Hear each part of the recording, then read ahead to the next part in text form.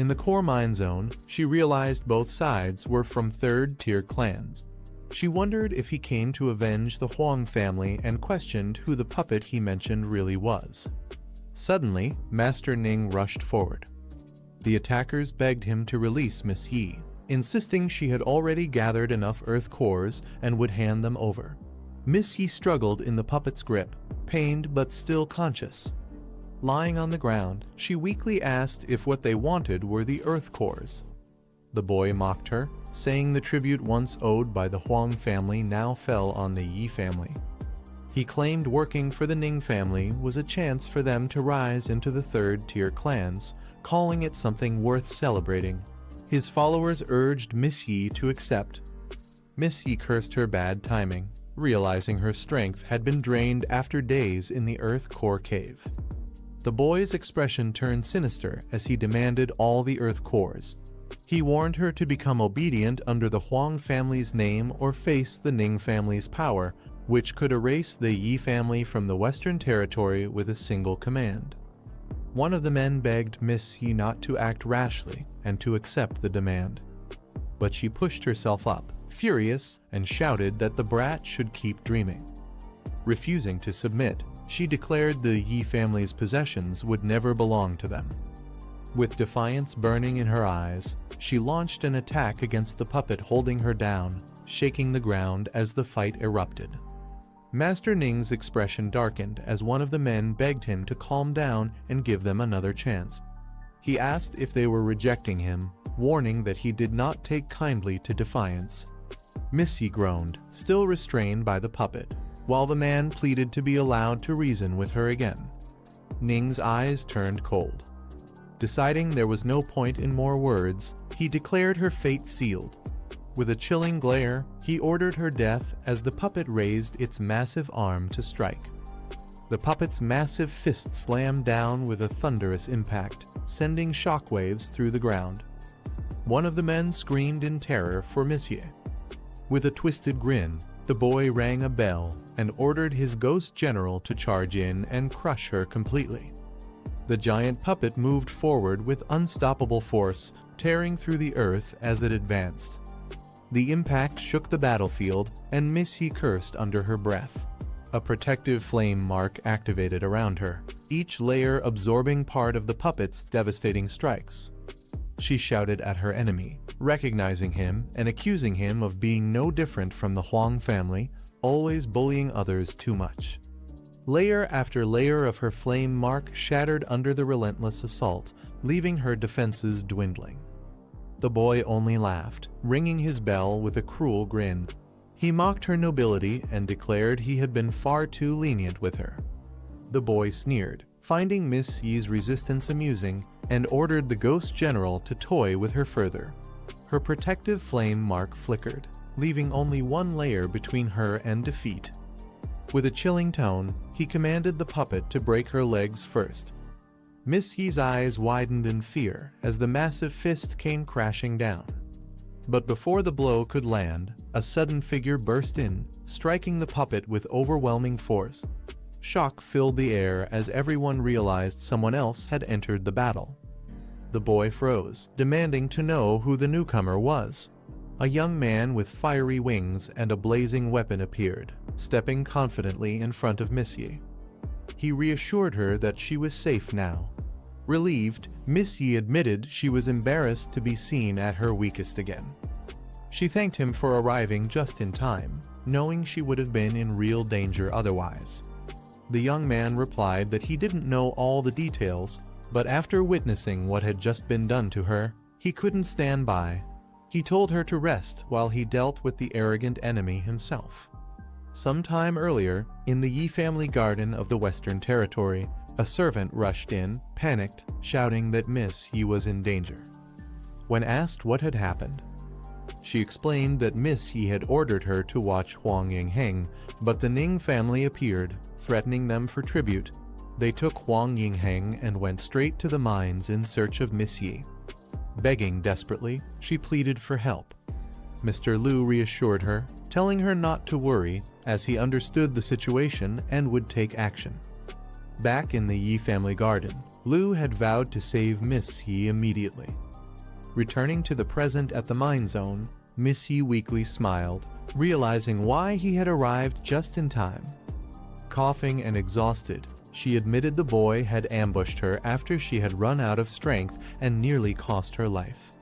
Lu reassured her, telling her to let Xiao Fei heal her wounds. With his companion's power glowing brightly, he promised that once she recovered, he would personally deal with their enemy. Xiao Fei's healing light surrounded Miss Yi, restoring her strength. She warned Lu Fan to be careful as the enemy's puppet loomed ahead. The boy smirked, pointing out that the massive figure was his puppet, no different from the fallen corpse puppet Lu Fan had defeated before. He accused Lu Fan of ambushing him and injuring his puppet, warning that he clearly didn't understand the consequences of provoking him. Realizing who stood before him, the boy sneered, calling Lu Fan the Dragon Tamer. With a twisted grin, he prepared to retaliate. Lu Fan's aura surged as dragon energy burst forth. His power flared, revealing the black dragon Roman II form, shaking the battlefield. Lu Fan's aura flared like a blazing inferno, his weapon engulfed in dragon flames. His eyes locked on the enemy with unshakable resolve. He growled with intensity, questioning if the boy truly understood what would happen when someone dared to hurt her. The battlefield trembled under the force of his fury, signaling that the real fight was about to begin. Lu Fan's aura flared like a blazing inferno, his weapon engulfed in dragon flames. His eyes locked on the enemy with unshakable resolve. He growled with intensity, questioning if the boy truly understood what would happen when someone dared to hurt her. The battlefield trembled under the force of his fury, signaling that the real fight was about to begin. The puppet's strike suddenly halted as a golden dragon claw burst forth, gripping it tightly. Shock spread across the enemy's face as Lu Fan's body glowed with overwhelming power. With Xiao Fei's possession, Lu Fan transformed into the Golden Dragon King, his form radiating immense strength and majesty. The battlefield shook under his new presence. The boy's eyes widened in disbelief. He muttered in shock, realizing this wasn't how a dragon tamer was supposed to fight. Seeing Lu Fan embody the dragon itself shattered his expectations. Lu Fan roared with power, declaring that the puppet's end had come. Xiao Fei let out a fierce cry as her power surged, fusing with Lu Fan's transformation. Together they unleashed Emerald Dragon Form Roman II, activating the Radiant Soul Light. A massive golden dragon wrapped in emerald energy roared forward, its presence overwhelming. The Soul Sanctuary buff spread, boosting allies' strength and resilience while shielding them with layers of energy. The enemy's puppet collapsed under the sheer force, leaving its master shouting desperately for it to rise again. Staring in shock, the boy realized a single strike had defeated Zhuang Meng at level 100. He questioned in disbelief if transforming into a dragon was the true way a dragon tamer fought.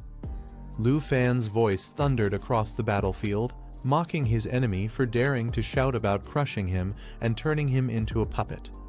Golden flames surged as he activated dragon language replication, copying his dragon's magic and unleashing a devastating lava burst. A blazing sphere of molten energy formed, its power scaling with his strength, ready to consume everything. The fiery explosion ignited the battlefield, creating a magma pool that threatened to drag enemies down and deal relentless damage. Instead of fear, the boy's eyes lit up with excitement. Laughing maniacally, he rang his bell, declaring that this was far too fun and interesting to stop. The boy desperately commanded his ghost general to rise, but the puppet was engulfed in a fiery explosion, letting out a painful roar as it struggled under the overwhelming force. From within the flames, a golden dragon's mighty form emerged, leaving the enemy stunned. He could only stare in disbelief at Lu Fan's transformation. Yet instead of fear, the boy smirked with a twisted grin. He mocked Lu Fan, saying it didn't matter if he had transformed into a dragon, he still wasn't impressed. Ning too boasted that his puppet would never allow Lu Fan to touch him. The towering ghost general, now in its second phase, roared with red energy coursing through its body. But Lu Fan's dragon form answered with overwhelming force, roaring enough noise as his golden aura clashed against the puppet's corrupted power. The ghost general reeled under the assault, cracks spreading across its body. With the emerald dragon bloodlines boost, Lu Fan's strength and protection soared, his strikes doubling in intensity. The battlefield trembled as the golden dragon's might pressed down, leaving Ning Tu and his puppets struggling to withstand the crushing power. The boy laughed arrogantly, claiming that Lu Fan couldn't hurt him. But the golden dragon's eyes burned with fury. "Oh, is that so?" Lu Fan's voice rumbled as golden flames surged around his massive form. With a deafening roar, he unleashed his ultimate move, Judgment Claw. His twin claws ignited with blazing light, converting stamina into overwhelming strength. The dragon's claws struck down with unstoppable force, tearing through everything in their path, each blow carrying devastating power. Lu Fan's golden claws slammed into the ghost general, sending cracks spreading across its massive body as it let out a pained roar. The boy's eyes widened in shock, his confidence faltering for the first time. But before he could react, Lu Fan's dragon form loomed over him, declaring coldly, "Your turn." Terrified, the boy quickly rang his bell, summoning another puppet to shield him. The battlefield shook once again as his desperation grew against Lu Fan's overwhelming power. The golden dragon's judgment claw struck again, slamming into the ghost general and sending shockwaves across the battlefield. Cracks spread deeper into its massive body, yet the puppet still clung to life. The boy only laughed hysterically, mocking Lu Fan as he claimed it was hilarious watching him struggle without being able to finish the fight. Lu Fan, in his dragon form, remained silent. His blazing golden eyes locked onto the boy, his expression unreadable as power continued to surge around him. The boy smirked, praising Lu Fan for still having spirit left. Then, with twisted excitement, he promised to show something even more entertaining. Clenching his hand, he revealed the true power of his ghost general, boasting that it was a level 100 puppet. In an instant, the massive figure roared, its form surging with strength as cracks of energy burst from its body. The ground shook violently as the upgraded puppet struck forward with overwhelming force. The boy spread his arms wide, grinning with madness as he revealed his trump card.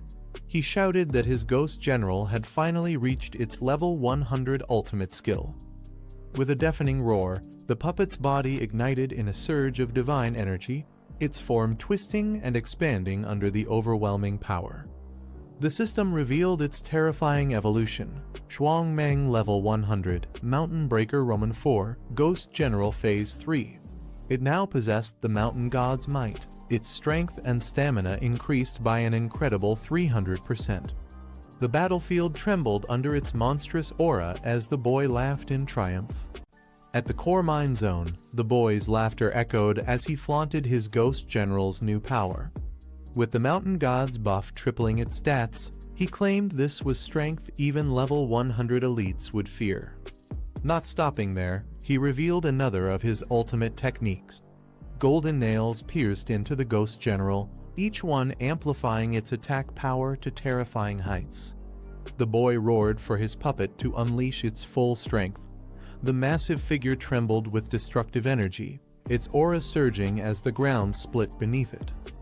From atop his puppet, the boy taunted Lu Fan, boasting that he now faced an opponent whose power had been multiplied tenfold, calling it an honor.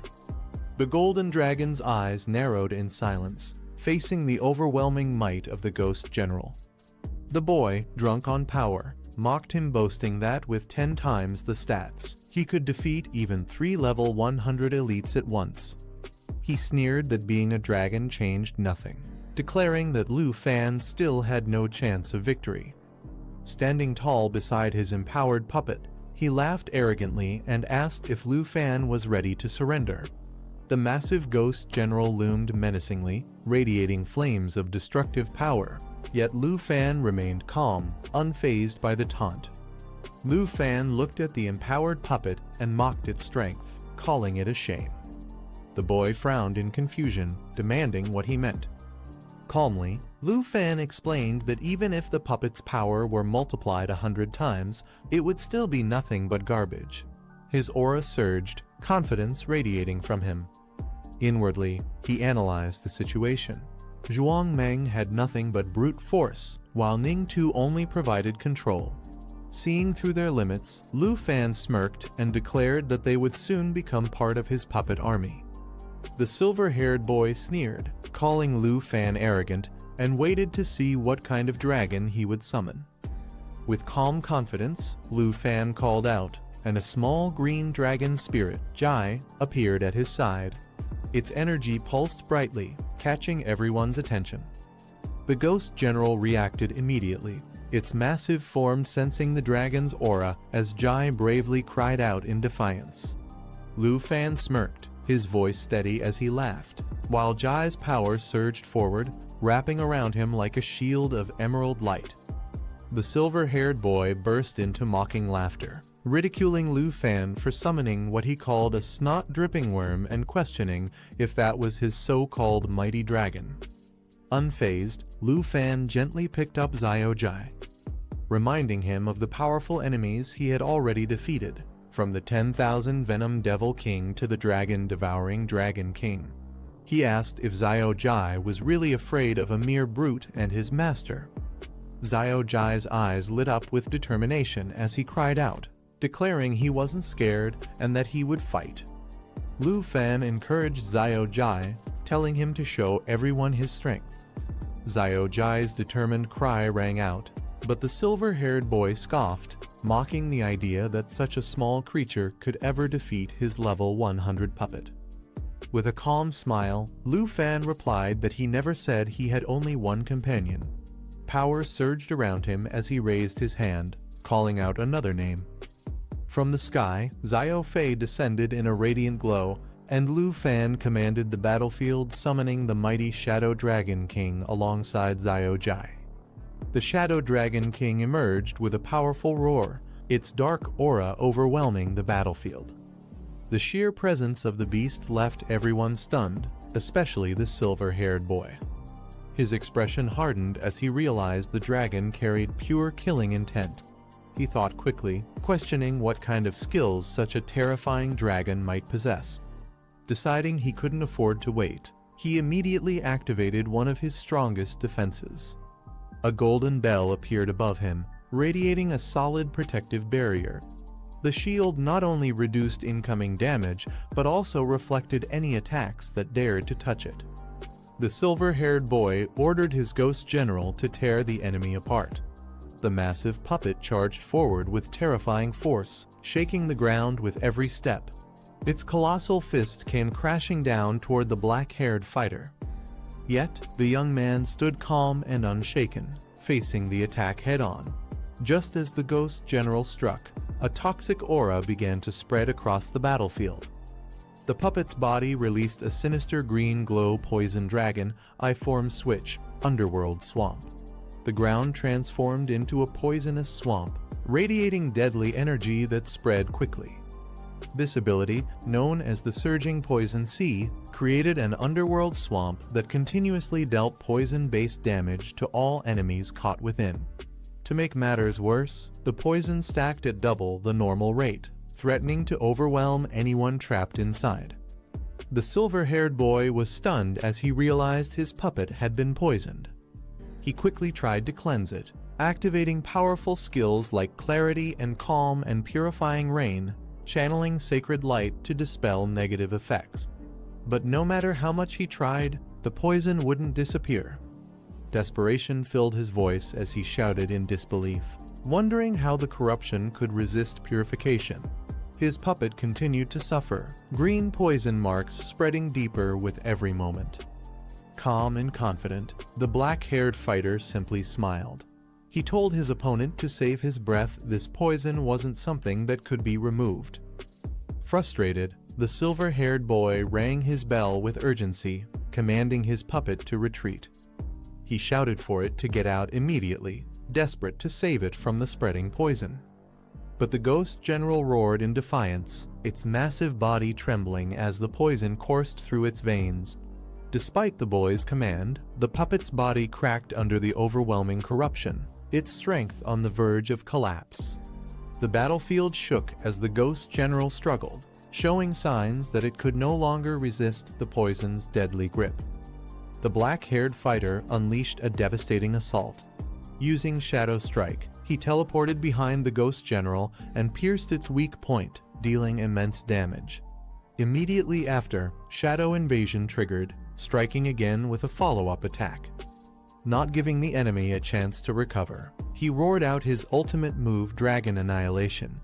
His arms transformed into dragon claws as he delivered a relentless flurry of 6 strikes, each one synced with the power of his dragon pets. The ghost general was torn apart under the combined force, leaving the silver-haired boy in shock. Trembling, he rang his bell again, unable to accept the defeat. His voice cracked in disbelief as he admitted that the ghost general had been his strongest puppet, yet it was destroyed so easily. The only thought echoing in his mind was clear: his opponent wasn't human, but a monster. The silver-haired boy, realizing he was at a disadvantage, ordered his ghost shadow to retreat.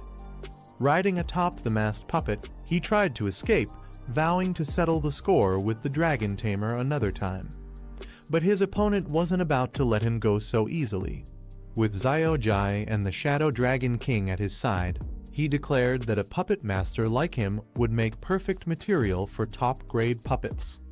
As the boy fled at full speed, the dragon tamer launched into pursuit, his dragons soaring behind him. He closed in rapidly, warning that there would be no escape this time. The white-haired boy gritted his teeth, annoyed that his pursuer just wouldn't let him go.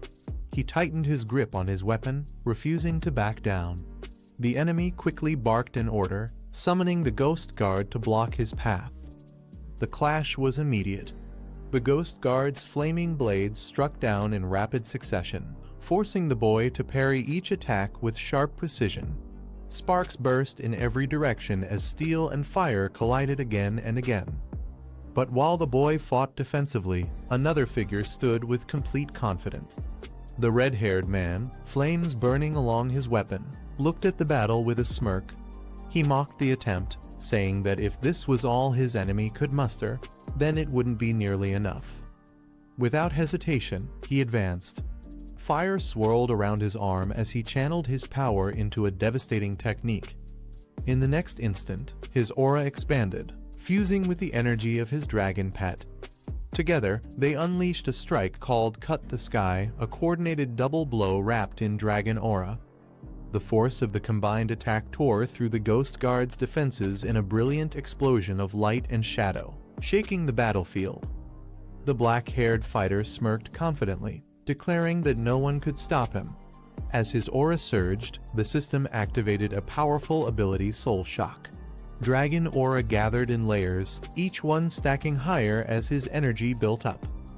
A blinding green light spread across the battlefield as the skill charged. His dragon, Xiao Fei, roared in sync with him.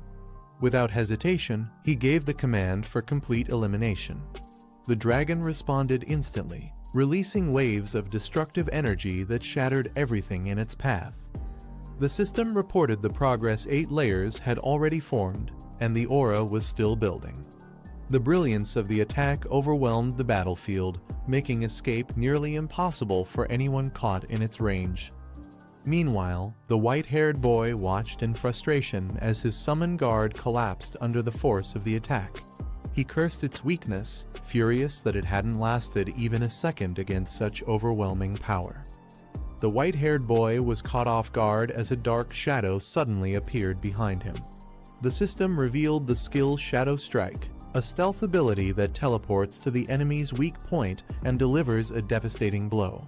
Before he could react, the attack pierced through him with crushing force. The onslaught didn't end there. Another system prompt triggered Shadow Invasion.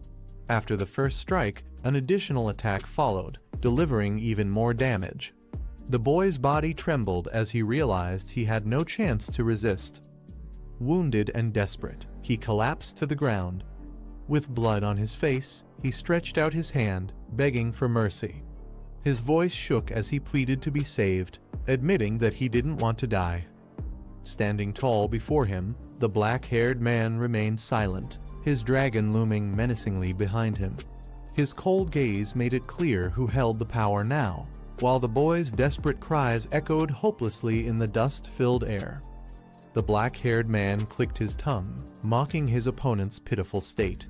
He remarked how much more entertaining the boy had been back when he was arrogant and full of pride. Now, watching him crawl and beg was nothing but pathetic. The white-haired boy, bloodied and desperate, pleaded for his life. He shouted that he was the second young master of the Ning family, trying to use his status as a shield. He promised wealth and rewards if only his life would be spared. But the black-haired man showed no interest in his bargaining. Instead, he calmly turned to his dragon. With a cold command, he ordered Xiao Fei to summon the fallen corpse holy dragon. Light burst from the summoning as the mighty dragon appeared, its aura shaking the ground. The white-haired boy's eyes widened in shock, unable to believe what he was seeing. As the dragon's power filled the air, he trembled, realizing that escape was no longer possible. The black-haired man's expression turned cold as he gave his command he would turn the white-haired boy into nothing more than a new puppet. The boy's eyes widened in horror. He screamed that killing him would bring disaster, warning that the Ning family would tear his enemy apart for this. In desperation, he even invoked his sister's name, vowing she would never forgive such an act. But his pleas went unheard. Dark energy coiled around his body as the system activated corpse manipulation, a technique that could control and transform fallen corpses into puppets. His resistance was crushed as the shadows consumed him, forcing his body into submission. The boy let out a final, agonized scream, but the outcome was already decided. His fate was sealed, his life stripped away, and his existence reshaped into a puppet bound to the fallen corpse holy dragon. Dark shadows coiled tightly around the boy's body until his screams were drowned out. When the energy settled, he no longer looked human. His eyes glowed faintly, his movements stiff, transformed into a puppet under complete control. The system confirmed his new state, listing his identity as Ning 2, Fallen Corpse Puppet Master Level 103. The description revealed that this ability could strengthen corpses, summon them as puppets, and even create an organized puppet army. The black-haired man studied the information carefully. He noted with interest that all of the enhancements applied to puppets as well. If strengthened further, and if every fallen corpse was converted, they could form a powerful puppet squad under his command. Just as he considered the potential of this new ability, someone suddenly called out his name, Lu Fan. His focus shifted, but the weight of what he had just gained was undeniable. The black-haired man turned and greeted his senior sister, who appeared at his side with her weapon in hand. She glanced at the scene and noted how decisive and ruthless he had been, killing the Ning family's young master without hesitation. Looking at the puppet, she remarked that he was a level 100 expert, and letting someone like that go to waste would have been foolish. She acknowledged the choice as practical, though brutal. The man then considered the potential of his new ability, explaining that buffs could also be applied to puppets. He wondered aloud if some corpses could even be transformed into human form puppets, strengthening their forces even further. His senior sister agreed, praising the idea and saying it wasn't bad at all. With a smile, she added that crushing a so-called noble family like this had been something she had wanted to do for a long time. When he asked about her condition, she responded confidently that she was perfectly fine, her tone full of assurance. The two stood side by side, their partnership stronger than ever in the aftermath of their ruthless victory. The white-haired woman admitted that her injuries had been severe, but Xiao Fei's healing had worked wonders. Aside from some lingering fatigue, she assured him there were no serious problems. Satisfied with her recovery, the black-haired man smiled and declared that it was time to begin. He hoped the outcome of their next move wouldn't disappoint. With that, he gave the command, A golden dragon loomed overhead as he ordered the summoning of more puppets. Immediately, the air grew heavy with energy as corpse manipulation activated once again. One after another, figures emerged, dark, twisted forms bound by crimson energy. The newly created puppets stood ready, their presence adding a chilling force to his growing army. The black-haired man gave the order, commanding Ning-Tu to take control of the puppets. Dark energy surged from Ning-Tu's body, his glowing eyes locking onto the corpses around them. At once, the fallen figures stirred, rising under his command as they transformed into controllable puppets. One after another, shadows wrapped around the corpses, binding them to his will. The battlefield that had been littered with lifeless bodies was now filled with soldiers reanimated into a puppet squad. His senior sister watched in astonishment. She realized that by giving commands to Ning-Tu, he could control the entire puppet squad indirectly. Shocked, she exclaimed at the effectiveness of the ability. It meant he had gained not just one puppet, but an entire army through Ning-Tu's control.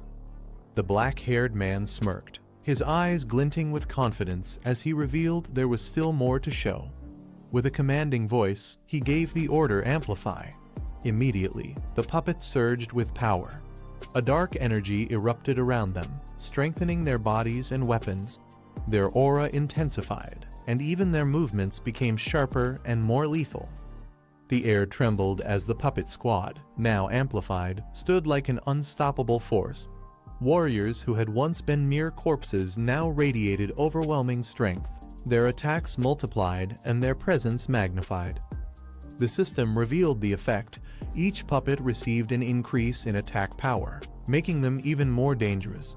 These enhancements could not be undone or dispelled by ordinary means. Only the puppet master himself had the authority to remove them. With this, the black-haired man's army of puppets evolved from terrifying to nearly invincible, a force that struck fear into anyone who witnessed their might. The man explained that as long as the puppets weren't completely destroyed, the dark lines within them would allow their bodies to reassemble. His senior sister's eyes widened in amazement as she realized the true scale of his power. She pointed out that in one hand, he now wielded a puppet army forged from 9 realm demons, while in the other he commanded a squad of 4th-tier experts. With this combined strength, she declared, anyone who dared to oppose him would be utterly crushed. The man crossed his arms with a confident smile, stating that with such a lineup, not even the Ning clan or any other so-called noble family would be able to stand in his way. Then, with bold determination, he vowed to make the Yi family the premier clan of the western region. Since he was entrusted to speak for them, he would elevate their name to new heights.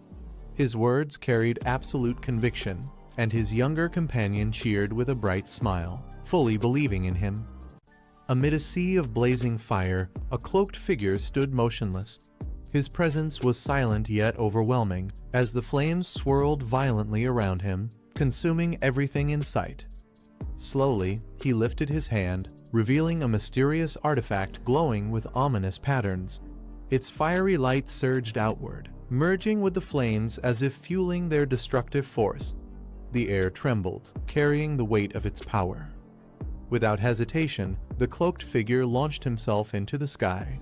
In an instant, his gaze sharpened as he caught sight of a massive shadow moving within the inferno. The sudden realization made him tense, sensing a terrifying presence emerging. From within the fiery vortex, monstrous beasts burst forth, one cloaked in dark energy, wings stretched wide, while others followed with savage roars. The battlefield erupted in chaos as these overwhelming forces clashed violently against the blazing storm. The cloaked man attempted to teleport away, but the young fighter surged forward with blazing speed, cutting him off before he could escape. With a sharp strike, the youth shouted for him to stop, forcing the cloaked figure back. The clash of their powers echoed through the sky.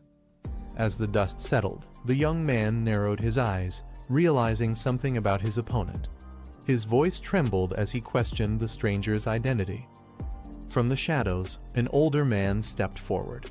Recognition flashed. He was one of the teachers who had once stood alongside the headmaster. Outside the battlefield, people looked on in shock. A girl pointed toward the chaos, explaining that the cloaked man had secretly slipped into the abyss and brought disaster with him. Realizing his identity had been exposed, the older man's face twisted with tension. He quickly began forming a seal, channeling a dangerous power. Chains of red energy shot forward, binding tightly. The young fighter was caught off guard, his eyes widening as the trap locked around him. With a roar, the old man unleashed his true form. His cloak tore apart, muscles expanding as a glowing crimson crystal emerged from his chest, radiating overwhelming strength. The young fighter recognized the terrifying technique Flame Core, the most extreme skill of a fire mage. His expression hardened as he realized the danger. The old man's eyes burned with madness as he shouted his intent, determined to drag his opponent into destruction with him. Before the explosion could erupt, allies rushed in. A girl raised her staff, unleashing magic alongside others, calling for him to hold on. Elsewhere, a woman cried out his name in shock as a countdown continued, signaling the critical moment was rapidly approaching. The old man's crimson chains tightened around his foe, declaring that escape was impossible. The young fighter struggled as the energy pulled him down. With madness in his eyes, the old man shouted that death was the only outcome. His power surged, veins glowing with destructive force. The young fighter roared back, commanding his allies to prepare their strongest defenses. He ordered one companion to cast Eternal Guard and another to protect everyone else. At his call, a radiant shield of green light formed, enveloping his allies. The great beast's power clashed against the protective barrier as the countdown to destruction drew even closer. The old man laughed maniacally, declaring that only death awaited them all. Chains of energy tightened as he prepared to trigger the Flame Core's devastating explosion. The young fighter shouted back, calling him a madman, and lunged forward in a desperate attempt to stop him. In the chaos, the old man's hand revealed a powerful artifact glowing with crimson light. The energy surged violently, and a warning flashed that the core had been activated. The young man's eyes widened as he recognized it instantly. This was the forbidden relic once wielded by the headmaster's strongest mage. The old man roared with bloodshot eyes, his body trembling as he forced the burning artifact deeper into his chest, determined to unleash its final power. But his strength faltered. Blood spilled from his mouth as his eyes widened in disbelief. He gasped out the young fighter's name, his voice breaking. Unable to withstand the flames, his body was consumed. He fell, engulfed in fire, his last words echoing as he declared only death remained. The young fighter stood still, watching silently as the enemy was swallowed by the blaze, his expression calm but resolute. As the fiery clash ended, another figure suddenly appeared, wielding a powerful staff. The young fighter looked up sharply, ready for what came next. A mysterious man cloaked in white hovered in the sky, his presence radiating authority. His red eyes glowed beneath the helmet, silently observing. The young fighter met his gaze with calm determination, unshaken by the newcomer's intimidating aura. Meanwhile, on the ground, flames raged as students regrouped. A woman rushed forward, asking if he was hurt. He reassured her calmly, telling her not to worry. The group gathered, still shaken from the battle. One of the girls recalled seeing the mysterious mage before during the envoy's trial and questioned his identity. All eyes turned toward the cloaked figure. Someone whispered that he had once stood alongside the headmaster, raising doubts about his true allegiance. An elder stepped forward, explaining with a heavy tone that none of them expected such betrayal within the academy. He revealed that the man was not only a teacher, but also an honorary professor of the Dragon Capital Academy, an elite fire mage of level 81. Anger and confusion spread among the group. They demanded answers, questioning why someone of such high standing would act this way. If not for their quick resistance, they admitted, they would have all perished together under his deadly attack. As tension rose, the academy staff urged everyone to calm down. He promised that the matter would be thoroughly investigated and answers given soon. The next morning at the headmaster's office, the white-robed figure spoke gravely. He warned that assassination attempts like this would not stop here. Failure this time only meant greater danger next time. He admitted that even though the entire Dragon Capital Academy was under his control, a single step too late could have led to disaster. The betrayal of a professor who had hidden within the academy for years left him uneasy. Across from him, a bearded man lounged casually with a drink in hand, dismissing the tension. He mocked the official for being overly cautious, saying his seriousness made things unbearably dull.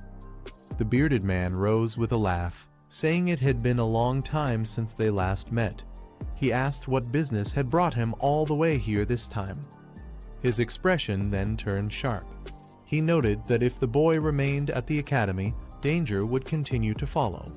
Since the vice principal still had to investigate the incident, he suggested this was the perfect chance to lighten the burden.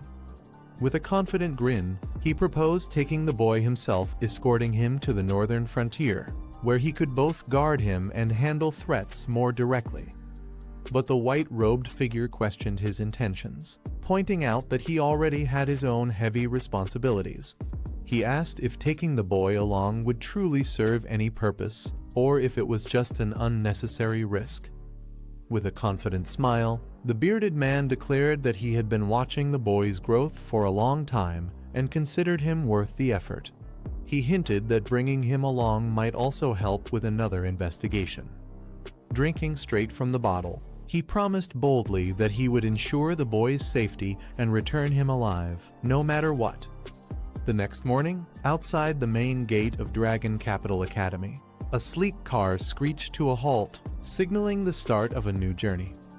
The door opened, and a figure stepped out with firm resolve, ready for what lay ahead. At the academy's entrance, a young girl ran forward joyfully, calling out to her brother who had finally arrived.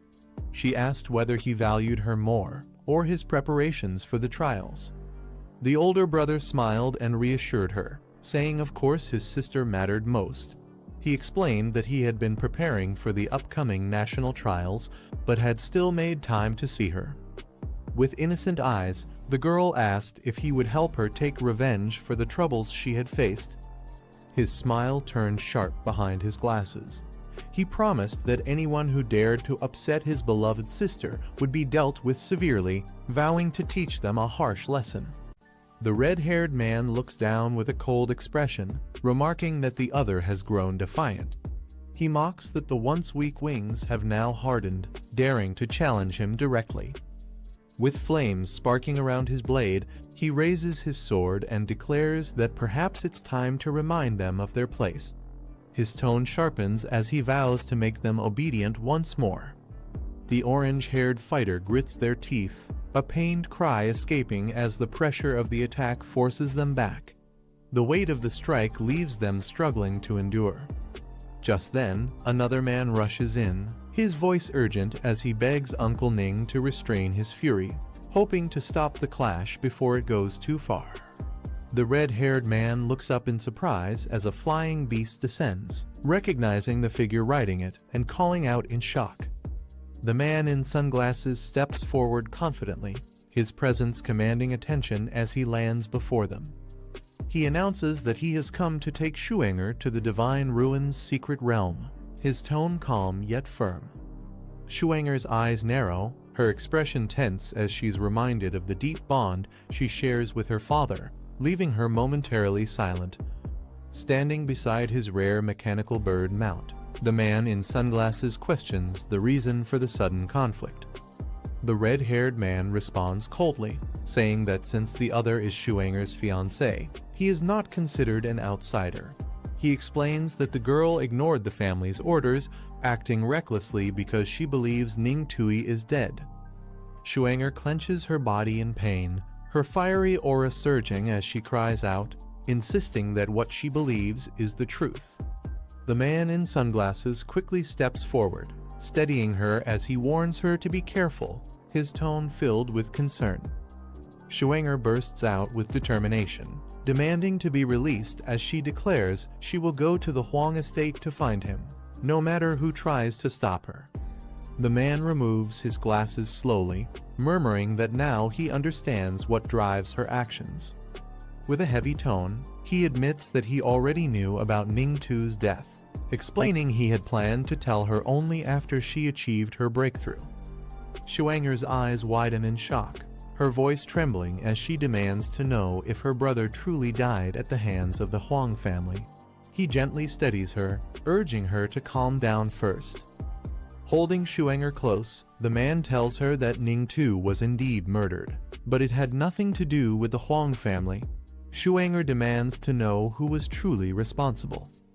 Adjusting his glasses, he reveals that their Luo family's intelligence network traced it back to the Yi family, led by the dragon tamer, Lu Fan. Shuenger is stunned, asking who that person is, while another man angrily interrupts, warning Luo not to spread baseless claims. Luo folds his arms and firmly explains that their intelligence is reliable, stating that this dragon tamer even aided the Yi family in defeating the Huang and Long clans. He adds that their investigation suggests he may command as many as 8 dragon pets. Luo narrows his gaze, revealing that the dragon tamer only needed 3 of his dragons to kill Ning Tu. Shuenger's eyes widen in disbelief as she exclaims that it's impossible, demanding to know where he could have obtained 8 dragons. The red-haired man adds that even the Luo family's intelligence couldn't uncover how Lu Fan captured them, but his strength and record of defeating dragon bosses are undeniably remarkable. Overcome with emotion, Shuenger trembles and shouts that she doesn't care, her resolve unshaken despite the shocking revelation. Shuenger's body ignites with raging flames as she cries out that since her brother was killed, she will claim the killer's life in return. She demands to know where the culprit is. The red-haired man orders her to calm down, declaring she is not allowed to go anywhere except the Divine Ruin's secret realm. He insists that he will handle Ning Tu's matter himself, but she snaps back, accusing him of not caring about her brother at all.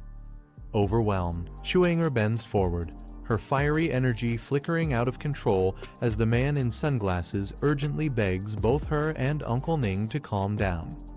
As tensions rise, a powerful figure suddenly appears against the backdrop of a blazing eruption, calmly announcing that he has an idea. A fiery silhouette stands against the erupting volcano, acknowledging that Luo's proposal is indeed a good plan.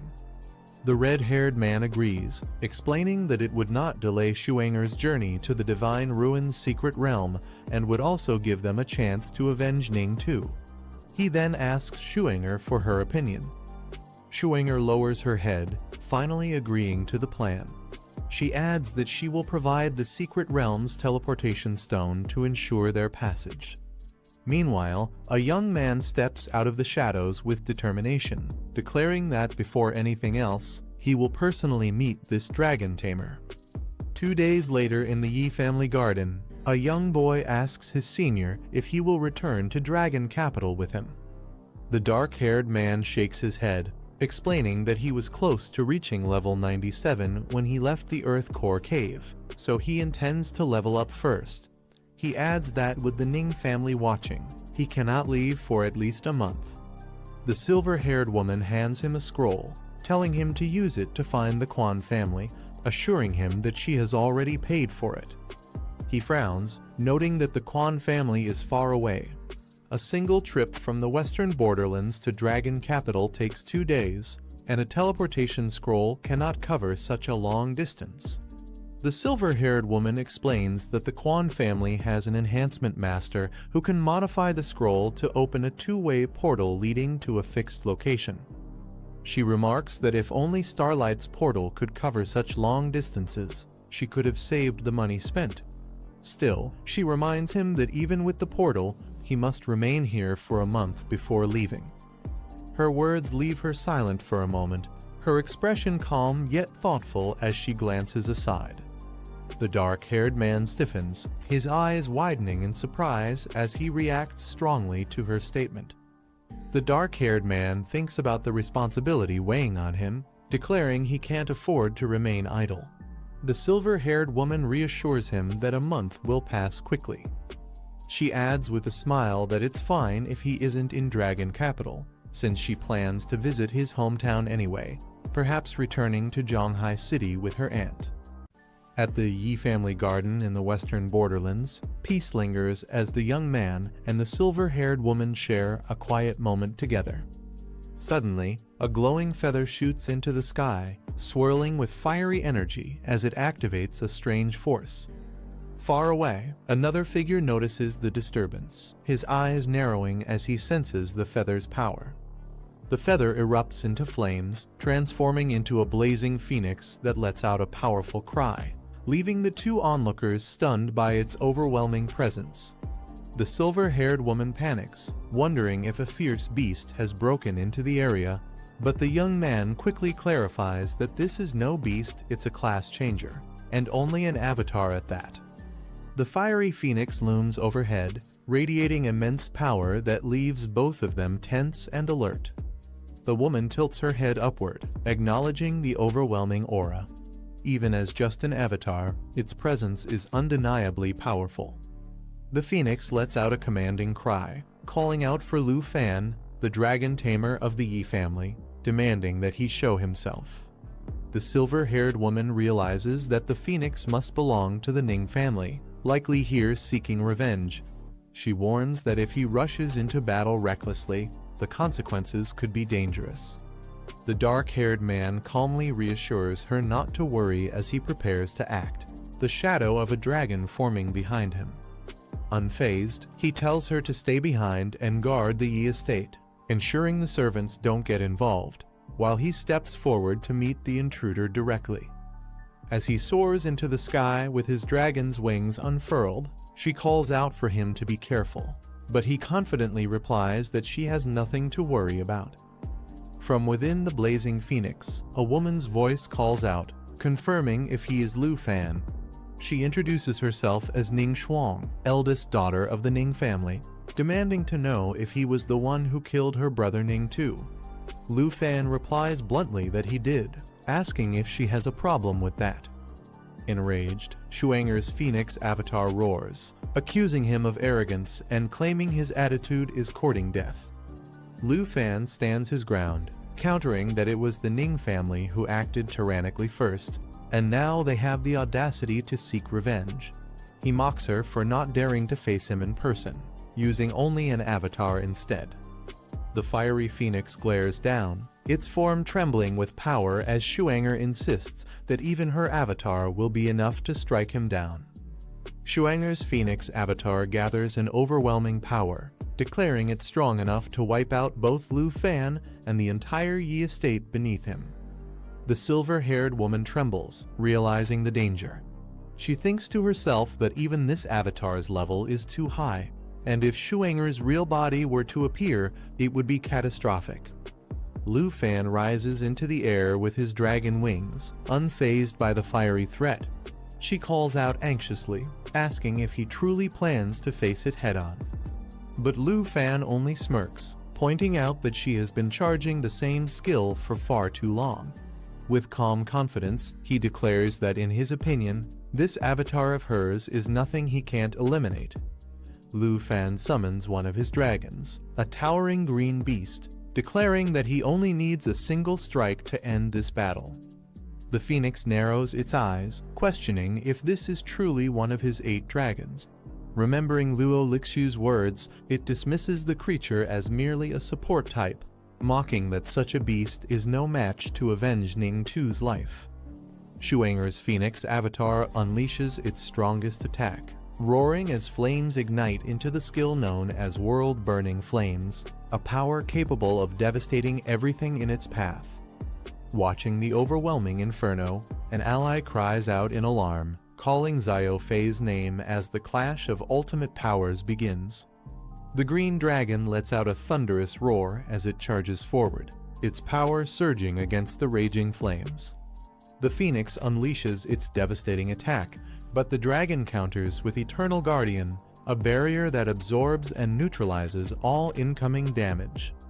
A radiant green shield expands, completely swallowing the inferno as the dragon stands firm, empowered by its resilience and self-regeneration abilities. Shuanger's phoenix avatar recoils in shock, stunned that its most powerful flames had been completely blocked. Lu Fan calmly raises his hand, signaling another move as the battlefield crackles with fiery energy. A dark, menacing figure bursts forth, his shadow dragon appearing right behind the phoenix avatar with glowing crimson eyes. The dragon unleashes Shadow Strike, teleporting behind the target and piercing its weak point with overwhelming force, leaving the phoenix stunned by the sudden assault. The phoenix reels in shock, exclaiming that the attack was far too fast, unable to react before the blow landed. Shuanger's phoenix glares at the shadow dragon, realizing it must be the very beast Luo Lixu spoke of, the one responsible for killing her brother. She admits Lu Fan truly lives up to his reputation as a legendary dragon tamer, but he coolly responds that she overestimated herself, thinking she could exact revenge with only an avatar. The phoenix growls, vowing that her revenge has only just begun. Though she will not kill him now, she promises his death is certain in the future. Lu Fan remains silent, his sharp gaze fixed upward, unshaken by her words as the fiery avatar begins to fade. As the fiery avatar begins to fade, Shuanger leaves behind a chilling vow, promising that next time she will come in person to settle things with Lu Fan. Lu Fan tightens his grip on a glowing stone, preparing himself for what lies ahead.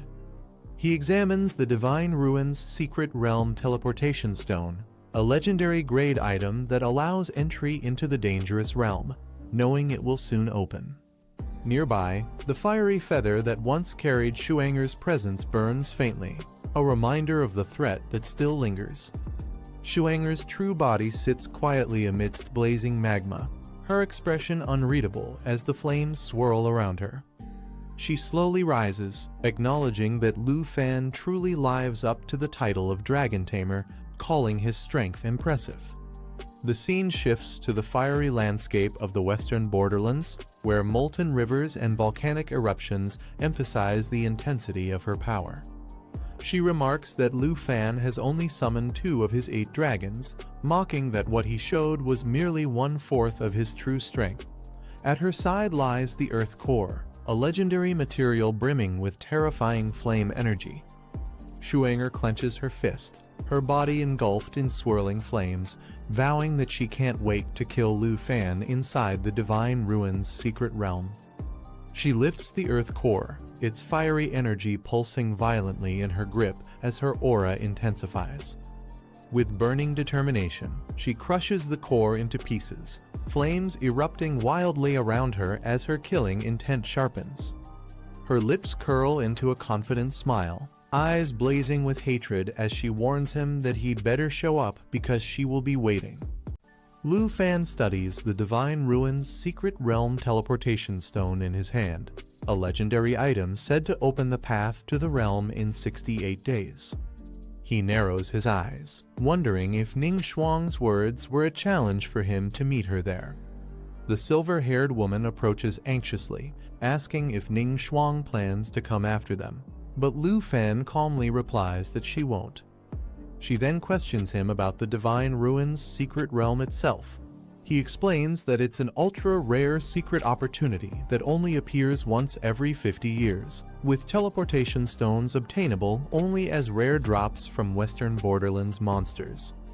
Lu Fan holds up the glowing teleportation stone, remarking that it could easily be sold for a sky-high price, yet Ning Shuang used it as nothing more than a dual challenge. The silver-haired woman warns him not to accept. She explains that by the time the Divine Ruins Secret Realm opens, many powerful clans aiming for their 5th advancement will also be present, making it far too dangerous. Suddenly, a shadowy figure with a sinister smile appears behind Lu Fan, whispering that he must ignore her advice and go to the realm. Lu Fan stiffens, his eyes narrowing sharply as the command echoes in his mind, leaving him in deep thought. The demon girl's voice echoes, commanding him to enter the Divine Ruins Secret Realm and retrieve something called the spirit-quenching liquid. With a sly smile, she promises that once he reaches his third advancement, she will reveal the location of the legendary myriad armor dragon egg. He questions her sudden appearance, asking when she awoke and if she had witnessed everything. From within his pet space, another voice remarks that it feels comfortable there, and she'll likely recover fully in a month or two. Unfazed, he presses her with questions why she wants him to risk entering the Divine Ruin's secret realm and what purpose the mysterious spirit-quenching liquid truly serves. The demon girl explains that the Divine Ruin's secret realm was once the place where a legendary god fell, leaving behind countless treasures. Among them, the spirit-quenching liquid is the most valuable, capable of greatly boosting a person's attributes, sometimes even doubling them. Hearing this, he recalls the Fountain of Blessed Light, realizing that if it works as she says, combining both could skyrocket his stats. He thinks to himself that his attributes might rise through the roof. Amused, the demon girl smirks, noting that his expression already shows temptation. She warns that the spirit-quenching liquid won't be easy to obtain, but its worth is so great she is even willing to trade the location of a myriad armor dragon egg for it. Her tone turns sharp as she reveals why Ning Shuang had challenged him with an avatar. It wasn't just for honor. She intends to use the dangerous properties of the Divine Ruin's secret realm itself to kill him. The demon girl delivers a shocking truth inside the Divine Ruin's secret realm. Summoning beasts or weapons is forbidden. He realizes this means he'll be completely on his own if he accepts the duel. Startled, he thinks quickly, knowing his carefully prepared puppet team will be useless in such conditions. Facing Ning Shuang in that place would mean walking right into her trap. But the demon girl reassures him, reminding him that he still possesses the Golden Dragon King set, which allows the transformation skill to remain usable. Her confidence keeps him from being completely discouraged. Leaning closer, she adds one more detail. Though she isn't bound by his contract slot, she can still count as his companion. With a sly smile, she teases that after all, she is also considered his pet, strengthening the bond between them. He clenches his fists, frustrated that Ning Shuang clearly wants to kill him, yet the demon girl insists he should still go. He snaps back, reminding her that if he dies, she'll die as well. The demon girl only laughs, asking if he's still wary of her. With a sly smile, she assures him that harming him would be impossible since their fates are tied together. Her tone softens, reminding him not to forget their deal bring her the spirit-quenching liquid. And after his third advancement, she'll guide him to the myriad armor dragon egg. She explains that the offspring of such a dragon would surpass any other, making him unmatched, even against Ning Shuang. But he frowns, caught in thought. If summoning is forbidden in the Divine Ruin's secret realm, then what use would obtaining the myriad armor dragon be? The contradiction leaves him unsettled. He narrows his eyes, questioning what the demon-devouring Dragon King is really planning. The thought lingers heavily in his mind. Snapping him out of his daze, the girl calls his name sharply and asks why he's spacing out. Startled, he quickly responds. She reminds him that if Ning Shuang isn't coming, they need to hurry or risk missing the final exam. He nods and agrees to move at once. As they walk forward, he thinks to himself that instead of overthinking, he should focus on leveling up quickly. Only then will he be prepared to obtain the spirit-quenching liquid and possibly claim the myriad armor dragon before the Divine Ruin's secret realm opens. He steels his resolve, thinking that if everything goes smoothly, he might finally have a chance to defeat Ning Shuang. The next day at noon, the scene shifts to Dragon Capital Academy, where the final exam is about to take place.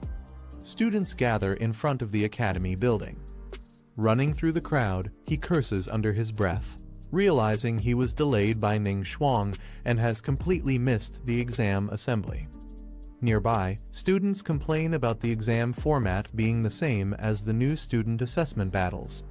This time it's a 5v5 match, and one student grumbles about how hard it is to even find teammates. He considers the rules, noting that the final exam will be done in 5-person teams. With arena rankings as a reference, he thinks about who he can potentially team up with. As he enters, he nearly bumps into a teacher carrying a stack of books. She stumbles slightly, and he quickly steadies her. The teacher looks at him in surprise, asking why he's here since she thought he wouldn't return for the final exam. He apologizes respectfully, addressing her as Teacher Gu. Another teacher asks about Gu's health. She smiles, saying she has fully recovered thanks to their efforts in the Taegi Kingdom, though she admits she would have died in the line of duty otherwise. Embarrassed, she waves it off when reminded not to say such unlucky things. The teacher reminds him that since he has returned for the assessment, he must first form a 5-person team to qualify. A student introduces himself confidently, boasting about his level and asking to team up for the final exam. Without hesitation, he rejects the offer. Nearby, the same student tries to pester other girls into joining him, only to be harshly rejected and called out for his persistence. Amid the noise, someone notices him and shouts in surprise. Soon, more students turn their attention, recognizing that Lu Fan has finally returned. Calmly, he greets them. As he reunites with his classmates, they greet him warmly, teasing that they thought he wouldn't show up for the final exam. They point out their current levels and classes, clearly stronger than before. He apologizes, saying he wanted to surprise them by returning at the last moment. With him back, they realize they now have a complete 5-person team. One jokes that they can slack off and still pass easily, while he reacts wryly to being treated like a free pass. The teachers quietly step aside, leaving the group to their reunion. His classmates assure him they've grown stronger too, having trained and challenged dungeons while he was away. Their confidence shows, claiming they're no longer afraid of facing difficult opponents. Hearing this, he feels relieved, knowing they can now stand on their own. One of them quickly notices where his gaze is drifting and guesses he must be looking for 2 other familiar names, Jinju and Chen Tianzhai. He remains silent, his expression unreadable, as the thought lingers. When asked about Jinju and Chen Tianzhai, his classmate explains they've been missing since the group returned from the Taegi Kingdom. No one knows their current whereabouts. Hearing this, he clenches his resolve. Though he lets it go for now, he silently vows that one day he will personally deal with her. The group decides not to dwell on it. With the assessment only 3 days away, they suggest heading back to rest, reminding him he must be exhausted after rushing all the way here. As he walks with them, he reflects.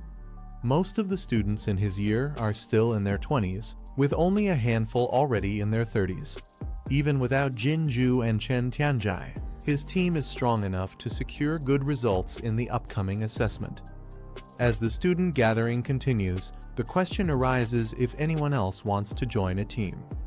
A group steps forward, announcing they are only taking top 10 ranked members and still need 1 more.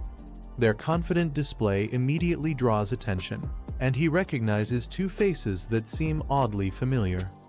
It's revealed to be the Fenian Pavilion group. After being silenced for spreading false rumors, they had stayed low for a long time. Now, to everyone's surprise, they were making a bold return. Seeing their reappearance, he and his companions remain calm.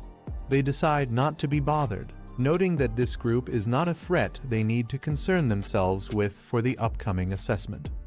Just as the Fenian Pavilion group announced they were looking for a final member, a loud voice suddenly broke the silence. A determined student stepped forward, shouting that he would join their team, his expression full of eagerness and resolve. The sound of armored footsteps echoed as a tall warrior stepped forward, his presence heavy and commanding. He glanced at the group with sharp eyes and questioned if they had the strength to claim first place. Resting his massive weapon on his shoulder, he added that he would only consider joining them if they could truly reach that level. His tone carried confidence, as if victory was the only condition worth his time. He continued firmly, saying he had no interest in teaming with the weak. What he wanted above all else was the top position in the upcoming assessment. His words left a heavy silence between them. One of the men, calm but direct, reminded him that an invitation to join the Fengyan Pavilion had already been offered in the past, yet he had turned it down without hesitation. The armored warrior admitted he normally wouldn't ask anyone for help, but the strict rules of the assessment left him no choice. He added that he was willing to join them temporarily, but only for the duration of the test. The crowd began whispering, curious about his identity. Someone explained that his name was Mang Jia, a transfer student who had arrived not long ago. Others revealed more details. Mang Jia came from a military family, raised under discipline and training from a young age. Since transferring, he quickly gained a reputation, with many believing he was the strongest among them. More whispers spread about his accomplishments. Mang Jia had built an impressive record in ranked matches, boasting a 132-win streak. He had even defeated a top contender, ranked number 3, which meant his next opponent would likely be one of the strongest challengers left. A boy admitted he had never fought in ranked matches, but he saw the upcoming assessment as the perfect chance to test himself against stronger opponents. The others whispered that for him to replace Zhang Fengyan's rank, he must truly be the real deal. Some guessed Zhang Fengyan would likely team up with Mang Jia, while another added that if the group proved strong enough, there would be no need for them to step in. Their expressions carried both doubt and curiosity about what was coming. Suddenly, a cloaked figure rushed in, shouting in excitement that he had just seen Wu Fan return. His words shocked the crowd, making heads turn in disbelief. Zhang's composure broke as he demanded to know where Wu Fan was and when he had come back, his voice filled with urgency and alarm. The crowd buzzed with confusion, wondering who Lu Fan was and why his return stirred such a strong reaction. Some confirmed they hadn't seen him yet, but the possibility of his comeback had already shaken them. A student explained that Lu Fan was a dragon tamer, the number 1 from King Yin class. His reputation alone was enough to make others uneasy. Another admitted that if Lu Fan truly returned, their chances of claiming first place would vanish completely. Hearing this, Mang Jia's expression hardened.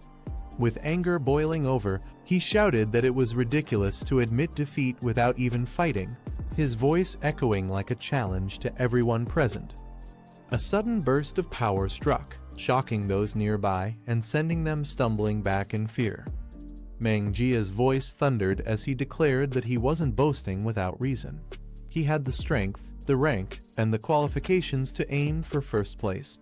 He mocked the others, asking where their earlier confidence had gone. Gasps filled the crowd when they noticed the emblem on his chest. Someone shouted in disbelief that it was the mark of the blood-clad army. Whispers spread quickly. This army was one of the strongest organizations in the Dark Iron Country, directly serving under the Great Axe King. The onlookers wondered if Mang Jia truly had military honors despite being only a little older than them. Another confirmed it was no exaggeration. With his blood medal, he had the authority to command hundreds of soldiers from the blood-clad army. Mang Jia raised his voice proudly, revealing that since childhood he had been trained in the blood-clad army. He awakened his combat profession amidst corpses and blood, vowing to become the youngest great general who would protect the nation. Gasps rippled through the crowd as they realized he truly was part of the blood-clad army. Some could hardly believe it. He had spent his student years not in classrooms, but on the battlefield, fighting and killing to survive. Mang Jia then explained why he demanded first place in every assessment. His goal was to graduate early so he could return to the blood-clad army with honor. With a commanding gesture, he asked directly if the others had the confidence to defeat Lu Fan. The tension thickened as a hesitant reply came. Faced with Mang Jia's overwhelming aura, one of them struggled to respond, their voice faltering as they admitted their uncertainty. One of the onlookers thought to himself that if Mang Jia, a warrior hardened by life and death battles, chose to join them, then perhaps the Fengyan Pavilion would finally have a real chance at redemption. The tension broke as hands were clasped firmly, sealing an alliance. Mang Jia was welcomed into the team with respect. His confident reply carried pride, showing he was more than ready to take the lead. The crowd erupted in cheers, amazed by his overwhelming presence. They whispered that they were about to witness the rise of a new number one, while one voice hesitated, realizing something important might still be missing. As the crowd celebrated, one cautious voice reminded Boss Zhang that it might be too early. After all, Lu Fan was no ordinary opponent. He was a dragon tamer who had even participated in the national trials. Zhang dismissed the concern coldly, saying it didn't matter. He claimed Mang Jia's achievements alone were enough to overshadow Lu Fan and even make him feel ashamed of his own record. Mang Jia acknowledged the mention of the national trials but brushed it aside. He stated that while Lu Fan might have dragon pets, true strength came from real experience. With a confident smirk, Mang Jia declared that Lu Fan had never faced the chaos of the front lines. He admitted he was eager to see just how strong Lu Fan truly was. At Dragon Capital Academy's Villa No. 2, excitement filled the air. Someone exclaimed that the equipment laid out before them was far too powerful. A girl marveled at the items, shocked that their senior had given so much to them. Another pointed out that the gear was so valuable and strong, it could be used even at level 57. The group admired how their senior had prepared skill books and protective equipment for everyone, even thinking about Miss Yi's safety. Grateful, they reminded Little Fan to properly thank her on everyone's behalf. Overwhelmed with joy, the girl raised a glowing sword high, shouting in delight that it was her very first legendary weapon. The brilliance of the blade marked a new step forward for her. One girl held a radiant staff in awe, stunned that it was far more valuable than anything her wealthy father could ever buy.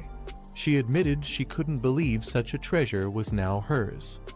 Another girl admired her weapon, explaining that the enchantment effects alone were something she could never have afforded on her own. With gratitude, she thanked her senior sincerely. The group's excitement grew as they tested their new gear. They encouraged each other to perform well in the upcoming exam, thrilled that their stats had skyrocketed, with some even doubling in strength.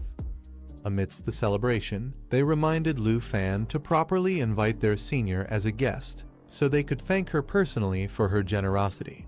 Lu Fan agreed, knowing they couldn't afford to seem ungrateful. Lu Fan explained that certain family matters would take about a month to resolve, smiling as he reassured the group. Suddenly, a knock at the door interrupted the conversation. Someone called out that a visitor had arrived. The girls speculated that the evening's events would soon be over, leaving them wondering who it could be. Lu Fan stepped forward to answer the door, meeting an older man in a black suit and sunglasses. He cautiously asked the stranger who he was. The man removed his glasses with a respectful gesture and formally asked if he was speaking to Mr. Lu Fan. The older man stepped forward respectfully and introduced himself as Morozov, a representative from the Snow Country. He explained that young Master Andre had entrusted him with overseeing the renovation project for Lu Fan's territory, making his purpose for the visit clear. Andre moved faster than expected. In a short time, he brought the famous Snow Country designer, Morozov, and asked for the construction blueprints for his island. The blueprints revealed something unexpected. Epic-grade Shadow Demon crystal cannons were deployed around the island. Their firing range covered both the entire island and its surroundings, strong enough to eliminate even a 4th rank advancement master. What was planned as a resort island had now been transformed into a heavily fortified war fortress. Surprisingly, this drastic change didn't seem bad, it was a useful upgrade. Morozov also promised to complete a teleportation formation linking Dragon Capital Academy's dungeon hall to Shadow Island within 3 days. That deadline coincided with the beginning of the final exam. Tao Xiaoman and the others volunteered for the task. They made a deal unless they encountered an exceptionally strong opponent, he would not intervene. Confident in their training, they told him to leave the fight to them. During the exam, unless a formidable enemy appeared, there would be no need for him to act. He accepted their decision with a smile, saying he was fine with being idle and letting them handle things. To give his team a final boost before the exam, he activated a special skill that temporarily enhanced their abilities and reduced their resistance. He took the group for training, giving them a chance to fight and level up. Tao Xiaoman's strength improved significantly, reaching level 38. Qin Qiu advanced further, achieving level 39. Han Qi also made progress, breaking through to level 30. Jianing's training paid off, allowing her to break through and reach level 40. Lu Fan's progress was even greater, his level soaring up to 50. 3 days later, the scene shifted to Dragon Capital Academy's Grand Arena, where the final exam was about to begin. One student drew a card with the number 8, wondering aloud who their opponent would be.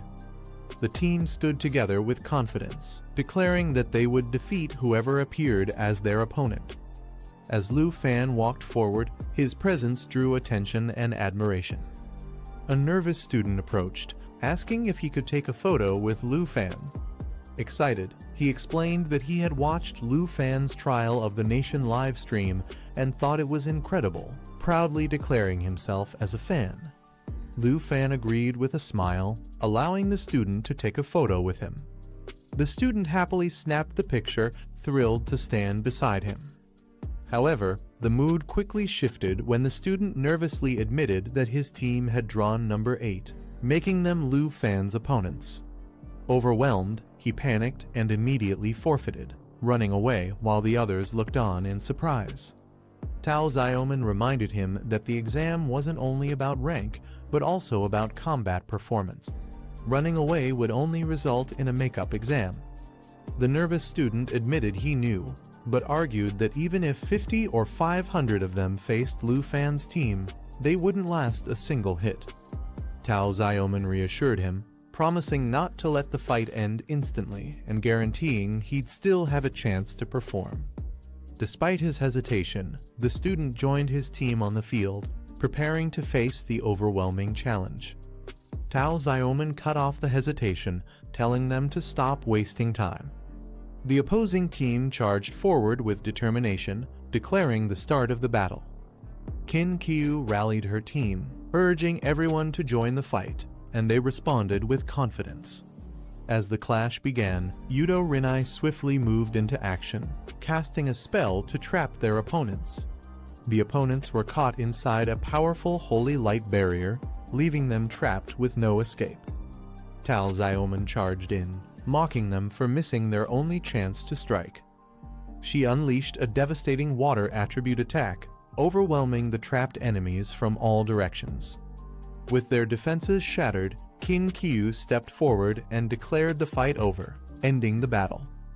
With dazzling magic, Yudo Rinai unleashed a holy light ability that devastated all enemies within range. Spectators were left stunned, unable to understand what had just happened. Some complained they had only looked away for a second, yet the battle was already over. The crowd marveled at the instant victory, shocked that 2 girls on Lu Fan's team could overpower so many opponents so easily. Lu Fan admitted he hadn't expected everyone to become so strong, while others credited Jianing's guidance. Jianing humbly responded that the credit belonged to the whole team, the result of their persistent training. Elsewhere, a group of students eagerly suggested forming a permanent team, showing their excitement.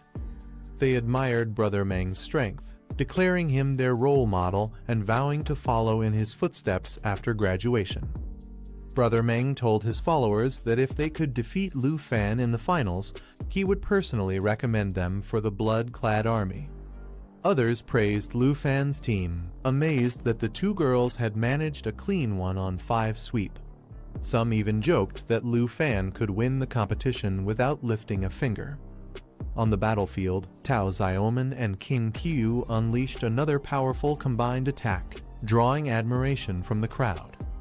Brother Meng's expression hardened as he watched, realizing just how formidable Lu Fan's team truly was. Lu Fan stood calmly, drawing the attention of his rival. Brother Meng scoffed, calling Lu Fan's success nothing but luck, claiming he only rose in fame because of his dragon. He clenched his fist, declaring that a true expert was forged through countless battles, in a mountain of corpses and a sea of blood. With determination burning in his eyes, Brother Meng vowed to personally tear away the glory surrounding Lu Fan. The stadium was alive with thunderous cheers as the crowd surged with excitement, waving their fists and shouting over one another. Everyone rushed to place their bets, choosing between Lu Fan and Mang Jia, two names that had dominated every discussion leading up to this final exam. Many in the stands placed their faith in Lu Fan, calling him God Lu, remembering how he had completely crushed the secret realm of the nation. To them, a man who had conquered something so dangerous couldn't possibly falter in a mere exam. But not everyone was so certain. Another voice reminded the crowd of the leaked video from just yesterday, a video that spread like wildfire. In that footage, Mang Jia had gone head-to-head with a tough third advancement master. The scene left viewers stunned. In less than 5 minutes, bones were broken and bodies lay scattered across the ground. Her strength was undeniable, and it threw the entire stadium into doubt. This match, they realized, was far from decided. As the announcer stepped forward, the noise quieted just slightly. He declared the first fighters who would be entering the arena, and the audience leaned in with anticipation. But then came the shock. Lu Fan and Mang Jia weren't the ones stepping forward. The crowd buzzed with confusion, realizing the two strongest contenders weren't fighting each other just yet. Spectators voiced concern, noting that facing 3 opponents at once created a huge gap. They pointed out that including a life-type profession in the team only added a clear weakness. Meanwhile, Lu Fan sat calmly among the crowd, his presence steady and silent, while those around him continued to speculate. On the field, a tall man with a scarred face stood firm, his expression unwavering as he prepared for the match. Across from him, one of the challengers mocked arrogantly, warning that without fighting, Lu Fan's team would lose their #1 title. Lu Fan leaned back casually, reminding his team to step up their efforts as the battle unfolded. His words struck hard, sharpening the determination in his teammates' eyes. On the opposing side, their leader shouted orders to finish the fight quickly and prove that the Fengyan Pavilion was making a comeback. Her group responded with determination. Hearing that, Lu Fan's side smirked with confidence. They prepared to fight seriously, vowing not to let anyone look down on them. The arena fell silent for just a moment as the referee raised her hand. With a sharp command, she announced the start of the match. The crowd erupted in cheers as the battlefield came alive. Without hesitation, Lu Fan's team unleashed their opening moves. The pink-haired warrior summoned swirling torrents of water, her skill creating countless blades that shot out in every direction. The attack carried crushing force, piercing targets while slowing their movements and weakening their defenses. At the same time, the silver-haired priestess raised her staff high, summoning a blazing radiance. With a cry, she called forth starlight annihilation, flooding the field with divine light. The holy power burned through enemies, dealing continuous damage and reducing their resistance, leaving them vulnerable under the relentless glow. In an instant, the battlefield was engulfed by waves of water and searing light. The fight had only just begun, but the overwhelming power of Lu Fan's side left the stadium roaring in shock and awe. The atmosphere grew heavier as the black-haired swordswoman stepped forward, her hands glowing with power. With a sharp command, she unleashed her skill, mountain shaking. Massive blades of energy appeared in the air, carrying devastating force that spread its damage to every enemy within reach. Across the field, Fengyan Pavilion's fighters braced themselves. Their leader shouted for them to prepare, rallying the group as they surged forward with weapons drawn and magic blazing. The clash erupted instantly. Waves of power collided mid-air, water, light, and steel crashing against the incoming assault. The shockwaves lit up the entire arena, forcing even the spectators to lean back from the sheer pressure of the collision. Realizing the overwhelming impact, one of the enemy mages barked an urgent command to scatter. Their formation broke apart as they scrambled to avoid the combined barrage, struggling to withstand the crushing momentum of Lu Fan's team. The battlefield shook as explosions erupted across the arena, sending smoke and fire billowing into the air. The impact blinded the spectators for a moment, hiding the enemy's movements within the chaos. Through the settling haze, Lu Fan's teammates scanned the field carefully. One of them warned the others to stay alert, suspecting a trap. The thought of their opponents retreating so easily didn't sit right. Their instincts proved correct. From the smoke, a sudden spell struck out, binding Yahello in glowing chains of magic. Her body was instantly restrained, lifted into the air as she struggled against the imprisoning force. Shock rippled through the team. The enemy's plan was clear. Their target wasn't the group as a whole, but Yahello specifically.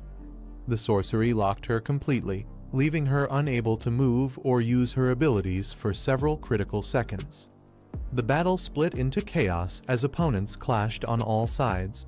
The pink-haired warrior intercepted an incoming strike, while another declared with confidence that their fight was against her, not anyone else.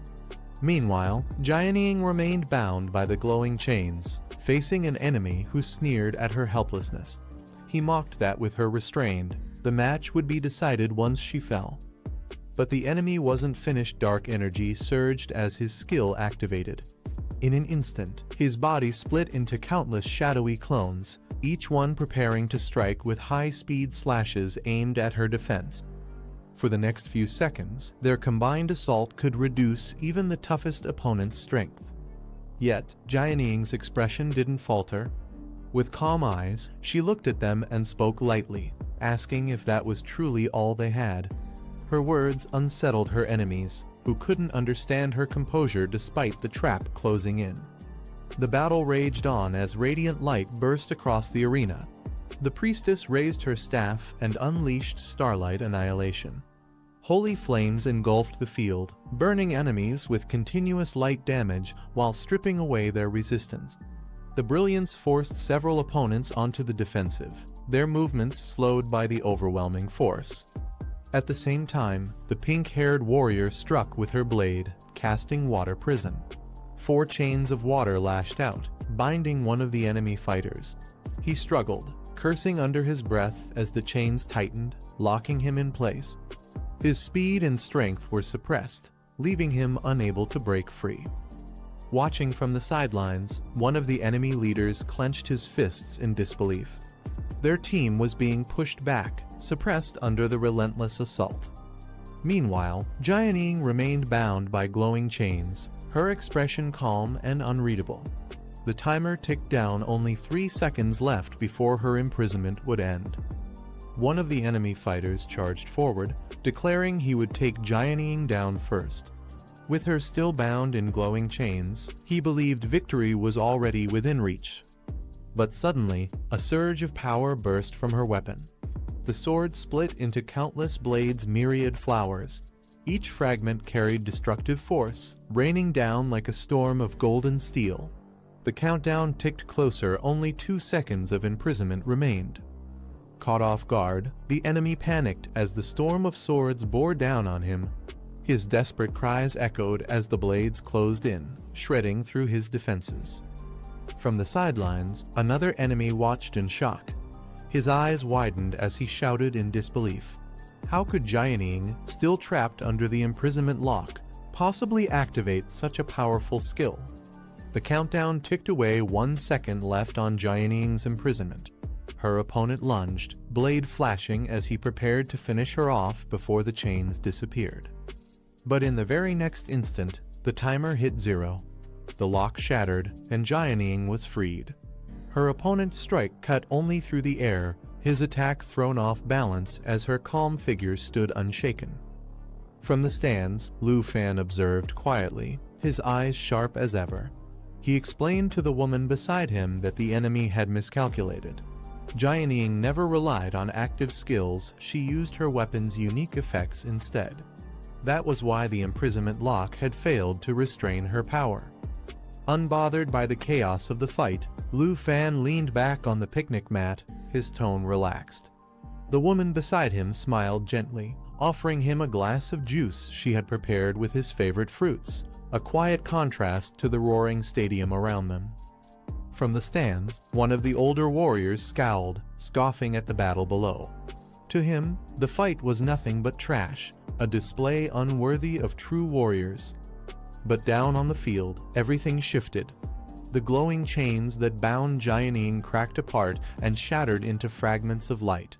Slowly, she rose from the ground, her figure calm yet commanding. With each step forward, the aura around her grew heavier.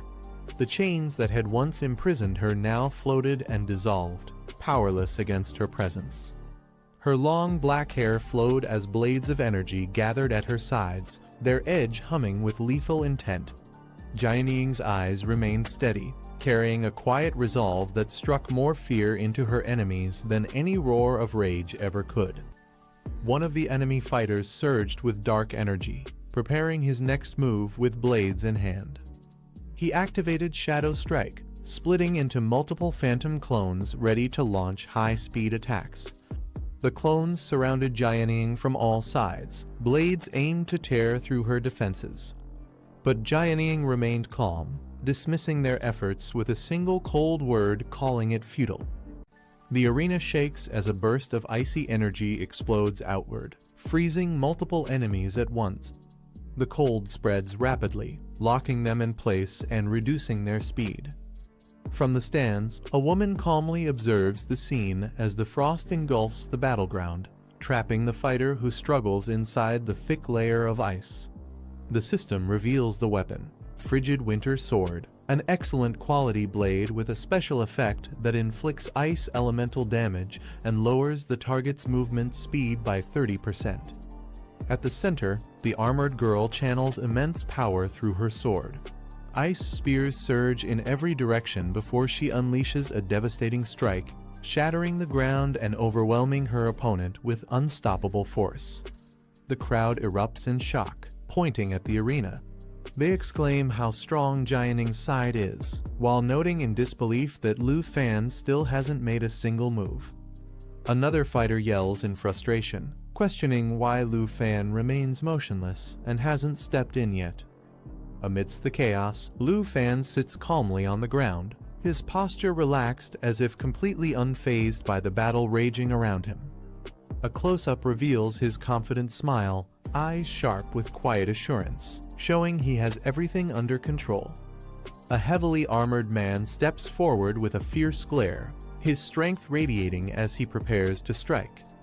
Lu Fan rises with a calm smile, remarking that he can't just sit still any longer. The man roars for others to move aside, forcing his way through with raw power. The system identifies him as Mang Jia, level 40, Berserk Bloodwolf Swordsman Roman II, Blood-clad Army 3rd Order. Meanwhile, a woman offers Lu Fan something to eat, but he declines, saying he'll buy groceries with her later. He adds with a faint smile that they'll all share a good meal tonight once the assessment is over.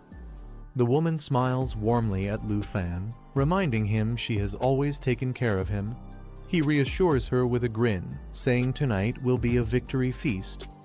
The spectators grow excited as Lu Fan finally stands up, wondering if he's about to make his move. Commentators recall how he terrified the crowd the last time he fought against the pavilion. Meanwhile, the armored opponent scoffs at Lu Fan's calmness, calling him arrogant as he charges forward with deadly intent. With a roar, he swings his massive weapon, demanding that the Dragon Tamer come out and face him head-on. Yahello steps forward, revealed as a level 40 sword dancer. She blocks the path with her glowing blade, declaring that anyone who wants to advance must first get through her. Both fighters unleash their weapons at once. The Frigid Winter Sword slows opponents with icy damage, while the enemy's blood-bearing sword cuts through defenses and boosts attack speed. Their clash shakes the arena. The armored man roars that he has no interest in Yahello, striking with explosive force. His army breaker greatsword sends out destructive waves, crushing anything in its range. Another challenger joins in, wielding the Inferno Sunblade. Flames erupt around her as the weapon's power channels searing fire damage before returning to its wielder, intensifying the chaotic battle. As the battle rages, a fighter intercepts the attack with a bold declaration, reminding the enemy that their true opponent is him. The armored man sneers, dismissing the challenger as unworthy. He clashes fiercely, testing the strength of his opponents. Another ally leaps in to assist, but Yahello clicks her tongue in annoyance, calling her target stubborn and troublesome. From the sidelines, a silver-haired girl calmly steps forward. She tells the others there's no need to intervene, stating that since he wishes to fight her, she will personally grant him that battle. Lu Fan steps forward confidently, stating that everyone has performed well enough. He adds that if this had been a real life or death battle, Funyun Pavilion would have been wiped out long ago. Mang Jia mocks him, saying anyone can boast while hiding behind women. He overpowers an opponent, pushing them to the brink as they struggle to hold on.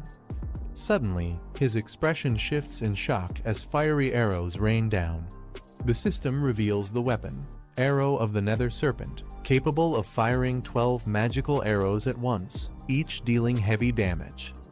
Lu Fan, now wielding the bow, commands his allies Yahello and Taozi to fall back and protect Anti with Qin Qiu, showing he is ready to take control of the battlefield himself.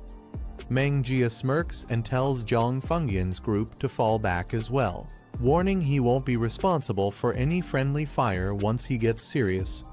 Spectators murmur in anticipation, wondering if Lu Fan is about to summon a dragon.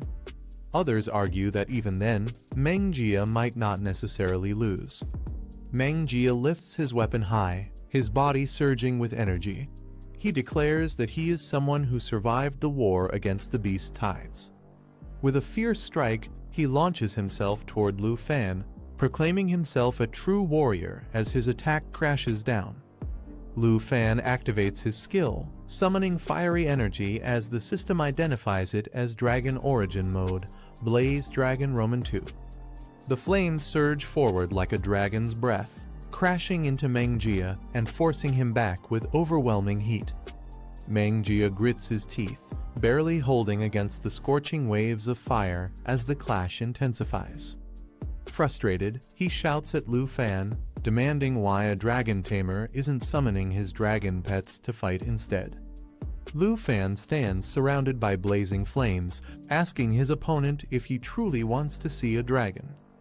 With a calm expression, he adds that before that happens, his enemy will first have to land a real hit on him. Mang Jia grits his teeth in frustration, his body straining as his rage builds. He lets out a thunderous roar, his body transforming into a monstrous, red glowing beast form as raw power bursts outward. Mang Jia's body twists as he fully unleashes his werewolf form, shocking the crowd.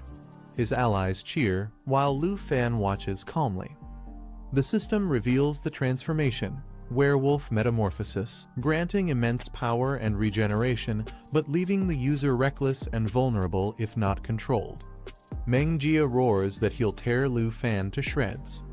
Lu Fan clashes with him head-on, noting that Mang Jia had been hiding his true strength all along. Their strikes shake the arena with violent force. A red dragon spirit hovers above as Lu Fan fires a volley of magical arrows from the Arrow of the Nether Serpent, piercing into Mang Jia's transformed body with devastating accuracy.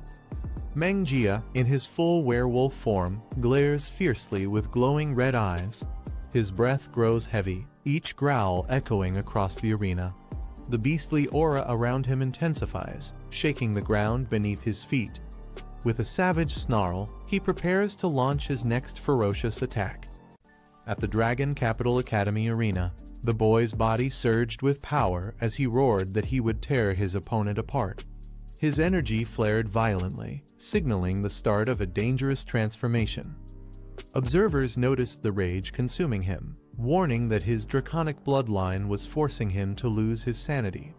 In this berserk form, he could no longer distinguish friend from foe. The system began charging, marking the first second of his transformation. With wings blazing and fire enveloping him, he clashed fiercely with the monstrous beast.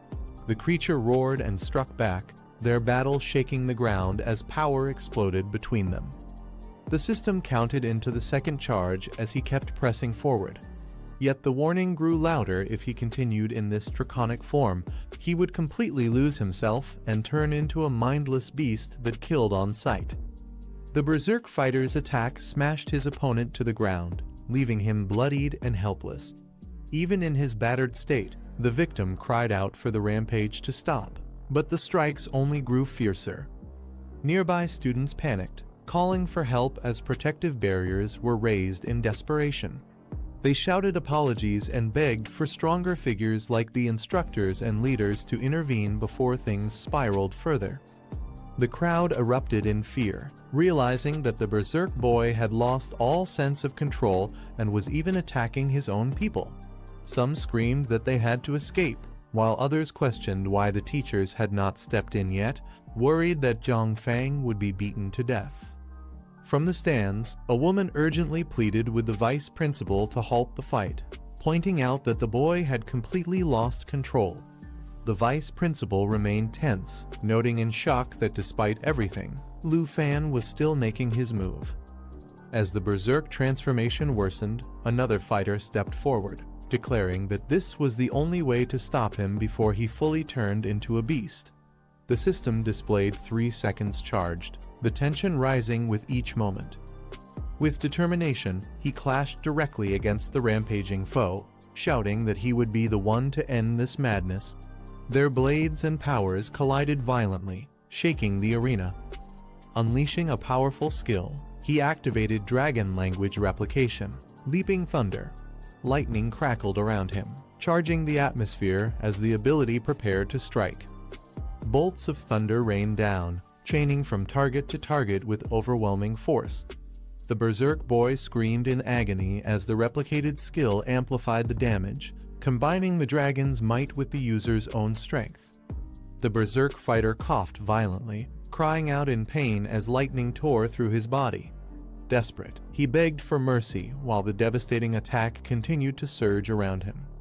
The replicated thunder skill chained relentlessly, striking one target after another. The power grew stronger with each jump, spreading chaos as more screams filled the arena. Those caught in the attack writhed in agony, unable to resist the overwhelming force. Panic erupted among the crowd as they realized the blast could spread into the audience. People rushed to escape, shouting that both fighters were insane for unleashing such dangerous power. From the stands, the vice principal and others demanded Lu Fan stop immediately, fearing he intended to kill. Amid the crackling destruction, Lu Fan calmly walked forward, lightning still surrounding him. He reassured the vice principal not to be nervous, explaining that he wasn't after their lives, his words carrying a chilling certainty. As the dust settled, Lu Fan calmly stated that while his opponents would survive, they would be spending several days in the hospital. The werewolf transformation was finally undone, the enemy's stamina fully depleted.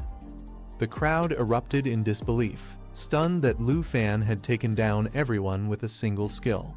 Some muttered that the wait had been worth it, while the announcers declared the final assessment officially over. The victors were announced: Lu Fan, Jianying, Qin Qiu, Tao Xiaoman, and their external supporter, Han Qi. Excited voices called out, praising Lu Fan's incredible performance, while his companions asked if he was tired and urged him to prepare for the victory feast. As the celebrations began, Lu Fan quietly turned away, his calm demeanor drawing attention once more. Someone watching closely called out softly, surprised, "Little Fan?" Lu Fan revealed a new summon, a dragon girl who appeared with radiant energy. Her sudden presence stunned the audience, drawing gasps and admiration. The crowd erupted in chatter, some amazed at her cuteness and others doubting the bond, saying the colors didn't even match. Many admired her, with some joking about wanting to hug her, while others recalled Lu Fan's past battles and marveled that someone could truly tame such beings.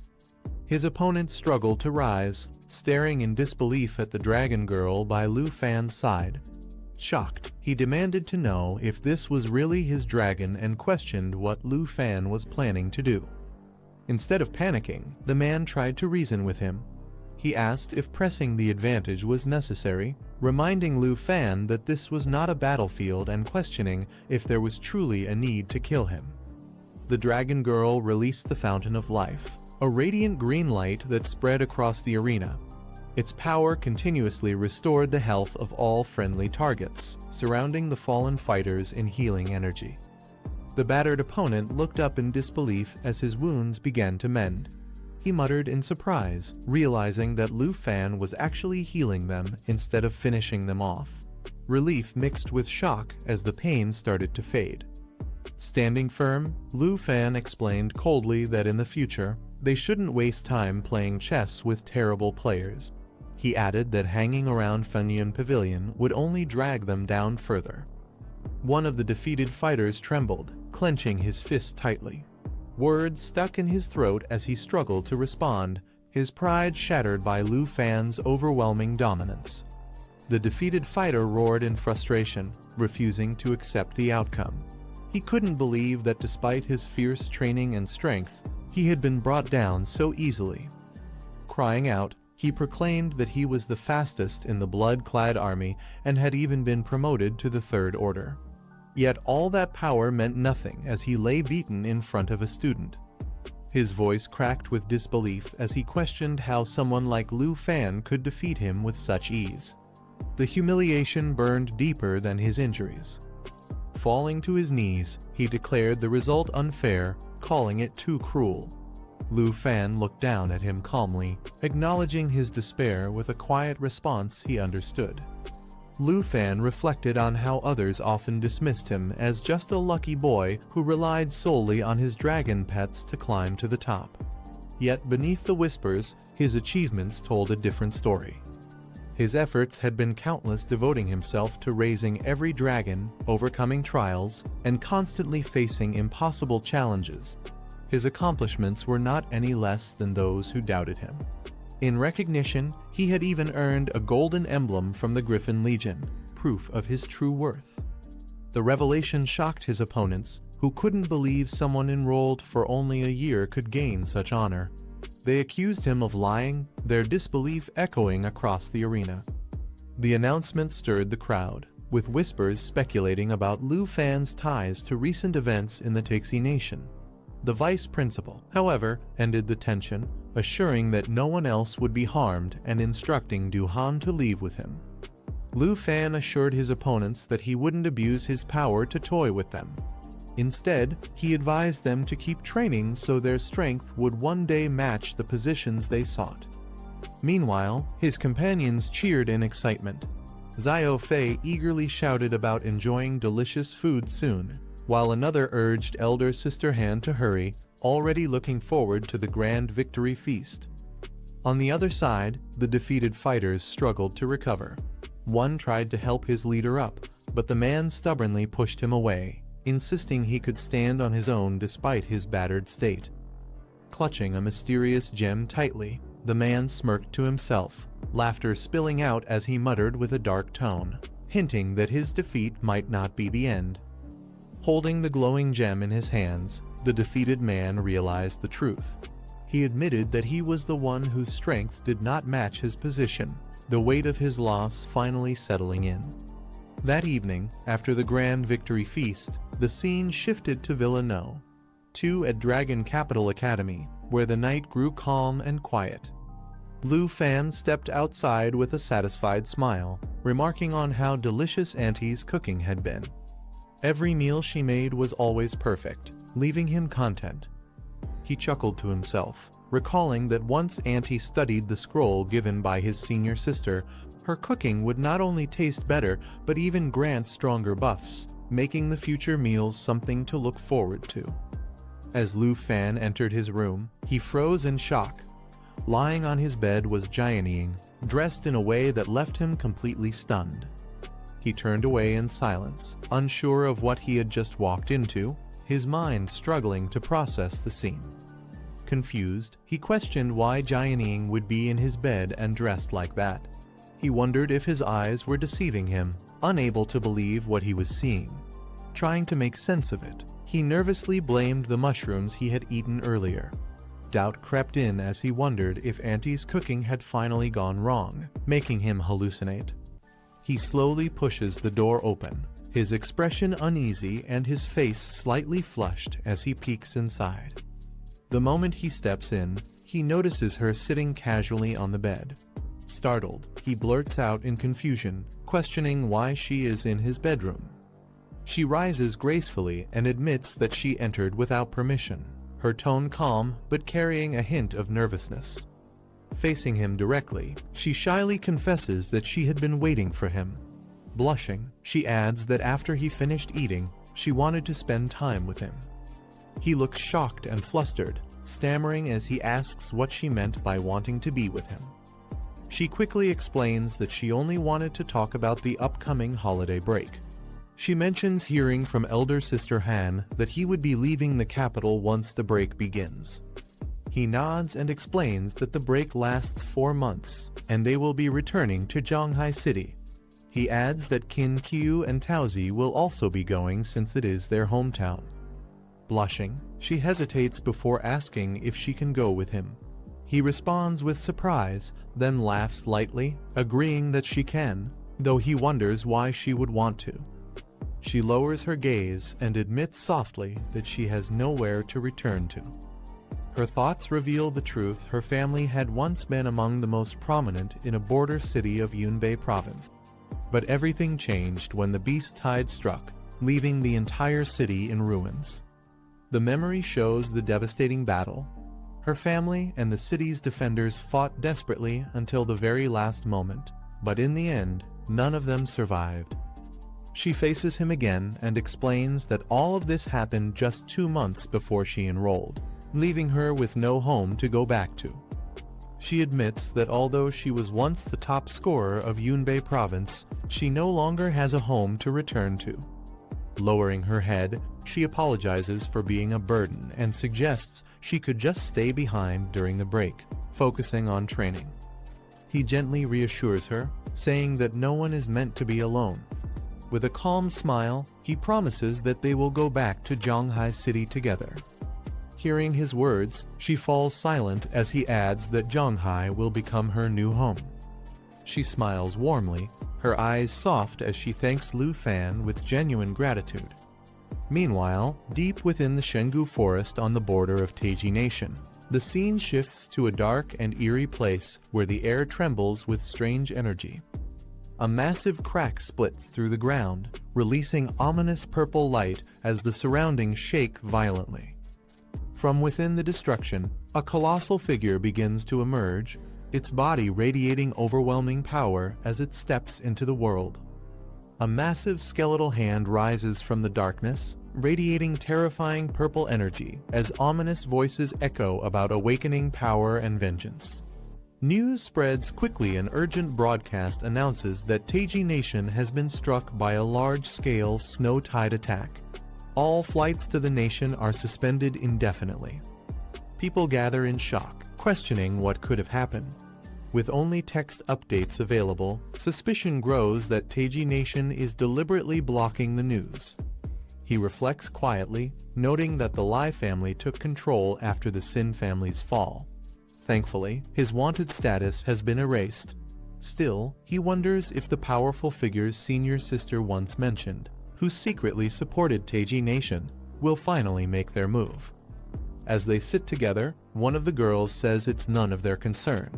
She cheerfully adds that once they return to Zhanghai City, she'll show everyone around and let them see their new home. He closes his eyes and reflects silently, deciding not to dwell on the recent troubles. Instead, he tells himself the wiser choice is to enjoy the holiday. Meanwhile, in Tianshu City, chaos unfolds as flames and destruction consume the streets, the city reduced to ruins.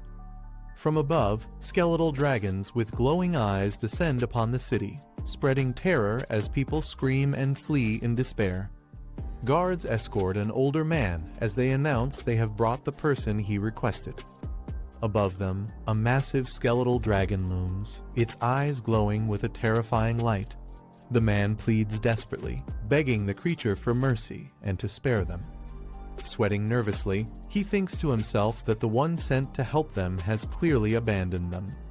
If they fail to satisfy the beast today, the Liu family will be completely destroyed. In panic, he shouts at the guards to hurry and bring the person forward, hoping to appease the monstrous creature. The older man watches with a tense smile as guards escort two bound captives forward. Among them is a young man with white hair and a girl beside him, both restrained and forced to their knees. As the skeletal dragon looms overhead, the girl shouts in fear, asking what more it wants since the Jin family is already imprisoned. The older man steps up, presenting the white-haired boy and declaring that he is the one they are looking for, the only dragon tamer in the entire Taiji nation. Shocked, the boy realizes they are seeking a dragon tamer and wonders why. The skeletal dragon towers menacingly, its crimson eyes locking onto the white-haired boy. He freezes, unable to move, admitting to himself that he can't even muster the will to resist. Determined, he gathers his thoughts and realizes he must escape. He watches carefully, waiting for the right moment to make his move. His eyes sharpen with resolve. Gritting his teeth, he seizes the opportunity and shouts to himself that the time is now.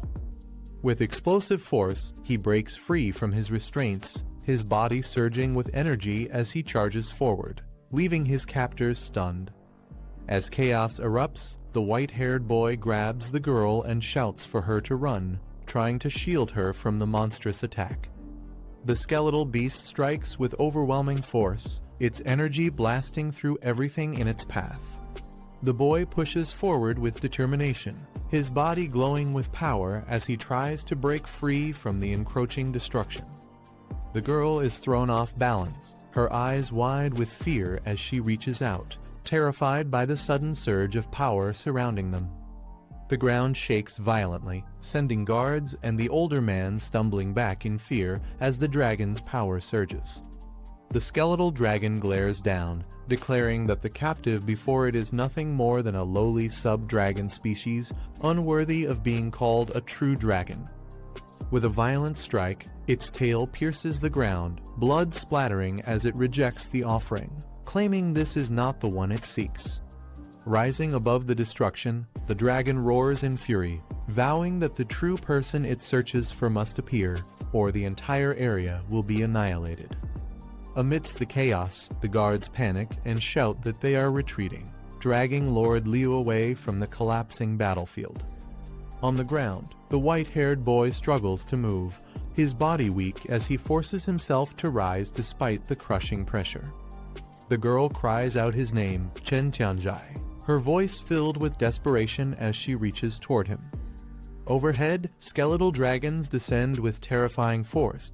Gritting his teeth, Chen Tianzhai yells for someone to get him out of there before it's too late. The white-haired boy looks up in frustration, questioning why, even though both he and another are dragon tamers, he is the only one left broken in this state. His anger burns as he calls himself useless, unable to accept his current weakness compared to the other. He grits his teeth, his thoughts circling back to the one person who always seems to overshadow him. With a heavy voice, he mutters in disbelief, wondering if it could really be him again, Lu Fan. The girl freezes in place as the monstrous beast lunges forward with its gaping jaws.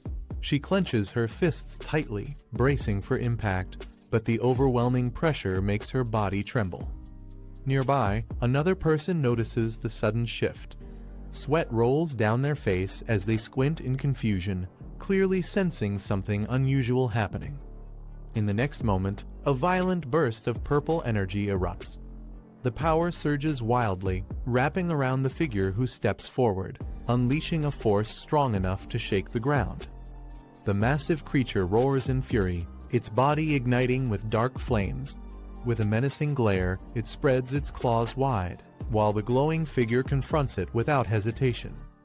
The restrained man trembles, shouting desperately as he reveals a name, Lu Fan, a student of Dragon City Academy. He insists that at this time, Lu Fan should either be at school or at home. The monstrous figure listens with a sinister laugh, its burning eyes filled with malice. It acknowledges the information and orders to be taken directly to him. The man cries out in agony as the dark energy around him tightens, draining his strength further. Suddenly, he is hurled violently into the ground, crashing with a powerful impact that shatters the earth beneath him. The dark creature looms over the man, declaring that it will grant him the power of the ancient gods. The offer radiates with ominous energy. A voice warns him of the danger, showing the corpse of another who had once accepted such power. The warning is clear acceptance means sharing the same fate. Despite the risk, the man clenches his fists and demands strength, willing to take any power necessary to kill his target. With determination burning in his eyes, he shouts his promise, vowing to use this power no matter the cost. The monstrous being forms a sphere of dark energy, sensing the man's hatred and desperation as proof of his resolve. The sphere is unleashed, surging toward him with overwhelming force, engulfing his entire body in a torrent of violet flames. The man screams in agony as the power tears into him, burning through his veins like fire. His eyes widen in shock, glowing faintly as the corrupt energy seeps deeper, changing him from within. The man's body convulses as the corrupt energy spreads further, his form trembling violently under the immense pressure. A massive explosion of purple light erupts, shaking the ground as the energy consumes the surrounding area. The blast continues to expand, splitting rocks and shattering the earth in a storm of destructive force. From within the blinding light, a new figure emerges armored and engulfed in dark flames, roaring as its transformation is complete.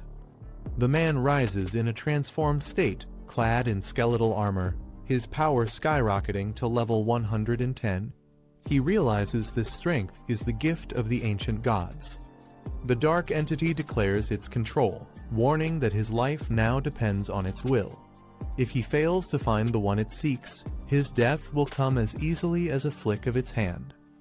With glowing eyes, the man kneels in gratitude, thanking the being for granting him new life. He swears loyalty and promises to lead it directly to Lu Fan.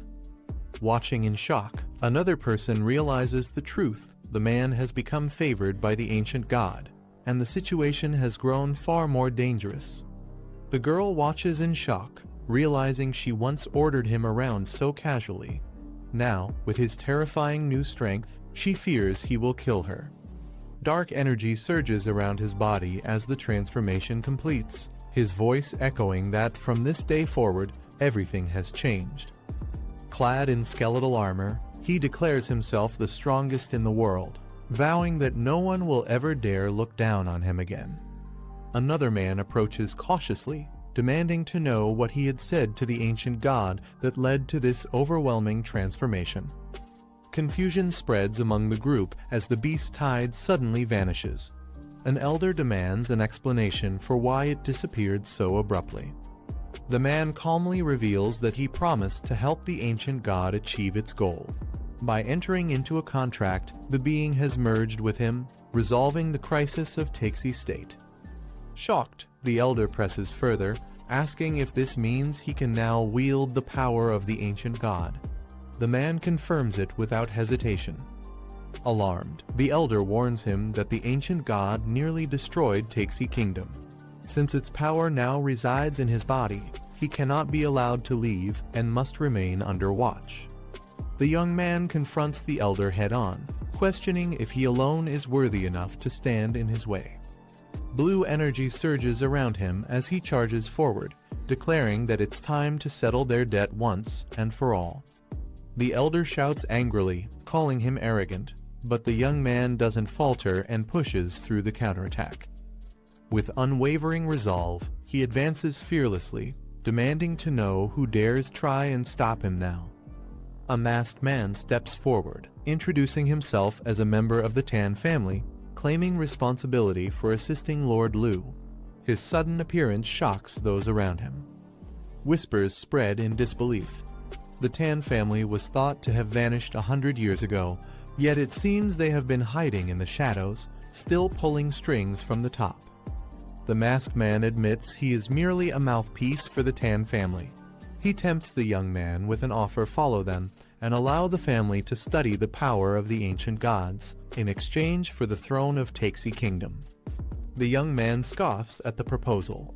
Angered, the masked figure calls him ungrateful, warning that refusal comes with a price, and crimson energy begins to swirl menacingly around him.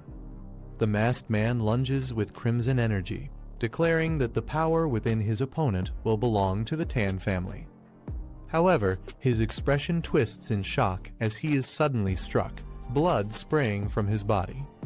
The young man counters with overwhelming force, piercing through the attack and lifting the masked figure into the air. Staggering, the masked man gasps in disbelief, unable to comprehend how he was defeated so easily. The elder looks on in disbelief as the masked warrior is struck down instantly, blood spilling from his body. The girl is shocked, realizing that a level 100 warrior was killed with a single blow. The young man glares coldly, mocking the Tan family's so-called strength. He calls them mere ants, unworthy of being labeled powerful. Holding the glowing energy in his palm, he marvels at the sensation, realizing how incredible it feels to truly possess such overwhelming power. Standing over the fallen bodies, the young man declares the Tan family finished, their people all dead. He then turns his fury toward the next target. He reminds the elder of the Jin family's downfall, the imprisonment, and the torment he endured, accusing him of offering others as sacrifices to the ancient gods. Terrified, the elder protests desperately, claiming it was never his doing but the Tan family's orders. He insists he is only a mouthpiece, begging to be spared. Unmoved, the young man summons a colossal skeletal hand of energy, reaching toward the elder as he demands to know what fate should befall him next. The old man's face twists in fear as he realizes his fate. Trembling, he blurts out that without his involvement, Chen Tianjai would never have gained this power. Desperate to survive, he pleads for mercy, promising to never interfere again if only his life is spared. But Chen does not hesitate. His strike descends with unstoppable might, tearing through the ground as a surge of energy explodes outward. The scene shatters under his power, leaving no chance for escape. The soldiers watch in horror as the dust clears. Their voices crack with fear, shouting that their lord has fallen. Panic spreads instantly, and their faces show nothing but despair. Amid the chaos, Chen stands firm. His white hair flows with the rising energy, and his red eyes pierce through the battlefield. The cries of fear echo around him, but his expression remains cold and unshaken. The battlefield falls silent as Chen Tianjai stands tall, his weapon glowing with power. Before him, a terrified woman collapses to the ground, her eyes wide with fear. She bows deeply, her voice trembling. She admits her mistakes, begging for forgiveness, pleading desperately for Chen to let her live. His silence makes the moment heavier, his presence alone crushing her hope. But mercy never comes. In an instant, she is struck down, her body flung back with lifeless eyes staring into the void. Chen rises high into the air, his weapon crackling with destructive energy. With a swift motion, he prepares his next devastating strike, the storm around him spiraling out of control. As the storm clears, the woman slowly rises, staring at the sky in silence. A dark shadow passes overhead, wings slicing through the clouds, leaving her lost in thought. The scene shifts to Zhanghai City that afternoon. A car speeds down the road, carrying new stories with it. Inside, voices break the quiet. A cheerful man greets Lu Fan warmly, saying it has been a long time and praising how much he has grown. He recalls never missing any of Lu Fan's matches, boasting about how he crushed players and collected legendary dragons. His laughter fills the space as he expresses admiration. Lu Fan responds with a smile, thanking him for the kind words.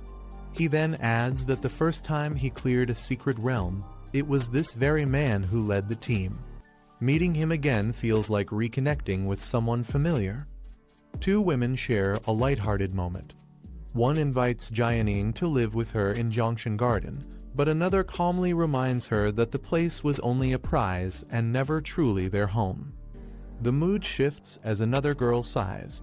She admits she hasn't seen her parents in a long time, wondering if they miss her, while her companion scolds her playfully for being heartless, saying she even planned a feast to welcome her. Meanwhile, the car radio breaks the chatter with breaking news. The large-scale beast-tide crisis in Taiki country has finally been declared settled. A somber note follows. Lord Liu died heroically, sacrificing himself to protect the people. Shock spreads through the group. One girl leans forward in disbelief, asking if it's really over.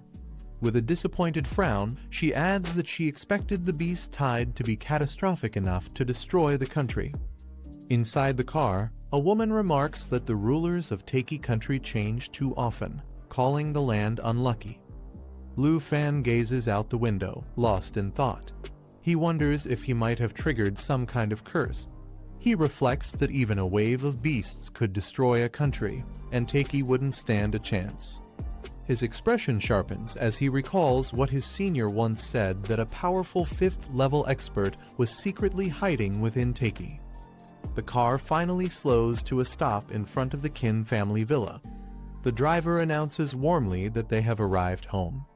Excitement fills the car as one of the girls exclaims she has spotted her father and Uncle Tao waiting ahead. Outside the villa, several figures stand warmly at the entrance, their smiles showing anticipation as they wait for the family's arrival. The girl rushes forward with tears of joy, calling out to her father. He opens his arms with a gentle smile, welcoming her back as his beloved daughter. Emotions overflow as he pats her head, remarking how much she has changed in just 6 months, almost to the point of being unrecognizable. She blushes, protesting playfully, while the family embraces in heartfelt reunion. At the villa entrance, Qin Shankai greets Lu Fan and Miss Han warmly, saying it's been a long time since they last met. With a polite smile, he apologizes for the trouble of arranging Mr. Qin's special car to pick them up.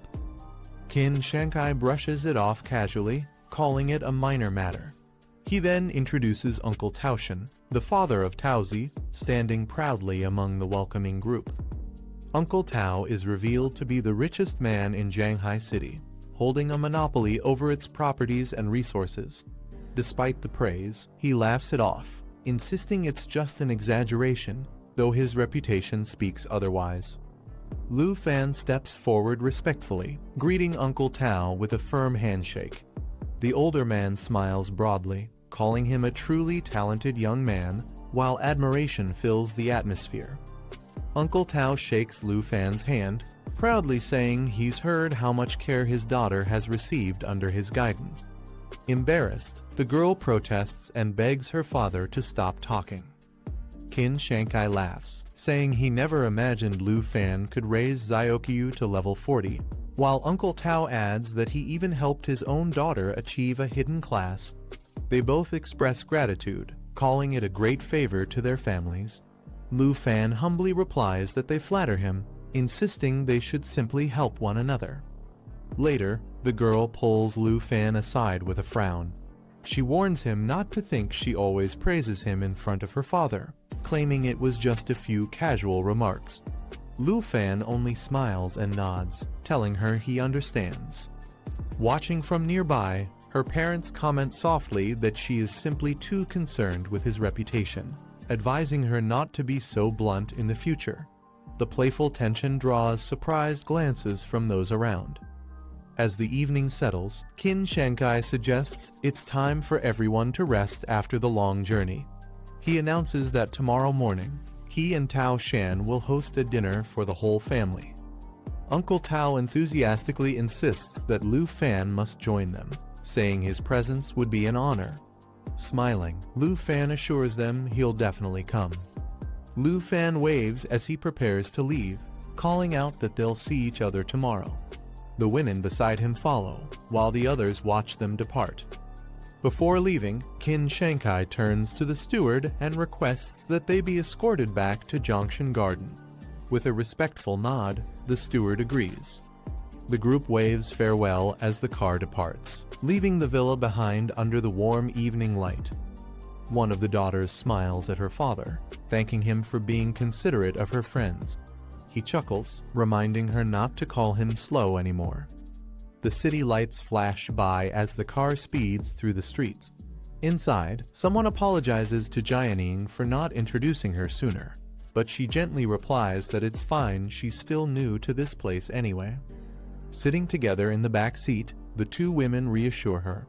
They promise to show her around once they've settled in, telling her she'll get used to everything little by little. As they ride in the car, the steward mentions that Junction Garden was cleaned up in less than 2 days. Lu Fan looks surprised at the news. The steward explains further Mr. Qin has people maintain and clean Junction Garden every week. He reminds them to keep their luggage ready for check-in at any time. The car soon arrives at the Grand Estate.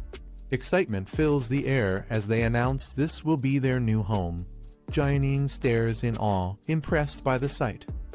The next morning, at Zhanghai's new City Star Hotel, Lu Fan sits quietly. With a heavy sigh, he reflects on his choices, admitting he had been careless and agreed to something yesterday without truly thinking it through. At the banquet table, Uncle Tao suddenly suggests that Xiao Lu and his daughter Taozi are a perfect match. Qin Shankai quickly counters, insisting that his own daughter Xiaoqiu is more beautiful, intelligent, and suitable. The tension leaves Lu Fan bewildered, wondering how things ended up like this. Uncle Tao presses on, praising Taozi's liveliness and how it balances Lu Fan's steadiness. He raises a toast, asking if Lu Fan agrees, leaving him awkwardly stammering a polite response. Qin Shankai interjects, pointing out how Lu Fan treats Xiaoqiu with far more gentleness, while Uncle Tao continues to push his case. Lu Fan can only smile uncomfortably as the pressure mounts. Uncle Tao stands by his daughter proudly, declaring that Taozi's carefree nature is proof of her good heart and pure attitude, someone who would never scheme against others. As the families argue, the atmosphere grows even heavier. The tension at the table rises further when Qin Shankai calls out Uncle Tao, asking what he's really trying to say.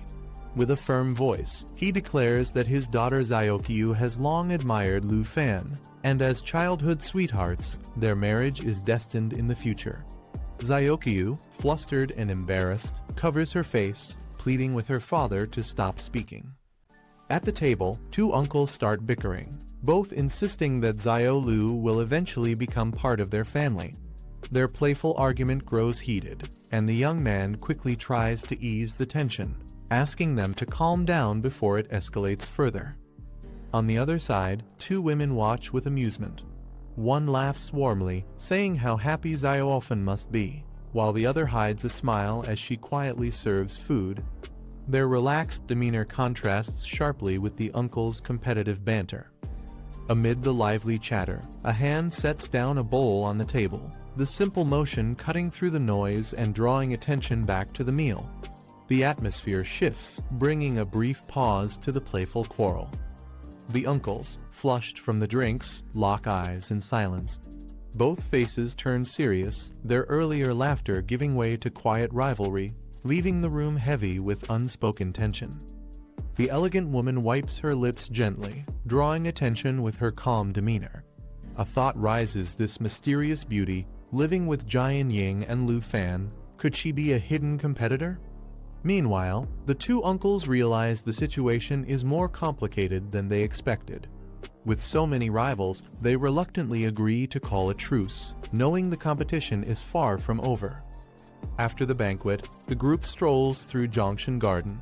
One of them asks Xiaofen to slow down, noticing his unusual hurry. They wonder if his pace is because of the comments made earlier at the table, teasing that he might actually be pleased. Embarrassed, Xiaofen brushes it off, asking them to drop the subject. Lu Fan is greeted by an unexpected voice. A classmate warmly says it has been a long time since they last met. To his surprise, it's Dean Bai and Teacher Lai. They joke that they were worried he might forget them, but quickly reassure each other that Lu Fan, the top student of No. 3 Middle School, would never forget his roots. Back at Junction Garden, Lu Fan's aunt welcomes them into the living room. He hadn't expected such important guests to visit, but he listens as they explain the reason for their arrival. Dean Bai speaks about the upcoming transfer ceremony, hoping that students from their school can inspire the younger generation. Though Lu Fan realizes they want him to serve as a symbol of pride, he agrees out of respect for the kindness they've always shown him.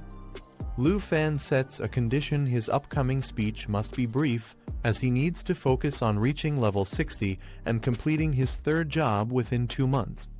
The teachers are astonished, noting that most graduates only reach level 30. Lu Fan politely thanks them for their praise, but reminds them to keep his goal a secret. They reassure him with laughter, promising confidentiality. As they part ways, Lu Fan promises to see them again at school No. 3 in 3 days. None of them expected such determination from him, leaving a strong impression. The next morning, Lu Fan's phone vibrates, showing a call from Wang Tai. Still half asleep, Lu Fan answers. On the other end, Wang Tai exclaims, shocked that Lu Fan had hidden something so important, scolding him for being too polite. Still half awake, Lu Fan listens as Uncle Qin tells him not to worry, only to use something once he receives it later. Confused, Lu Fan questions what exactly he is supposed to receive. Before he can think further, the call ends, leaving him puzzled. Almost immediately, his phone rings again. This time, it's Uncle Qin once more. Answering in irritation, Lu Fan asks why he's calling so early. Uncle Qin explains that experience crystals will soon be delivered, assuring him not to stress about upgrading since the Qin family will provide support. Lu Fan thinks about the experience crystals, realizing they're costly and provide only a small amount of experience compared to clearing secret realms. Still, he listens carefully as the explanation continues. He suddenly asks if both Uncle Qin and Uncle Tao know about his leveling. On the other side, the reply confirms it, leaving him momentarily speechless. Uncle Qin quickly adds that Tao Shen got ahead of him, urging Lu Fan not to waste time and to prepare for what's coming. The call ends abruptly. Annoyed yet thoughtful, Lu Fan reaches to switch something on, the sound breaking the morning silence. A delivery man arrives, announcing he has 2 large pieces of crystal for Lu Fan to sign. The crates shine brightly, filled with glowing crystals. Lu Fan realizes the news of his leveling plans must have spread quickly, joking that his old school clearly wasn't a place that kept secrets. It turns out both Uncle Qin and Uncle Tao had rushed to buy every experience crystal available in the city and sent them directly to him. Although grateful, Lu Fan knows he cannot accept them for free. Aware that their generosity is tied to hopes of connecting him with their daughters, he instead gives back the Bahinia card, treating the crystals as if he had purchased them himself. In the following days, Lu Fan continuously used the experience crystals while his companions battled monsters, pushing their training further. At the same time, they returned to Shadow Island to clear the newly refreshed monsters. With every fight, Lu Fan's strength grew, his level climbing to 53. Finally, just before speech day, he absorbed the last of the crystals. Exhausted, he collapsed to the floor, realizing the massive stockpile had only pushed him halfway. His level had increased to 65. At school No. 3, excitement filled the air. Students whispered about a big guest speaker.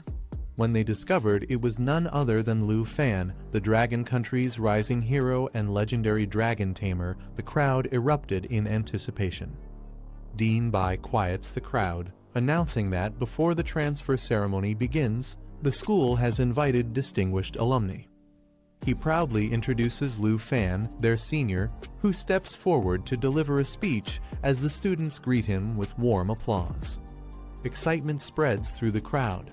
Students cheer in amazement, chanting "Dragon Tamer," as they celebrate his return. Meanwhile, in Zhanghai City, a silver-haired figure walks the streets, observing the city's atmosphere. He compares it to Qingzhou, noting it lacks the prosperity of Dragon City. The silver-haired man asks if his target is really in the city.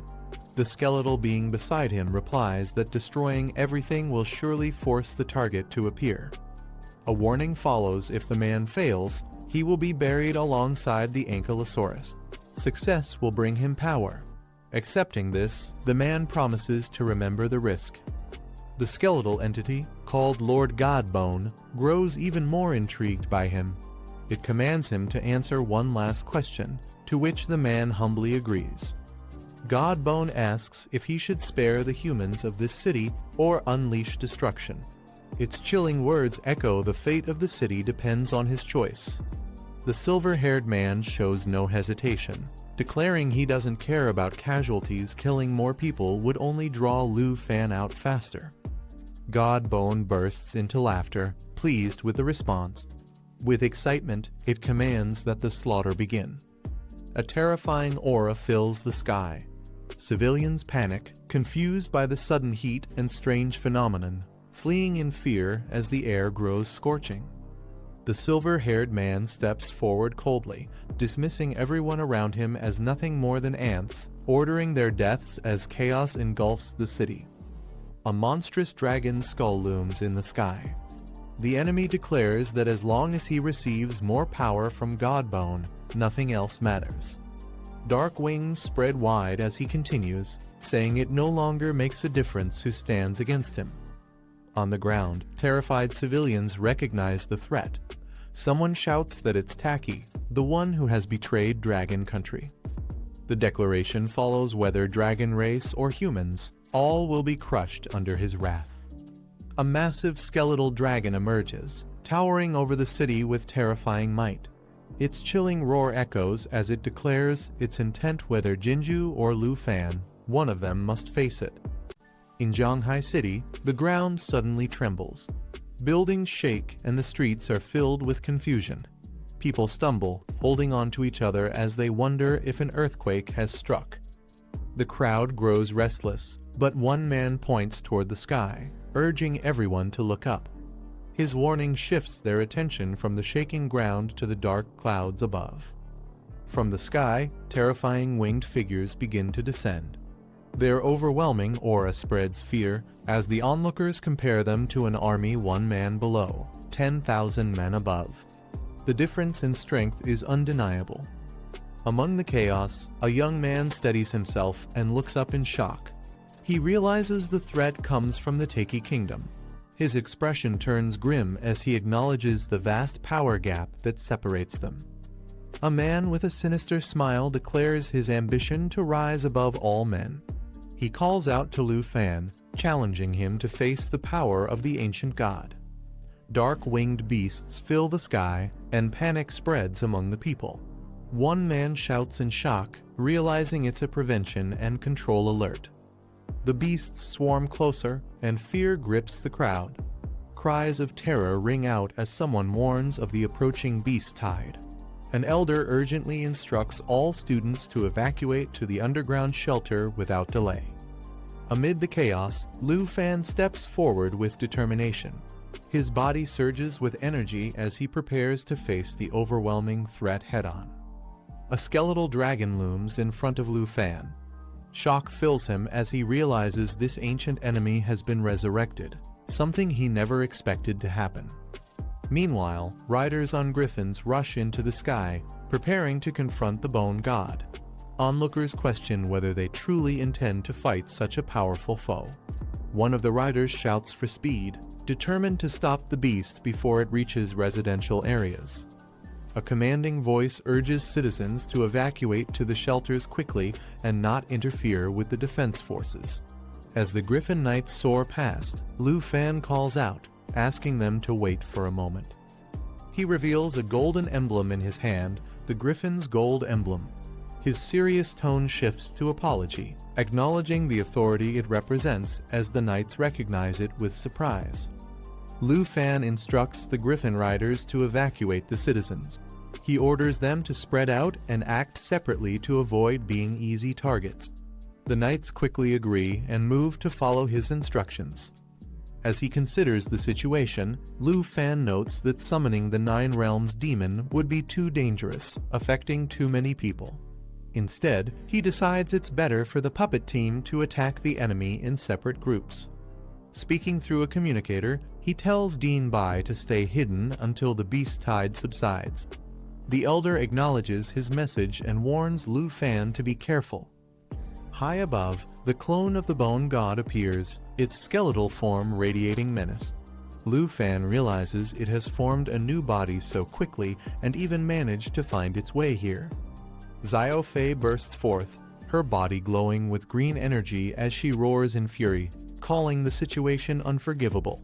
Responding to Lu Fan's command, she summons the corrupted holy dragon. The massive beast materializes with radiant power, shaking the battlefield. Even Xiao Fei winces from the strain of summoning such a creature, showing the immense energy it demands. A deafening roar echoes as the dragon emerges fully, its power radiating across the sky and shaking the city below. Lu Fan gives a calm but firm order to deploy the puppet team to clear the god bone dragon, but ensure the fight scope is contained to minimize destruction. His focus remains on controlling the chaos. Lu Fan summons his puppet team, a group of powerful figures cloaked in dark energy. They respond in unison, acknowledging his command with absolute loyalty. He gives the order to spread out, directing them to divide their strength and surround the enemy from multiple sides. His voice carries determination as the battle intensifies. The puppets launch into action, scattering across the sky and striking at the bone god's forces with coordinated precision. The colossal bone god looms above, its presence far more oppressive than before. Multiple spheres of energy swirl around it, and Lu Fan realizes with dread that this time, the true body of the ancient bone god has arrived. A fierce clash erupts as summoned beasts and puppets strike against the enemy, their roars shaking the battlefield. The impact leaves even the powerful creatures groaning in pain. Lu Fan stands firm with Xiao Fei and his allies by his side. Holding the small dragon spirit, he declares that no matter if the opponent is the real body or not, Zhanghai City must not fall today. His summons gather, mighty beasts and warriors forming ranks behind him. With determination, he commands them to follow him into battle. Charging forward, Lu Fan unleashes his power head-on, his focus sharp as he prepares to confront the bone god's overwhelming force. A sudden strike from above forces Lu Fan into a fierce clash. The overwhelming presence of his opponent shocks him as the battle escalates in midair. Recognizing the face before him, Lu Fan is stunned. He shouts the name Chen Tianzhai, unable to believe what he sees. Chen Tianzhai smirks with arrogance, greeting Lu Fan as an old friend he hasn't seen in a long time. His confident demeanor shows no hesitation. Behind him, the massive bone god looms, its dark aura filling the sky. Chen Tianzhai reveals he conquered 4 cities just to track Lu Fan down, proving the lengths he went to for this confrontation.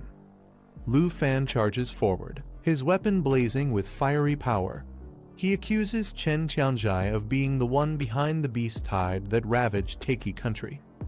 Their weapons clash violently in midair as Lu Fan demands to know if Chen Tianzhai has gone mad.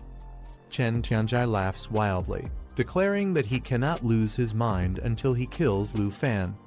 His twisted grin reveals his obsession with the fight. With a surge of dark energy, Chen Tianzhai announces that the real body of the ancient bone god has arrived. He proclaims that Lu Fan and Zhanghai City will be buried together in its destruction. Chen Tianzhai stands shrouded in the bone god's dark aura, declaring that he once vowed to return and destroy everything. Now, he demands repayment 100-fold. Lu Fan confronts him, reminding Tianzhai of the dragon country blood in his veins.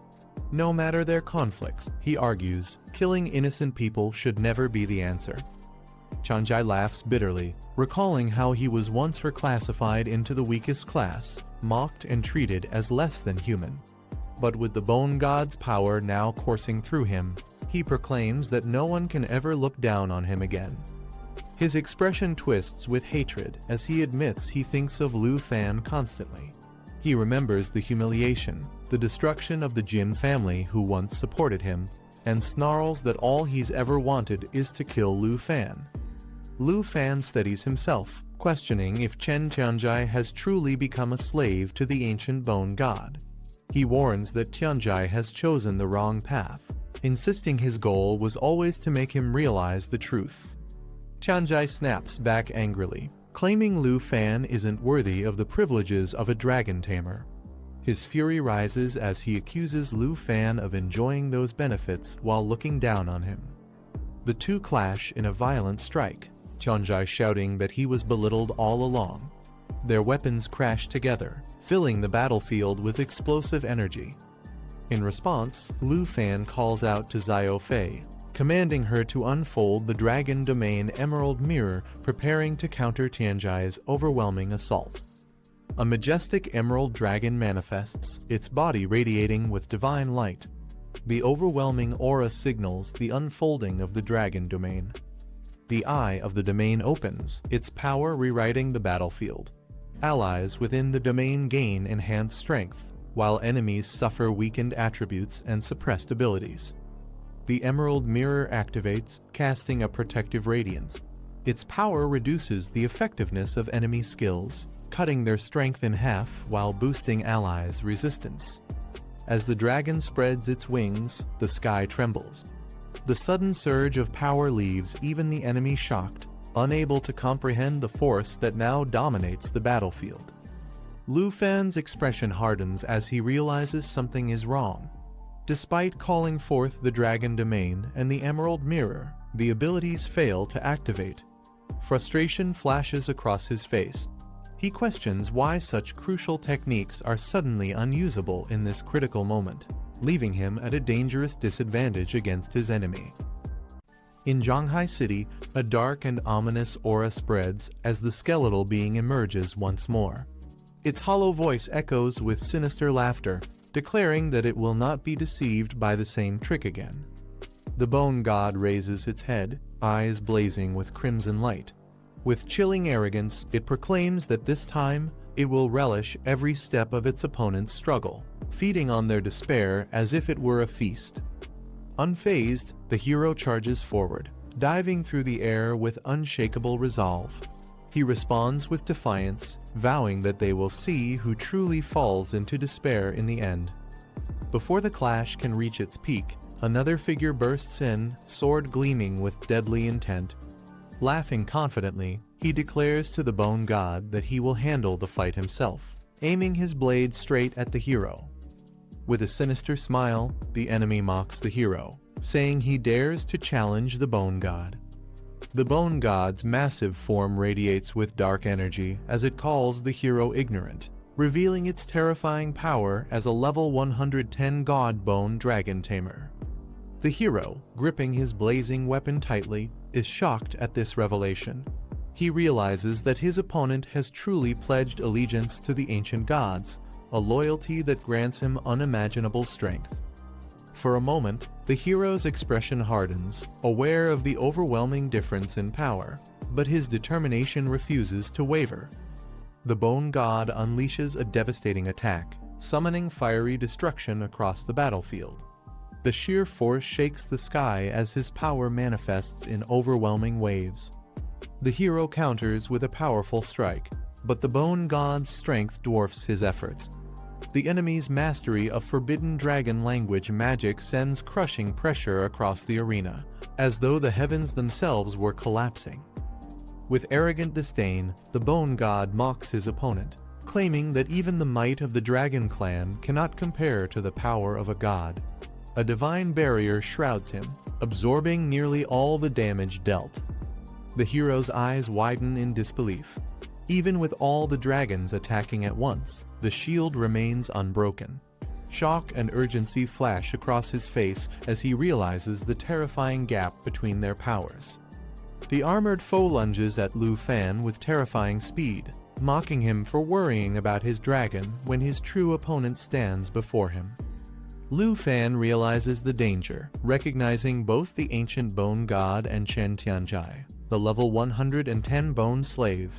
Their combined strength has grown immensely. His attacks prove useless, as Chen Tianjai's resilience is on a completely different level compared to the previous god slaves. With cruel laughter, Chen Tianjai declares he is no longer the weak person Lu Fan once knew. Empowered by the ancient god, he boasts that Lu Fan is nothing before such overwhelming power. Chen Tianjai, riding the bone god, unleashes his full might.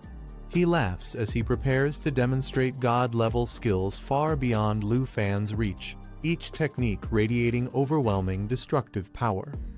Lu Fan feels the crushing pressure and realizes that Tianjai's strength has risen even further. Calling out to Xiaoi, he urges that they must find a way to resist this impossible power. Emerald energy surges as Xiaoi, the loyal companion, spreads its glowing wings, preparing to answer Lu Fan's desperate call. Mounted on Xiao Fei, Lu Fan commands his dragon to merge with him. With determination burning in his eyes, he prepares for a counterattack, ready to push back against the god-level might before him. The bone god charges forward with terrifying force, declaring that Lu Fan will experience the crushing weight of despair firsthand. Lu Fan braces himself, blocking the devastating strike with his blazing weapon. The impact shakes him to the core as the bone god taunts him with the feeling of being utterly crushed. Despite the overwhelming pressure, Lu Fan steadies himself and refuses to give in. Blood trickles down, but he shouts for his allies to continue attacking the ancient god of divine bone without hesitation. Above, divine beasts unleash a coordinated assault, raining down destructive power from the skies. Yet the bone god endures, its massive frame glowing with unholy resilience, turning the battlefield into a clash of heaven-shaking forces. The bone god roars with fury, its skeletal form radiating violent energy as it charges forward with unstoppable force. The sky trembles as its assault collides with Lu Fan's counterattack, shattering the heavens in a clash of overwhelming power. Infuriated, the bone god howls that it has had enough, unleashing its rage against the so-called bugs that dare to oppose it. With a bone-crushing strike, it seizes a dragon in its claws, squeezing down mercilessly as Lu Fan and his companions struggle under the weight of its monstrous strength. The bone god radiates a terrifying aura, slipping into a hidden state that makes it nearly impossible to detect or harm. Its presence dominates the battlefield. In an instant, it launches a devastating strike, tearing through the sky as allies are thrown back under its overwhelming assault. Lu Fan, mounted on Xiao Fei, shouts for a bow to protect itself as the chaos intensifies. The battlefield shakes with clashing roars and blazing energy. Meanwhile, a dragon knight channels searing flames into his blade, his expression filled with resolve. His power surges, preparing to turn the tide of battle against the godlike enemy. The dragon knight strikes in unison with his beast, unleashing a blazing coordinated attack. The fusion of their power creates a deadly synergy that shakes the battlefield. Xingqian and Xiao Jai join the fight, responding to the command to hold their ground and not leave any openings. Their combined efforts amplify the assault, targeting the bone god with precision. Energy gathers in waves as Xiao Jai releases a poisonous fog domain. Enemies caught within its range are weakened continuously, their strength drained with each passing moment. The bone god, unfazed, steps forward through the haze. Its glowing eyes pierce the fog, and with cold certainty, it remarks that the resistance seems meaningless before its divine might. Lu Fan gathers all his strength, pouring everything into a desperate strike with his blazing weapon. The bone god braces against the attack, its aura surging with divine power. With jaws wide open, the monstrous dragon form roars, ready to devour its prey as the clash shakes the battlefield. Lu Fan dives in with precision, his blade igniting as he closes the distance. The sheer speed of his counterattack catches even the bone god off guard. But the enemy scoffs, dismissing the effort as nothing more than a minor trick. its skeletal hand shatters the energy around it, displaying the vast difference in their power. The bone god transforms its arms into dragon claws infused with divine energy, striking with unstoppable might as the battlefield trembles. Lu Fan grits his teeth, shouting that now is the time to act, his eyes blazing with determination as he seizes the critical moment. Xiao Jai darts forward, shifting into the poison dragon's form, releasing a swamp domain that spreads across the battlefield. The toxic energy begins to erode the enemy's strength. The shadow dragon teleports into position, unleashing its stealth domain that strikes with precision and multiplies the damage, creating the perfect setup for a decisive blow. A mighty dragon raises its arms, summoning a storm of frozen energy that shatters into countless shards, ready to rain destruction on its enemies. The icy assault crashes down, colliding with the spreading poison swamp unleashed by Lu Fan's allies. The battlefield becomes a deadly mix of frost and venom, trapping the bone god within layers of elemental attacks. One of the dragons lets out a furious roar, its power amplified as it tears through the poisonous haze, its strength shaking the heavens. Above, Lu Fan and his companions press their attack together. With Xiao Jai, Xingchen, and Xiao Fei by his side, he drives their combined strength against the bone god, who howls as the assault closes in. A mighty dragon releases its stored energy in one devastating strike, unleashing a massive counterattack that sends the bone god reeling backward. Green corrosive energy spreads across its skeletal body, eating away at its frame as the poison domain begins to take effect. The bone god roars in fury, its chest glowing as currents of lightning surge through its form, resisting the corrosive force while preparing a retaliatory strike. From above, another dragon descends, calling down a barrage of divine lightning. Thunderous bolts rain upon the bone god, causing explosive damage that lights up the entire battlefield. A dragon wrapped in golden lightning unleashes a thunderous strike, its power surging across the battlefield with unstoppable force. The attack shatters defenses, tearing through the bone god's barrier with sheer destructive might. The bone god roars in fury, its crimson eyes blazing as purple energy erupts from its body. With a chilling voice, it curses its enemies, swearing that it will crush them all for daring to defy a god. From the center of the battlefield, a towering skeletal figure erupts in a storm of purple flames. Its hollow ribcage glows with power as it bellows that it will crush everyone, shaking the ground with its sinister aura. The energy spreads violently, distorting the air. Xiao Jai, caught in the blast, lets out frantic cries as his small body trembles against the overwhelming pressure. The clash of forces makes the entire scene unstable, threatening to collapse at any moment. Lu Fan's eyes widen as he sees Xiao Jai struggling inside the raging energy. With a sharp cry, he calls out Xiao Jai's name, his voice carrying both urgency and desperation. His focus narrows completely on saving his companion. The skeletal enemy bursts into wild laughter, mocking Lu Fan's reaction. It acknowledges his unexpected strength, but sneers at the expression on his face. With a chilling tone, it taunts him further, saying that if he is already shaken, then this is only the beginning of his suffering. Lu Fan looks toward Xiao Jai with calm resolve, telling him he has already done enough. He instructs him to head to the ground and regroup with the puppet team for safety. Xiao Jai glows with a soft green light, slowly drifting downward through the sky as sparkling fragments surround him. With a determined cry, Xiao Jai's form bursts into a radiant green glow, releasing powerful energy that pulses across the battlefield. His presence stabilizes as his true strength shines through. The enemy acknowledges the terrifying might of the ancient god's power, claiming it is strong enough to slay dragons. Yet Lu Fan steps forward without fear, declaring that he will not allow such power to harm innocent lives. Lu Fan stands firm on top of his dragon, flames rising around him as he declares that even if he has to fight alone, he will never retreat. His dragon roars fiercely, matching his unyielding spirit. The skeletal enemy narrows its glowing red eyes, letting out a sinister chuckle as it watches Lu Fan's determination. With a burst of violent energy, the enemy lunges forward, threatening to slaughter all of Lu Fan's dragons and reduce them to nothing but broken remains. The battle spreads into the city as skeletal dragons clash with golden ones. Nearby, two children cry out to join the fight, but their father yells for them to stay back, insisting they would only get in the way.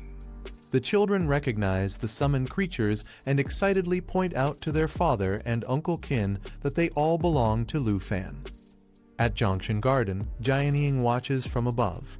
When asked if she is sure, she confirms that within the city lies the same god bone they once saw in Tegi country, meaning Lu Fan must be battling it now. Han worries aloud, fearing what might happen if Xiaofen falls into danger.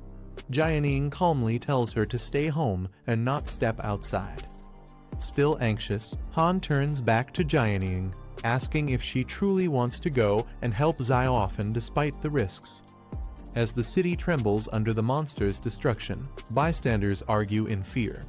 Some urge asking for help instead of fighting, but the summons remain determined to stand their ground. One of the girls clutches her weapon tightly, insisting that even if they can only contribute a little, they must fight. Another speaks firmly, reminding everyone that they are teammates, bound to support one another no matter the odds. With united resolve, they declare they will never let their comrades fight alone, their eyes burning with determination. Tension spreads through the crowd as elders and officials watch the battle unfold, their expressions heavy with shock and unease. Even the older men, usually composed, break into a sweat as the scale of the conflict sinks in.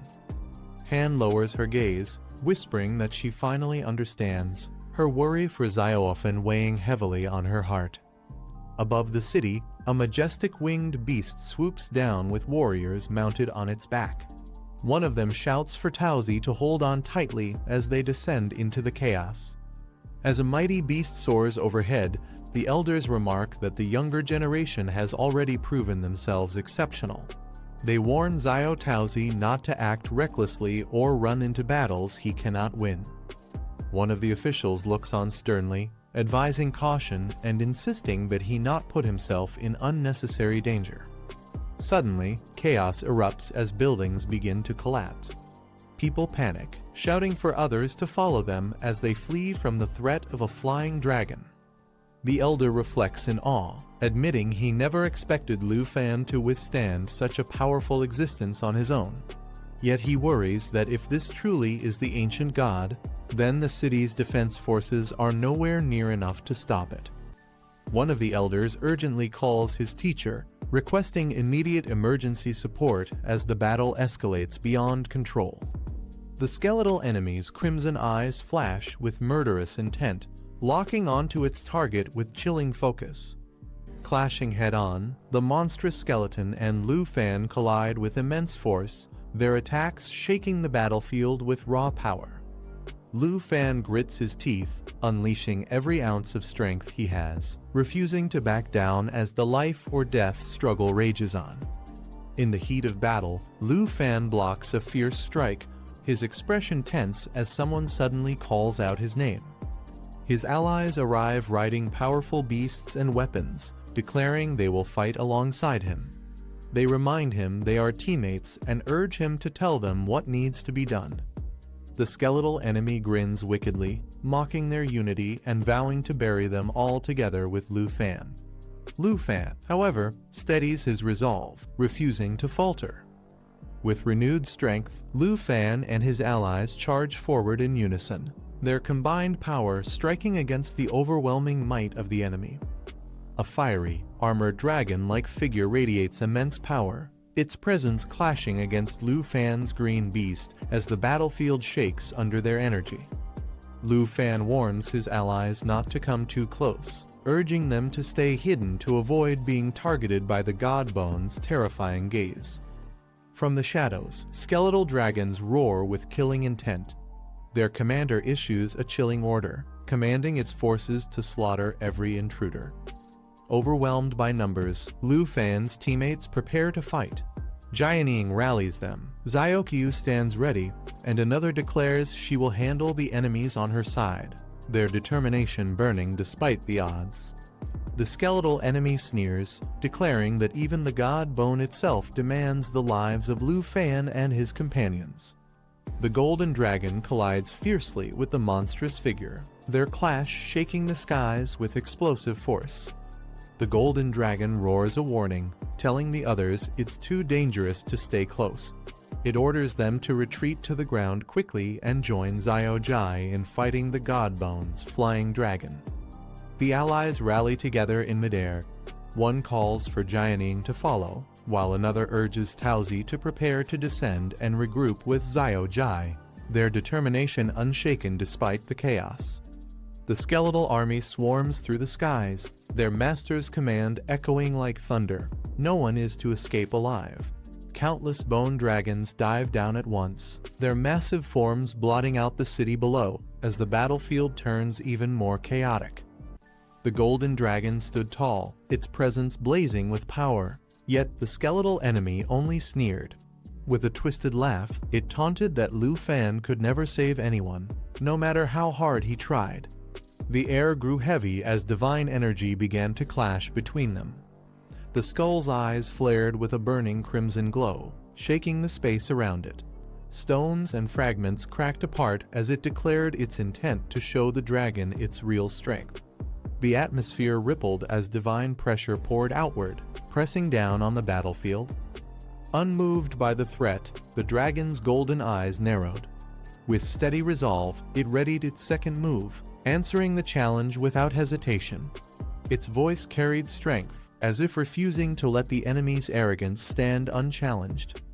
Then came the terrifying revelation: the skeletal foe surged with overwhelming might, its aura rising to 100-level god. The sheer force of this transformation rattled the heavens, making it clear that this battle was no longer a simple clash, but a fight between powers at the highest realm. The skeletal giant roared that no one could escape, unleashing its overwhelming presence. The others fled in panic, urged to fly at full speed without looking back, while a fierce cry echoed from the beast leading their retreat. Fear spread among the group as wings beat desperately against the storm of power. One of them clutched tightly onto another, voicing their dread as the enemy's aura closed in behind them. The golden dragon soared forward, positioning itself between the enemy and the fleeing allies. With firm resolve, it declared it would hold the enemy back, urging the others to go and regroup with Xiaoji. But the skeletal foe only sneered in return. Raising its massive hand, it mocked the dragon's attempt, questioning if it really thought it could stop a god. The skeletal giant struck hard, its voice filled with scorn as it claimed that even a dragon form wouldn't be enough. Blood splattered as the golden dragon took the heavy blow, its body staggering under the impact. The sight shook everyone. Cries rang out as they shouted Lu Fan's name, fear and desperation plain on their faces. Amid the chaos, one fighter clenched his fist, energy surging violently around him as he forced his power to awaken. His body trembled, but determination burned through the pain. Another voice cut through the battlefield, shouting the names of Xingqian, Xiaoi, and Abao. The call carried urgency, rallying allies as the fight reached a breaking point. The call to attack echoed, everyone combined their power at once. Elemental forces surged together, forming blazing spheres of fire, water, and thunder as they clashed against the towering skeletal foe. Dragons roared fiercely, their voices shaking the sky as they unleashed their devastating breath. The battlefield trembled under the combined fury of their elemental might. The storm of fire and ice collided with divine precision, striking at the enemy's defenses. Lava erupted across the ground, scorching everything in its path, while thunder ripped through the skies, locking down the skeletal giant's movements. In the chaos, deadly skills were activated one after another. Lava bursts that consumed the battlefield, thunder carrying blades of destruction, shadow strikes tearing the air apart. Each attack layered over the next, overwhelming the enemy with relentless power. A massive blast of icy power erupted as the summoned star core descended, its energy fusing and charging with terrifying force. The impact shook the battlefield, releasing destructive waves of frozen light. The ground trembled as allies shielded themselves from the aftershock. Some cried out in pain while others desperately asked if the attack had succeeded. Amidst the chaos, shouts echoed for Lu Fan to hold on. From above, Xiao Fei swooped down, her support keeping the fight alive. Grateful for her aid, one fighter steadied himself, convinced that this time the enemy must have taken severe damage. But from the smoke and ruin, the dark dragon's crimson eyes flared open once again. Its low growl cut through the silence, proving that the battle was far from over. The skeletal god's power surged, its voice filled with disdain as it declared it had no patience left for these weaklings. A dark force radiated outward, chains of bone energy spreading across the battlefield. Dragons and warriors were suddenly ensnared, their bodies constricted by the crushing binds. Cries of pain echoed as even shadow abilities were forcibly stripped away, leaving them completely exposed. One by one, allies were bound and immobilized, struggling helplessly against the overwhelming might. Shock filled their voices as they questioned whether the ancient god of bone was truly unbeatable. From above, the skeletal dragon hissed its command to kill without mercy. The armored figure below answered with unwavering loyalty, bowing as it affirmed the order acknowledging the authority of Lord Godbone. Lu Fan realized with shock that the Dark Blade's stealth had been stripped away, and even his dragon pet's immunity was completely negated by the enemy's power. Despair crept in as he thought of what to do next.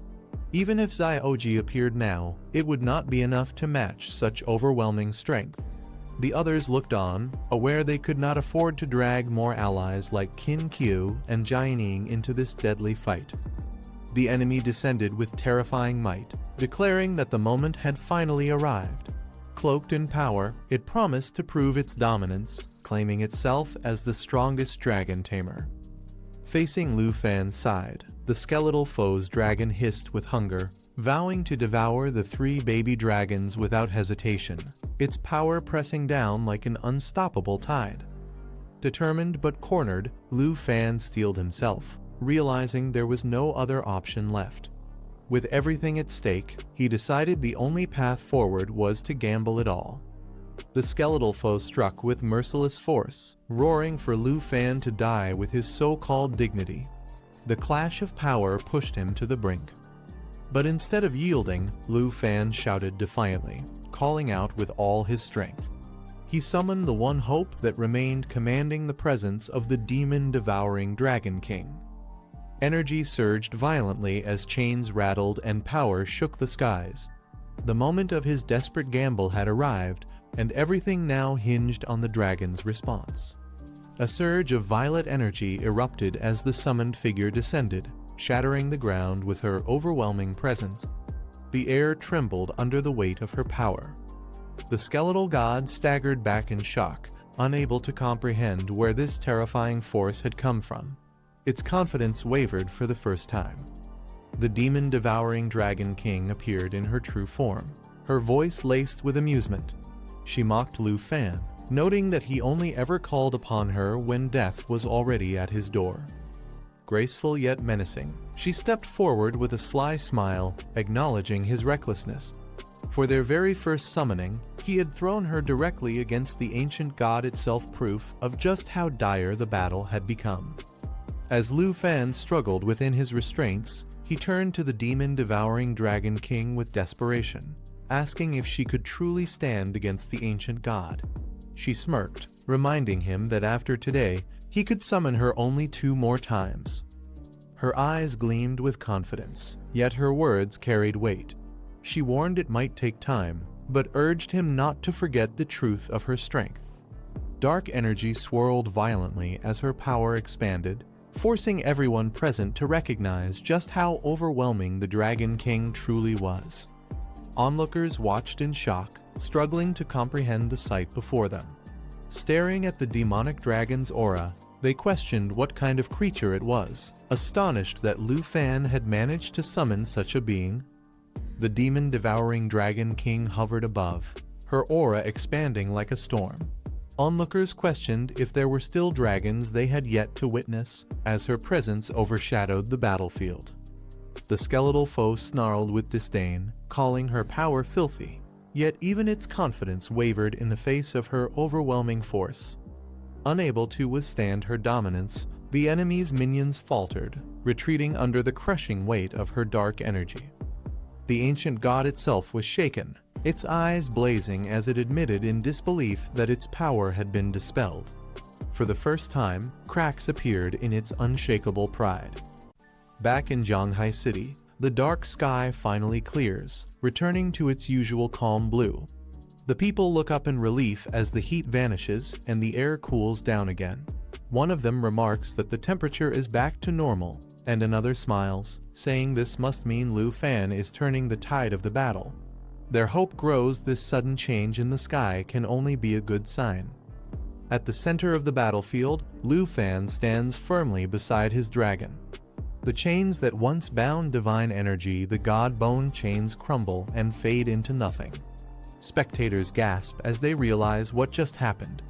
The demon-devouring Dragon King had effortlessly dispelled the power of the ancient god, something no ordinary creature could ever do. Lu Fan's calm expression contrasts with the overwhelming force around him, showing that he's still in control. But before anyone can react, an enormous fiery skeleton rises in front of them, flames twisting across its body like molten armor. Its voice booms, demanding to know who will face it next. It's a being shaped like a dragon, but without a soul, a hollow shell burning with destructive power. As it gathers energy, the ground trembles. The sky once again flares with light as the burning heaven and destroy hell blast begins to charge. Watching from afar, another figure observes the scene, stunned by what they're witnessing. They realize the terrifying truth: Lu Fan's dragon has reached Dragon King level, the very peak of dragon evolution. And even more shocking, she's fighting for Lu Fan, controlling 4 elemental attacks at the same time. A power like that, they think, should be impossible for any ordinary tamer. The fiery skeleton roars in fury, its voice echoing across the battlefield. Flames surge around its body as it declares that the mockery has gone on long enough, it's time to end this. Seeing that, the enemy realizes things have taken a bad turn. The skeletal beast unleashes a devastating surge of power, merging fire and lightning into a blazing inferno. The explosion shakes the sky, and both dragons are engulfed in the shockwave. Lu Fan grits his teeth as the force hits him, struggling to stay on his feet while his dragon braces against the impact. The pressure becomes overwhelming. The massive skeleton descends through the storm of fire, its strikes relentless and heavy. Lu Fan's dragon growls in pain but refuses to back down. Despite the chaos, their bond holds firm. The two continue fighting side by side, pushing through the flames and destruction. As the clash intensifies, multiple elemental forces collide. Fire, lightning, wind, and ice twist together in the air. Lu Fan commands his dragons with precision, each one responding instantly. The battle now blazes brighter than ever, a storm of raw power and willpower, with neither side willing to yield. The fiery skeleton lets out a final roar, but before it can strike again, its movements start to slow. Ice begins creeping up its body, freezing the flames that once burned so fiercely. Panic flashes in its eyes as it struggles to move, muttering in disbelief that this can't be happening. Within seconds, its entire form is sealed in crystal ice. But the battle isn't over yet. The skeletal creature cracks through the frozen shell, its voice echoing in defiance. It speaks of a power greater than fire itself and asks if Lu Fan truly has the resolve to face it. As it breaks free, dark energy surges around its frame, the god bone barrier activating once again. Across the field, Lu Fan's dragon responds, its aura pulsing in sync with its master.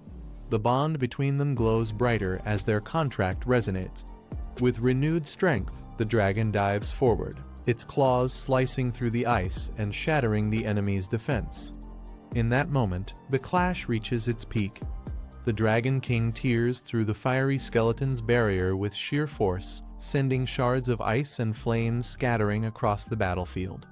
The enemy's defense collapses, leaving nothing but silence in its wake. The battlefield trembles once again as the remaining enemies watch in disbelief. They can't believe what they've just seen. Lord Godbone, the being they once thought unbeatable, has been defeated so easily. One of them mutters that the Dragon King fighting for Lu Fan is even stronger than the ancient god himself. The skeletal warrior turns toward Lu Fan, its red eyes flickering with unease. It tries to regain composure and taunts him, asking if he's worried about his master's safety. But before it can act further, Lu Fan gives no reply. His focus remains firm. The skeleton leaps into the air, launching a fierce assault. Dark arrows ignite behind it, each burning with destructive magic. It fires in rapid bursts, creating a rain of blazing projectiles known as the arrows of the Dark Serpent, each one carrying immense power. But Lu Fan and his dragons don't falter. They counter with a synchronized strike. Beams of pure energy tear through the sky, shattering the incoming attack. Lu Fan's voice cuts through the roar of battle as he warns his opponent to worry about himself instead. His dragons surge forward, wings glowing with divine energy as the clash resumes with unstoppable force. The skeletal warrior grits his teeth, anger flashing in his crimson eyes. He curses under his breath, admitting that no one commands him anymore, not even Lord Godbone. The only goal he has left now is to kill Chen Tianjai. But as Lu Fan's dragons encircle him, his expression shifts from fury to panic. He realizes that every one of Lu Fan's dragon pets is now targeting him at once. The air trembles as their combined power gathers, surrounding him from all sides. Chen Tianjai steps forward, his aura blazing with determination. He shouts that his enemy will never turn the tables again. Energy crackles around him as he unleashes a charged strike that pierces through the storm of flames. The skeletal beast lets out a mocking laugh, claiming he won't be intimidated just because Lu Fan commands the Dragon King. Yet despite his arrogance, he's clearly shaken. He swings his massive claws down with raw rage, declaring his hatred for Lu Fan's overconfidence. The two forces collide, their powers exploding in a storm of light and shadow that shakes the heavens once more. The clash rages on, blades and magic tearing through the battlefield. A piercing strike cuts through the skeletal warrior's guard, sending him reeling as dark energy bursts from the wound. He groans in pain, realizing he's losing control of the fight. Chen Tianjai's attack doesn't stop. He pushes forward, his strikes relentless, forcing the enemy back with every blow. The skeletal foe, blood spilling from his mouth, glares at him in fury. He shouts that he despises how Chen can rise so quickly, achieving strength in just a single step, while he himself is bound by the Jin family's orders, forced to fight for something he doesn't even believe in. Chen says nothing, his eyes sharp and calm as he channels more power into his blade. The red glow intensifies, his attack charging to its next stage. Suddenly, a monstrous roar shakes the air. Flames engulf the arena as the destructive dragon spreads its wings, unleashing waves of molten fire. The blast consumes everything in its path, melting stone and sky alike as the battle reaches its fiery peak. As the flames rage around him, Chen Tianjai kneels, his body trembling under the burning heat. He mutters that no one could ever understand his situation, that the golden bead was the only light in his hopeless life. His voice cracks as he explains that while others may see him as a villain, to him, this was his only chance to climb out of despair. He lifts his head, eyes filled with bitterness. He tells Lu Fan that someone like him would never understand someone who already has everything. A twisted smile spreads across his face as he admits that he doesn't care if people accuse him of selling his dignity. Survival was the only thing that ever mattered. His power begins to spiral out of control, flames and lightning mixing into a chaotic storm. Lu Fan's dragons brace themselves as a massive wave of energy erupts. Chen Tianjai screams in hatred, his voice echoing through the battlefield as his strength begins to collapse in on itself. Even as his body burns away, he reaches out one last time, shouting that he will never let go.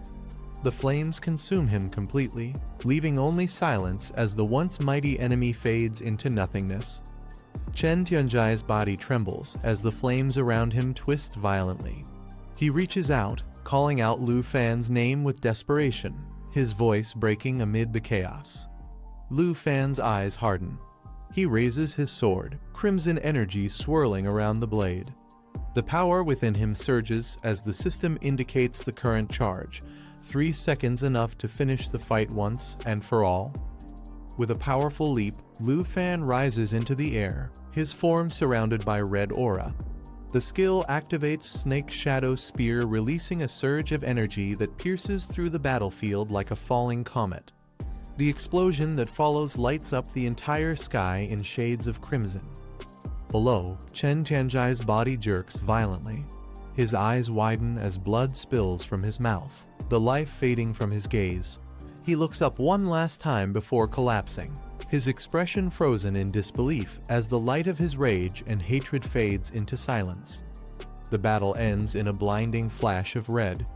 Chen Tianjai's body stiffens, his final breath escaping as the crimson energy pierces through his chest. His body shatters into fragments of light, scattering into the wind. As the dust settles, Lu Fan lowers his weapon, his expression calm and unreadable. The fiery glow around him slowly fades, leaving only silence in its wake. For a moment, he stands there quietly, watching the remnants of his fallen opponent disappear. Turning away, Lu Fan's dragon wings unfold once more as he surveys the battlefield, now littered with the aftermath of destruction. In the distance, his dragons descend, their forms surrounded by fading embers. One of them calls out, teasingly asking if he's finally done with his work. Another chuckles, asking if he's ready to clean up the mess they made. Lu Fan glances back with a faint smirk, the storm behind him finally coming to an end. As the sky clears, Lu Fan stands over the battlefield, his gaze fixed on the fallen ancient god. With a calm expression, he remarks that the enemy seems to have only a single breath of life left. Turning slightly, he asks his dragon if he should finish the job himself. The Dragon King lets out a low growl, saying that using up all its energy on a nearly dead opponent would be a waste. It teases Lu Fan, suggesting he wouldn't want to miss the chance to face even greater enemies together in the future. From the rubble, the ancient god's voice rumbles weakly, but with a trace of defiance. He calls the dragon interesting, questioning if it truly intends to kill him. Then, his tone shifts manipulative and tempting. He tells the dragon it was born to wield power, offering to grant it the strength of the ancient god himself. The air grows tense as his final words echo through the silence. "Join me," he says, his crimson eyes glowing faintly in the shadows, trying to lure the dragon with the promise of unimaginable power. The Dragon King remains silent, its expression unreadable as it contemplates the ancient god's tempting offer. Meanwhile, Xiaoji suddenly glows with bright green light, startling Lin Beiwei. She looks at it in confusion, asking what it's trying to do. At the center of the battlefield, Lu Fan steps forward, surrounded by blazing energy. He calls out to the demon-devouring Dragon King, reminding it of their contract, and orders it to begin. The Dragon King lets out a low laugh, mocking Lu Fan as lightning swirls around it. It asks if the little dragon tamer is afraid of being betrayed, its power surging once more. Lu Fan stands firm beside his dragon, declaring that he doesn't care about the power of the ancient god. Their combined energy flares as light and flames collide against their enemy. From within the rubble, the ancient god weakly mutters that he didn't expect the Dragon King to side with humans, realizing too late that his time is ending. The Dragon King unleashes a powerful strike, its energy bursting into a massive explosion that fills the sky with color. As the smoke clears, the ancient god's voice echoes faintly, warning them not to think his death is the end. His lingering power spreads as dark energy begins to move once more. As the dust settles, the ancient god's voice echoes through the air, mocking them even in defeat. he reveals that he isn't the only one of his kind. He says there are 36 other ancient gods still dormant, waiting to awaken from their slumber. His words send a chill through everyone present. The ancient god's fragmented body begins to glow as flames and lightning swirl around him with his final breath. He warns that when the others awaken, all of them will perish, leaving behind only his fading laughter in the burning air. Dark energy beasts fill the sky, but within moments, they all start disintegrating. The woman on the battlefield watches in shock, realizing the monstrous creatures have completely vanished. Nearby, another fighter turns toward the scene, shouting for everyone to look. The entire battlefield begins to calm as the chaos fades away. A bright figure surrounded by divine light stands tall. It's Lu Fan. His victory is clear, and the survivors cheer with relief, celebrating that they're all safe. As the dust settles, Lu Fan's burning footsteps mark the ground. The battle is over, but his power still lingers in the air. As the dust clears, Lu Fan finally relaxes, saying the fight is over. Standing beside him, the demon woman watches the aftermath while he notes how powerful the ancient gods truly are. His level rises again, marking another step forward. He admits that he had no choice but to rely on her power, even though doing so drained all his strength. The battle's toll is clear, but his resolve remains firm. Checking his system screen, Lu Fan sees that he's now just one step away from completing his third transformation. The data confirms his progress and the enemies he has conquered. The demon woman turns to him with a teasing smile, asking how he plans to thank her. Lu Fan looks slightly annoyed but stays silent, knowing she enjoys testing him. The demon woman teases Lu Fan, asking if he plans to break their agreement. He replies that she was the one who insisted on answering his call. She laughs, calling him clueless about romance. She explains that according to the ancient god of the god bone, more gods are about to awaken, and Lu Fan still has 2 chances left to summon her. With a playful tone, she asks what his next move will be and offers to help if he lets his guard down. Lu Fan tells her the battle is over, and she should return before someone mistakes her for a monster. She smirks and asks if he's worried about her, amused by his serious tone. Instead of leaving, she playfully says it's fun to appear in human cities and jokes that she'll just say it's cosplay. Lu Fan looks up at her, speechless, as her mischievous grin widens. Lu Fan retrieves a glowing cube, the system identifying it as the ancient god Origin. The strange artifact emits a powerful aura that fills the air with tension. He examines it closely, asking the demon woman if she knows what it is. She explains that it's the core of resurrection, a fragment that, after thousands of years, can regenerate into god bones once again. Realizing the danger, Lu Fan asks if that means the ancient god isn't completely destroyed. Her silence confirms his suspicion, leaving him uneasy. Lu Fan stares at the cube in disbelief, realizing it's not just a remnant, but the seed of revival for the ancient god. The demon woman explains that ancient gods can never be completely killed. Even after death, they leave behind their origins, and this seed will eventually revive on its own. There's no way to destroy or seal it. Lu Fan looks at the cube, realizing it's a ticking time bomb. If left unchecked, it could bring disaster once again after 10,000 years. She tells him that while it's dangerous in the wrong hands, to him it's a valuable treasure. Confused, Lu Fan asks what she means by that. Before she answers, a massive spirit appears. The entity recognizes Lu Fan's 2 dragons, revealing they were once guardians of the sacred tree of the living Dragon King before being slain by sub-dragons. The ancient figure speaks, explaining that Lu Fan's dragons are now tainted by the aura of the ancient gods, an energy that disgusts him. He realizes Lu Fan must have used the essence of an ancient god to alter their bloodline. He points out that this corruption allowed the dragons to evolve into their current form, the fallen holy dragons, creatures that carry both divinity and decay. Lu Fan reflects, realizing that the power enabling their evolution comes from crystallization, the very energy that fuses divine strength into living beings.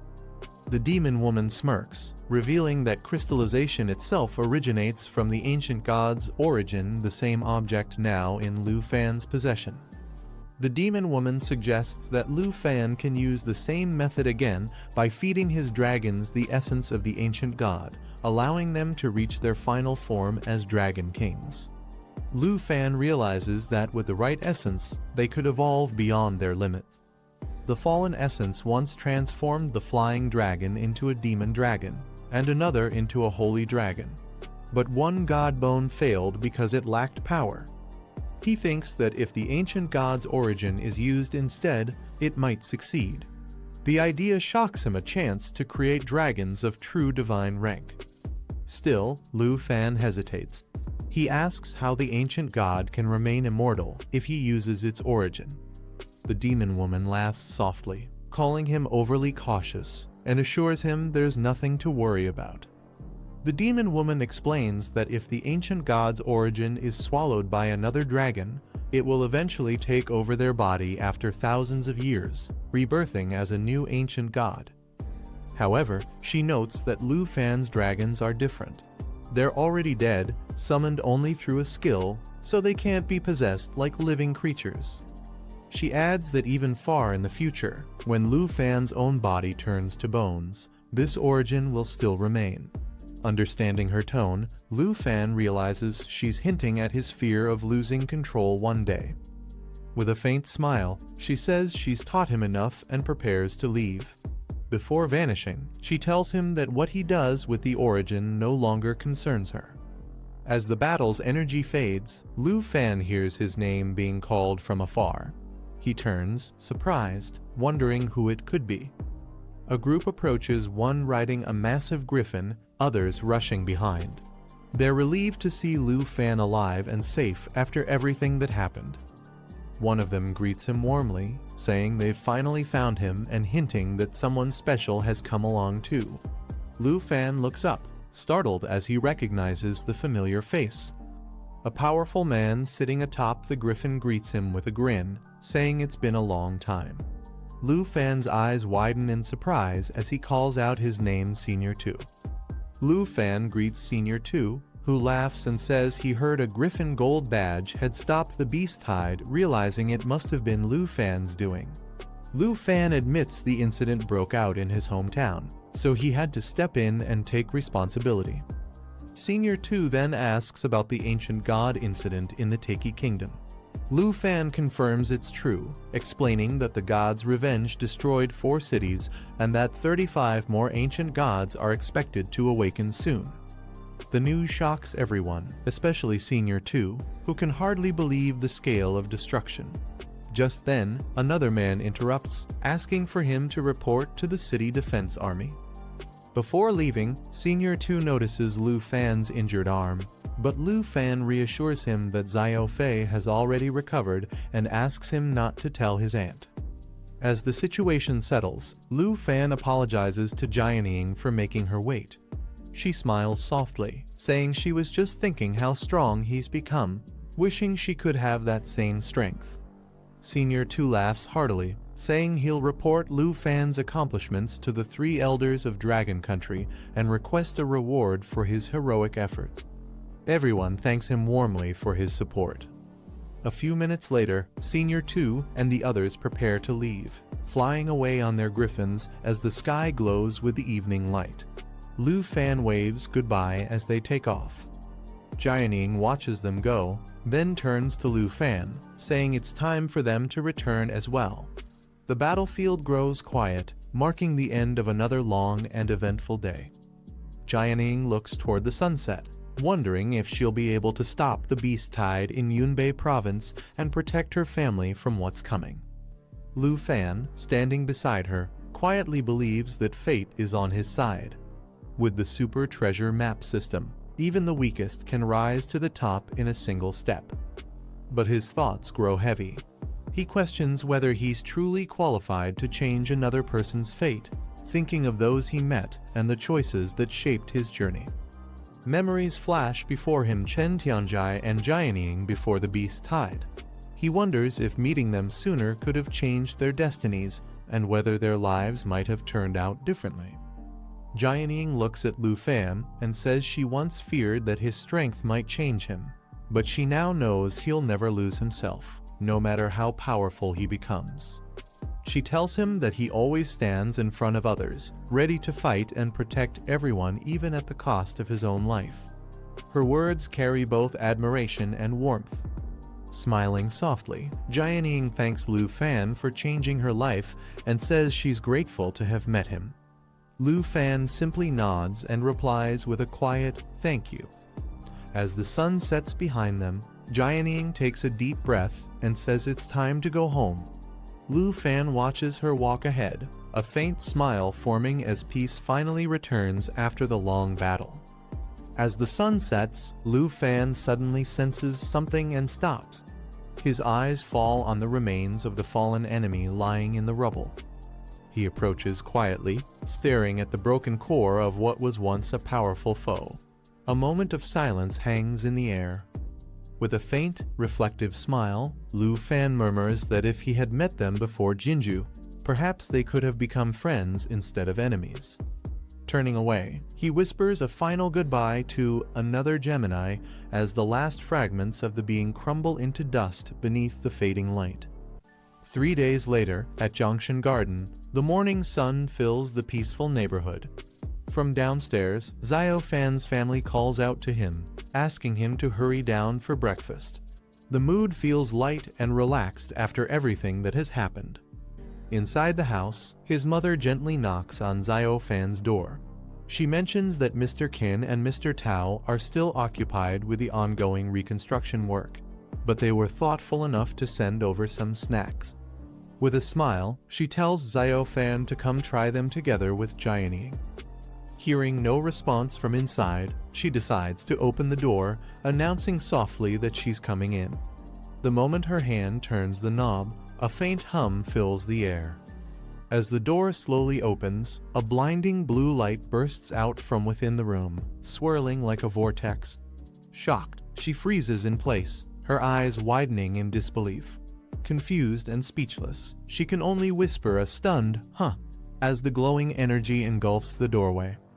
At the ruined palace courtyard on Tianfu Island, a mysterious glow emanates from the lake, a source more powerful than any crystal, said to be the core of an immortal god. He recalls that even the demon-devouring dragon kings never dared to touch such overwhelming power. Realizing her fear of being possessed by the ancient god was real, he studies the glowing cube in his hand as it pulses with divine energy. Turning to the fallen corpse holy dragon, he remarks that only they can endure an experiment like this. The dragon roars in response as the power intensifies. Holding the glowing cube tightly, he turns to Xiao Fei and warns her to stay alert. If anything goes wrong, especially if the Divine Bone's ancient god awakens, things could spiral out of control. The energy around him starts to pulse violently, shaking the ground beneath them. Without wasting a moment, he commands her to recall the fallen corpse holy dragons immediately. Xiao Fei nods quickly and begins the summoning spell as bright sigils light up around her. The golden dragons respond to her call, roaring as their massive bodies surge with divine energy.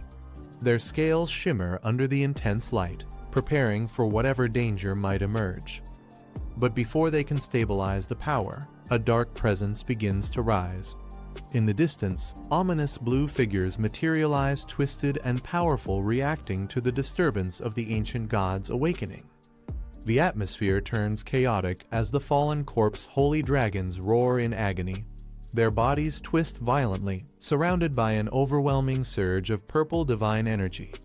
The power of the ancient god begins to manifest, shaking the ground with its intensity. He watches closely, realizing that each roar carries both pain and transformation. The dragons are enduring immense suffering, their forms bending and breaking under the divine pressure. Yet, within that agony lies a strange beauty, a hint of evolution taking place before his eyes. He recalls his own past encounters with this godly force, how every time it consumed him, he was torn apart in excruciating pain. But from that torment came rebirth, strength, and evolution beyond limits. Then his eyes widen in disbelief. The dragons, once separate beings, start merging together, their light fusing into one massive, radiant form. The sky vibrates as a colossal creature, born of divine wrath and rebirth, roars with unstoppable might. The intense energy surges beyond control, shaking the entire area. Realizing the danger, he shouts for Xiao Fei to cast the light of jade. Without hesitation, she spreads her wings and summons a brilliant green light that envelops everything around them. The spell releases waves of energy, forming layers of protection that shield them from the destructive divine force. The light of jade amplifies their strength, removes all debuffs, and enhances their healing, stabilizing the chaotic power that rages within the fusion. As the light fades, smoke fills the air. Coughing, he calls out to the fallen corpse holy dragons, asking if they're all right. Slowly, the air clears, revealing him sitting amidst the debris, exhausted but alert. Then, his eyes widen in disbelief as he senses a strange pulse through the bond. The system activates again, displaying a message that reads. He checks the system interface and notices the fallen corpse holy dragons remain dormant, still surrounded by divine energy. The dragon bone flute has become unusable, and the system displays the jade dragon's contract details, showing its evolved abilities and nature assimilation skills. Realizing they can't wake the dragons yet, he tells Xiao Fei to return home and wait for the process to stabilize. Deep down, he prepares for the worst, ready to use the demon crystal cannons to destroy the newborn divine bones if the evolution fails. Xiao Fan notes that the fallen corpse holy dragons can be resummoned once the evolution completes and hopes to recover the ancient god's source. Knowing the process will take time, he decides to wait 24 hours for the results. Returning home, he's greeted by his mother, who informs him that someone from the city garrison came looking for him. Commander 2 wants to see him. She reminds him to eat the snacks Mr. Qin sent over, but Xiao Fan rushes off, saying he'll eat after meeting Commander 2 for something important. At home, Jianing relaxes while watching the news, showing the ongoing election for the new ruler. Public support for the Liu family continues to fall as reports reveal the divine beast tide's destruction of the Tegi nation. Her friend comments that the Tegi nation barely survived, only spared because the ancient god's power was targeting Liu Fan instead. Meanwhile, at the Zhanghai City Garrison headquarters, Commander 2 sits in the conference room, waiting as he calls someone to enter. Xiao Fan arrives at the headquarters, assuming Commander 2 called him regarding the ancient gods. Commander 2 confirms and mentions new intelligence from the northern borderlands. Reports suggest the Divine Bone's ancient god may be dead, but 35 others are expected to awaken. He continues that the fallen corpse ancient god has already shown signs of awakening after a massive earthquake triggered an avalanche in the northern region. On the other side of the mountain range, a shocking sight appeared. A second blood moon now hangs in the sky, signaling that something even greater is about to begin. Xiao Fan is shocked to hear that the giant beast buried beneath the snowy mountains of the northern borderlands has opened its second eye. Commander 2 adds that from the barracks, they can hear the entire mountain range vibrating like a living heartbeat. The energy pulsing through the ice sounds like the rhythm of the blood moon beast's heart. Due to the increasing danger, all exploration missions are suspended, and troops are ordered to retreat 50 kilometers from the mountain range. Xiao Fan recalls that when he was with the 18th Squad, he discovered the blood moon beast wasn't the fallen corpse ancient god, but likely its servant. The real ancient god still sleeps sealed inside a black coffin. Commander 2 agrees, explaining that the Divine Bone's ancient god awoke earlier than expected and already possessed immense power between level 110 and 120. He notes that even the Blood Moon beast alone is enough to unsettle everyone due to its destructive force. If the true fallen corpse ancient god within that black coffin ever awakens, it would bring unimaginable catastrophe to the Dragon Country. Commander 2 tells Lu Fan that even if the fallen corpse ancient god awakens, Dragon Country still has him, the dragon tamer who once defeated the Divine Bones ancient god. He reassures Lu Fan that with his strength, there's still hope to protect the nation. Lu Fan humbly responds, thinking Commander 2 is exaggerating. Commander 2 explains that the words aren't his, but from Elder Han, one of the 3 elders of Dragon Country, who holds Lu Fan in high regard. At Elder Han's proposal, the 3 elders representing the combat, enhancer, and life classes have agreed to a joint plan to completely annihilate the fallen corpse ancient god. Commander 2 tells Lu Fan that as the only person to have ever killed an ancient god, he is now chosen to become the guardian of Dragon Country. The High Command of Dragon Capital pledges full support, promising to provide every available resource to nurture his growth. 2 explains that Lu Fan will serve as the kindling of their hope, their ultimate weapon against the ancient gods. Presenting a legendary grade medal, he asks Lu Fan if he's willing to join the kindling plan. Inside the Zhanghai City Garrison headquarters, the atmosphere is tense as high-ranking officers convene in the conference room. The mission on the table is no ordinary one. It's called the Kindling Plan, a strategy meant to secure the nation's survival. The commander's eyes fix on Lu Fan, knowing only he has the potential to make it succeed. With a serious tone, the commander tells Lu Fan that he is the key to their victory, but warns that this mission comes with immense responsibility. Every decision will carry weight, and failure isn't an option. He urges Lu Fan to think carefully before giving his answer. Lu Fan stays silent for a moment, his expression unreadable. He understands what's at stake. This mission could change the fate of Dragon Country itself. The light from the window catches his face as he finally raises his head, confidence flickering in his eyes. With calm resolve, Lu Fan accepts the task. He says that protecting Dragon Country is not a choice, but a duty he will never turn away from. His words bring a sense of assurance to the room. The spark of the kindling plan has officially been lit. Hearing Lu Fan's decision, the old commander bursts into laughter and claps him on the shoulder, calling him brave for accepting such a dangerous mission without hesitation. His proud expression shows both relief and respect. He admits he didn't expect Lu Fan to agree so quickly, since the burden isn't something anyone should have to carry alone. Lu Fan smiles lightly, saying that if the 3 elders had another candidate, he would have just protected the people close to him. Holding a glowing pendant symbolizing the Guardian's role, Lu Fan explains that with so many lives in Dragon Country depending on him, and the elders' faith in his ability to stop the ancient gods, he has no reason to back down. Determined, Lu Fan grips the pendant tightly and declares that he's ready to become a guardian to fight for everyone and ensure the survival of Dragon Country. The old commander laughs heartily, clearly proud of Lu Fan's determination.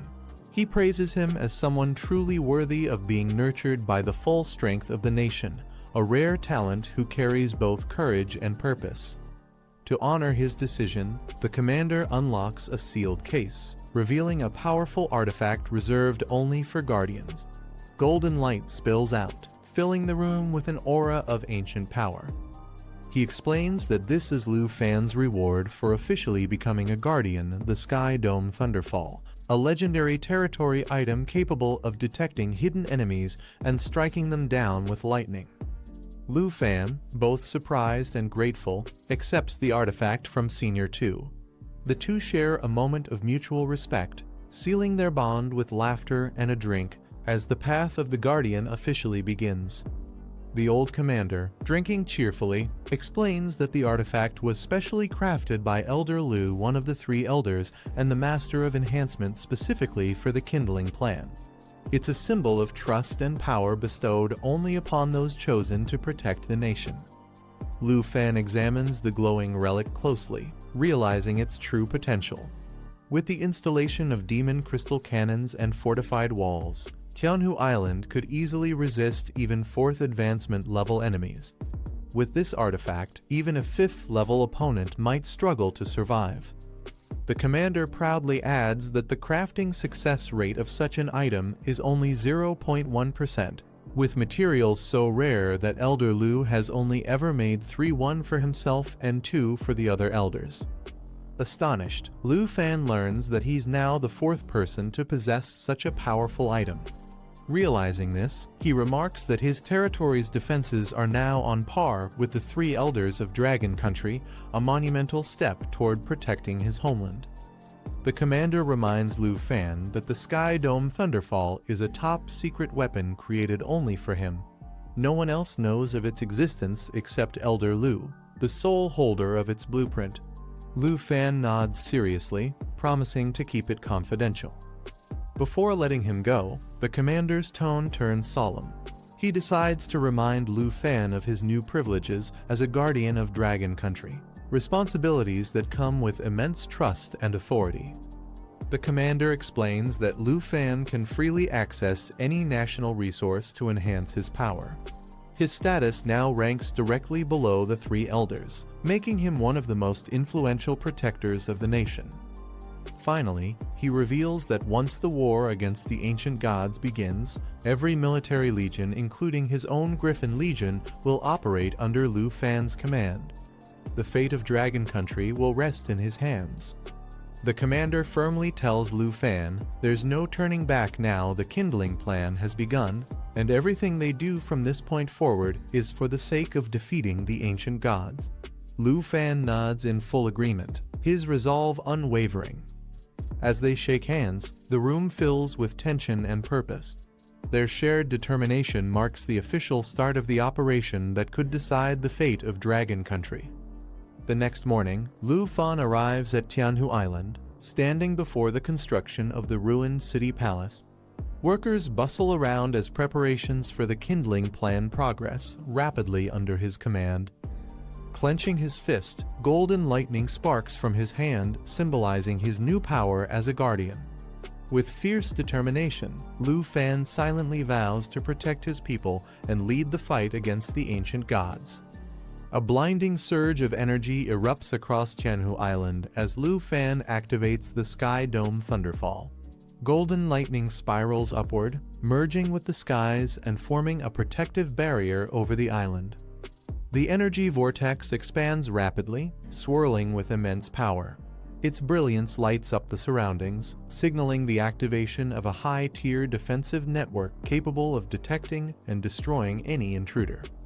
The nearby officers and workers panic as thunder roars through the sky. One of the commanders looks up in shock, thinking it might be an enemy attack, unaware that it's Lu Fan's newly established defense field. Standing within the storm, Lu Fan watches the formation complete. The commander's voice echoes in all these defenses rival those of the 3 elders themselves. Tianhu Island's name and power are now etched into Dragon Country's legend. As the lightning barrier stabilizes, an officer named Morozov approaches Lu Fan, stunned by the sheer scale of the defense system. He asks what kind of mechanism could produce such power. Lu Fan simply smiles, saying it's confidential and must remain a national secret. Morozov studies the barrier closely, sensing its overwhelming energy. He realizes it's no ordinary structure. It's a legendary grade system far stronger than the demon crystal cannons, likely the work of a master-level craftsman. Suddenly, the defense system reacts on its own, releasing a burst of light toward an inactive zone. Confused, Morozov wonders if the system malfunctioned since there's no construction or movement in that area. Lu Fan's expression hardens as he focuses on the disturbance. His eyes widen in shock. What the system detected wasn't an error. It was the fallen corpse Holy Dragon's cocoon, something that should not have existed there. A sudden gust of powerful wind surges through the construction site, catching everyone off guard. Lu Fan quickly senses danger and warns everyone to stay back, realizing the airflow is coming from the palace courtyard. Determined to confirm his suspicion, Lu Fan rushes toward the courtyard, ignoring Morozov's call to stop. The man tries to ask if he can at least study the strange energy, but Lu Fan refuses sharply, insisting that no one approach. Watching Lu Fan vanish into the storm, Morozov sighs, understanding that only a national-level master could have built a weapon of such magnitude. His curiosity grows as he considers that this might be the work of the legendary Enhancer class figure himself. Meanwhile, deep within the courtyard, dark energy pulses from the massive cocoon. Its surface cracks slowly as something ancient and ominous begins to stir inside the fallen corpse. Holy Dragon is awakening. Deep within the courtyard, the massive cocoon pulses violently, releasing waves of blue energy that shake the ground. Cracks spread across its surface as an overwhelming presence begins to awaken from within. Lu Fan arrives just in time, shielding his eyes from the blinding light. He realizes with alarm that the fallen corpse Holy Dragon has reached its final stage of evolution and is moments away from breaking free. As energy readings spike, the countdown to the creature's emergence begins. Lu Fan braces himself, understanding that once it evolves, its power could surpass anything he's faced before. In a flash of green light, Xiao Fei appears beside him, her wings unfurling with divine energy. Lu Fan quickly instructs her if the dragon becomes possessed again, she must activate the dragon domain instantly to contain it before disaster strikes. The cocoon glows brighter than ever as the countdown to the final evolution reaches its final seconds. The ground shakes violently while bursts of blue energy tear through the air, signaling the creature's imminent transformation. Xiao Fei narrows her glowing green eyes, readying her powers. With a determined cry, she channels her energy to defend Lu Fan from the overwhelming aura radiating from the cocoon. A powerful green light envelops them both as Xiao Fei activates her skill light of Jade. Layers of protection form around Lu Fan, erasing debuffs, boosting his stats, and fortifying his defenses through the power of her Jade Dragon bloodline. As the protective barrier solidifies, the cocoon bursts open with a blinding flash. Within the roaring surge of power, the fallen corpse Holy Dragon begins to emerge, shaking the entire courtyard with its rebirth. As the light fades, Lu Fan coughs from the lingering energy waves, glancing around to find Xiao Fei standing beside him. Her wings shimmer faintly as the dust settles, revealing the massive silhouette forming before them. Lu Fan's eyes widen in disbelief when he spots the towering skeletal figure of the dragon, its body gleaming with divine energy. The cocoon has completely dissolved, marking the end of the transformation. The fallen corpse Holy Dragon's evolution is complete. It now bears the title Divine Bones Dragon King Armor of the Fallen Mountain. Its stats and abilities have risen to an unimaginable level, radiating overwhelming strength. Standing beside Xiao Fei, Lu Fan gazes at the majestic creature with awe and resolve. The evolution is a success. Dragon Country has gained another legendary guardian, and the battle against the ancient gods has just taken a new turn. As the light clears, Lu Fan observes the massive creature before him and quickly analyzes what happened. The dragon's transformation wasn't just an evolution, it had absorbed every fallen corpse and puppet from the battlefield. The fusion of these countless beings condensed their strength into raw power, converting them directly into the dragon's stats. This overwhelming surge allowed it to surpass its previous limits entirely. Now, its base stats reach the hundreds of thousands, and with Xiao Fei's enhancement buff, its strength is capable of exceeding 1,000,000, a power level that even ancient beasts would fear. The black-haired man stares at the glowing blue screen before him, his eyes widening in disbelief. His attribute values have skyrocketed far beyond expectation. A faint smile forms on his face as he realizes what this means. He has finally reached the legendary Dragon King level. The power coursing through him feels unmatched, an overwhelming surge that makes the air around him vibrate. Suddenly, a thunderous roar tears through the sky as the massive skeletal dragon behind him awakens, its blue aura spiraling upward like a storm. The ground trembles under its presence. The man calmly observes that the dragon's level and rank have been replaced, and with every additional star, its attributes are multiplied. It's a power that grows exponentially, something no ordinary being could ever control. The intense light from the dragon's aura engulfs the area as the man stands firm, his coat fluttering in the wind. The dragon's breath has now evolved into the Godbone version, a form so advanced that even ancient dragon language magic no longer needs to be chanted. The man understands that the destructive force behind this ability could obliterate anything in its path, the kind of strength that could reshape the balance of the world itself. A few meters away, the green-haired dragon girl gently places her hand on the giant bone of the creature, her expression calm and composed. A soft hum escapes her lips, filled with satisfaction and pride. The aura radiating from the dragon reflects in her emerald eyes as she silently acknowledges the transformation before her, a power that now stands at the peak of divinity. The massive dragon lowers its glowing head, locking eyes with the black-haired man who stands before it. Its deep blue aura surges through the air, radiating divine pressure. The man calmly studies the creature's presence, sensing that its strength has evolved far beyond what it once was. The green-haired dragon girl reaches out and places her hand gently on the creature's snout. The dragon growls softly, responding to her touch as a faint hum of energy ripples through its scales. The bond between them feels stronger than ever, a connection forged through countless battles and growth.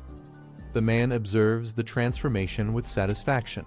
He notes that although the fallen corpse puppets have been absorbed and can no longer be summoned, their essence has merged into new attributes, granting the dragon powerful new abilities. A confident smile appears on his face as he gestures toward the creature, inviting it to unleash its upgraded skills. The Dragon King lets out a mighty roar, shaking the ground as the air swirls with blue flames.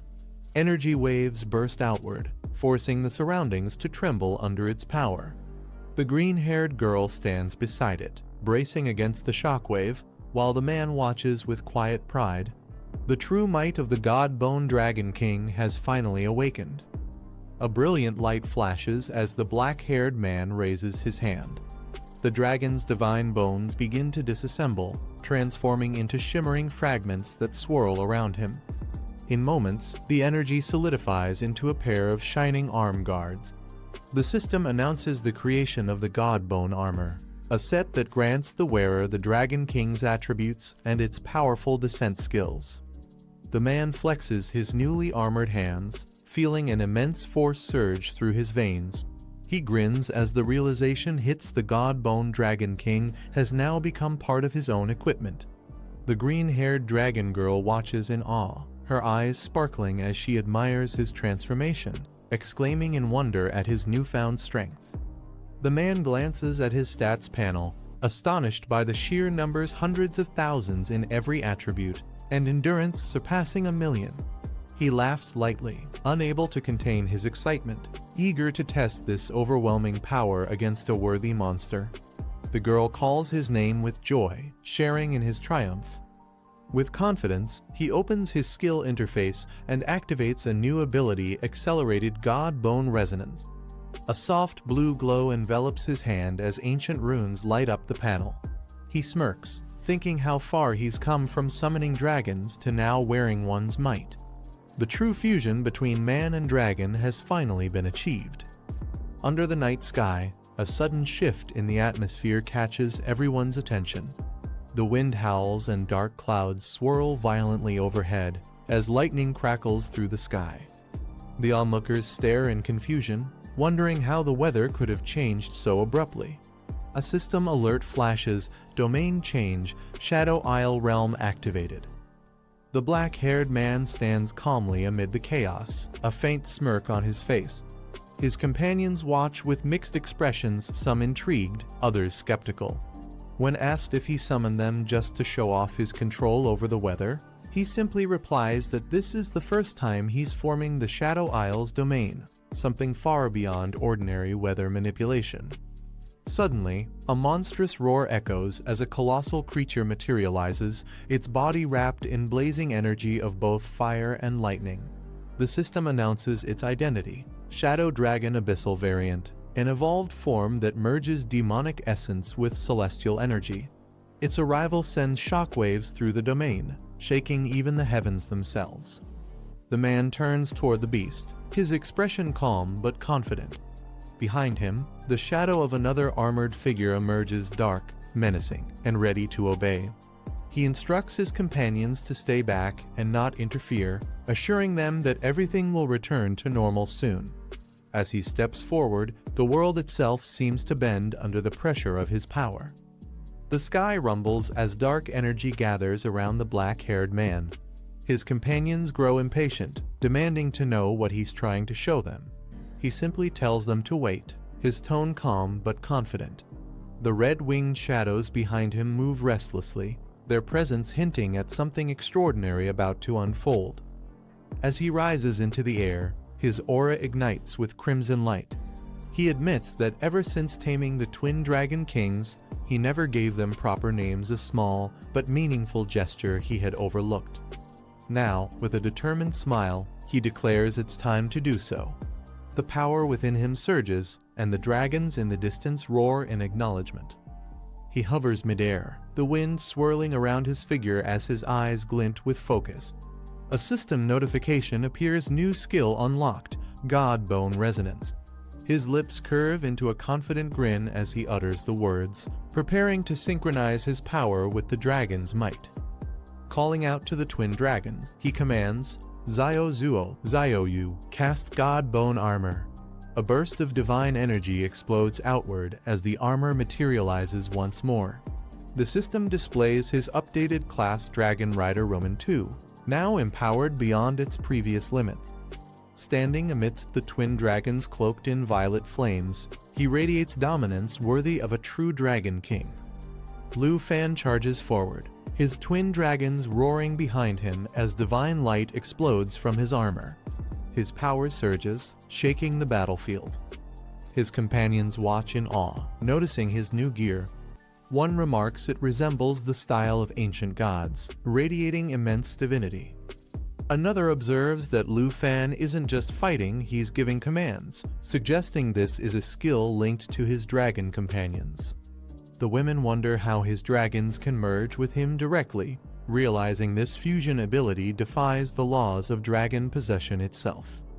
As Lu Fan merges with the twin dragons, energy ripples explode around him, forming the shape of a humanoid dragon. The fusion shocks everyone watching. The girls discuss that such power allows the summoner to equip items without using equipment slots, a rare ability unique to dragons. They realize this transformation perfectly releases a dragon's strength through a human body, making Lu Fan a true humanoid dragon. Clenching his glowing fists, Lu Fan smirks and calls out, Zio Zuo, Zio Yu, let's test our new skills. The ground trembles as divine and daimonic energy ignite around him. A blinding surge of light erupts as Lu Fan activates his ultimate move, the God Bone descends. His power shakes the earth, forming a colossal dragon aura behind him. The shockwave forces everyone to shield themselves as debris flies.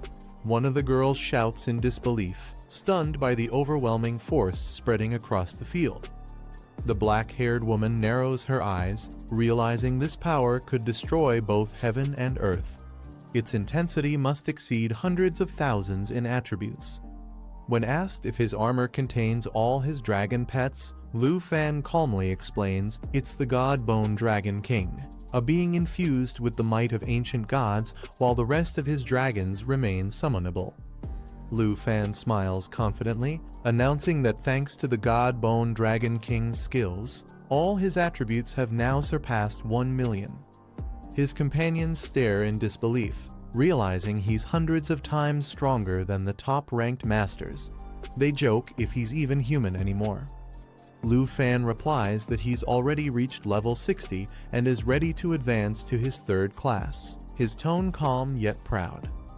As they prepare to move, Lu Fan instructs Marazov to keep everyone inside the palace for safety, warning that the outside remains unstable after the recent explosion. At Dragon City Academy's class transfer hall, Lu Fan reviews the difference between the second and third class transfers. The third has no branches, only an advanced evolution of the current class. He walks up to the glowing terminal, ready to initiate his advancement, confident that his next step will define his new strength. While checking the system, he realizes there's no record of a dragon tamer in the Academy's history. It's a completely unique profession that only he possesses. Smiling, he presses his hand on the device and confirms his transfer. "Then study it after 3 turns," he mutters, as the light around him intensifies. The class transfer ceremony begins at Dragon City Academy, surrounding Lu Fan in a bright surge of energy as the system initializes his advancement. He closes his eyes and smiles, feeling the powerful current flow through his body. The sensation confirms his evolution is starting. His consciousness drifts into a glowing void where the transfer process continues, but something unexpected interrupts the flow. A seductive demon girl suddenly appears, smirking as she teases him. Shocked, Lu Fan yells at her to stop, realizing she's interfering with his transfer again. The purple-haired demon girl smirks, saying she won't tease Lu Fan further. Since he's begun his third transformation, she decides to discuss something serious. She reveals crucial information: the location of the blade armor dragon egg, a rare and powerful creature hidden from the world. Whispering closer, she mentions it lies beyond Sakura country, deep within the mysterious Godfall wilderness. Lu Fan's eyes widen in surprise at the name. As the vision fades, the Academy's system announces his successful transfer. Lu Fan opens his eyes inside the chamber. His class has officially advanced to stage Roman 3.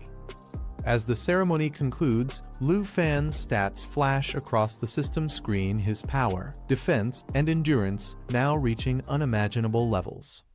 The young man studied a holographic map, locking onto a marked location deep within the mountains. His phone rang. Hai Shu was calling. Hai Shu informed him that all documents and his visa were ready, mentioning his connections abroad and confirming the money transfer. Smiling confidently, the man looked at the glowing map and muttered that everything was set. He was determined to obtain the blade-armored dragon egg. 3 days later, the young man arrived at the airport as the flight to Sakura country's Oya City was about to depart. During check-in, he prepared his documents and tickets, ready to head toward his destination. While on the plane, he recalled that Hai Shu had provided him with detailed map information.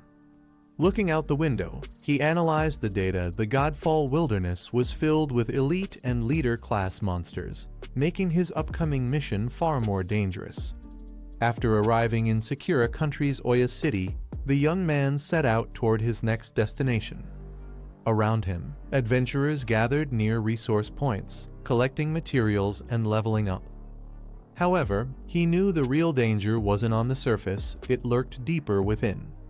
Based on Hai Shu's intel, the only route to reach the Godfall wilderness lay ahead, hidden beyond the city's outskirts. The young man boarded a special bus headed toward the Godfall wilderness. Inside, the seats were filled with adventurers, each with their own goals and ambitions. Some discussed lost comrades and rare resources, while others dreamed of earning recognition through dangerous quests.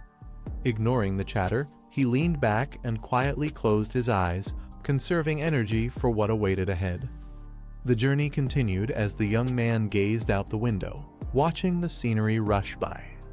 Hours passed, and the bus drove endlessly from noon until dusk without reaching its destination. As night fell, the vehicle sped along the quiet countryside roads under the dim streetlights. Finally, the driver broke the silence, announcing their arrival at Outpost No. 137. The bus stopped at a deserted outpost as the cold wind blew across the road. The driver warned that the next stop would be the final destination, asking if anyone wished to get off. Confidently, a few passengers replied that they were high-level adventurers heading to Outpost 138, boasting about their strength. The driver smirked after hearing their levels, muttering to himself before restarting the bus with a chilling, "Let's go then." The bus sped through a rough, winding path as the terrain outside began to change dramatically. The once clear roads faded into a desolate, snow-covered mountain trail. Darkness fell quickly, and the vehicle continued deeper into the wilderness. Wind howled across the cliffs while the bus's headlights barely pierced the thick mist. Inside, tension grew. Passengers peered out the windows, confused and uneasy. They realized the landscape didn't match their planned route, and questions erupted toward the driver. Watching quietly, the young man frowned. Something felt off: the direction, the atmosphere, everything. A sense of unease settled in as he muttered to himself, "Something is wrong." The young man compared the scenery with High Shoe's map. Realizing the route didn't match, they should have been heading straight to the Godfall wilderness. Unease spread as he glanced at the driver, noting something strange about his calm and silent demeanor. One of the passengers, alarmed, rushed forward and demanded the driver to stop, insisting they were on the wrong road and needed to turn back immediately. But instead of slowing down, the driver's expression darkened, and with a chilling grin, he slammed his foot hard on the accelerator. The situation inside the bus turned chaotic as panic spread among the passengers. One woman screamed while clutching the blue-haired man's arm as the vehicle sped uncontrollably down the rocky path. The man shouted at the driver to stop immediately, warning that he wouldn't hold back if the madness continued. His voice echoed through the cabin, filled with urgency and fear. But the driver didn't respond. His eerie smile widened, and under the dim dashboard light, a glint of metal appeared. He was holding a knife. Realizing the danger, the passengers braced themselves as the bus swerved violently, tires screeching against the gravel road, racing toward an unknown fate in the dark mountains. The blue-haired man grabbed the driver by the shoulder, shouting for him to turn the bus around before things got worse. Unfazed, the driver slowly lifted his knife, a sinister grin spreading across his face as he reached into his sleeve. The air around him crackled with strange energy. Glowing runes began forming in midair, surrounding his arm with a blinding light. The passengers gasped in horror as the man realized what it was. A teleportation formation was activating right before their eyes. In a flash of purple light, the young man's body began to distort as the teleportation formation pulled everyone into a swirling void. The air rippled violently, their surroundings shifted, and the next moment, they were standing in a dark, unfamiliar forest filled with glowing mist.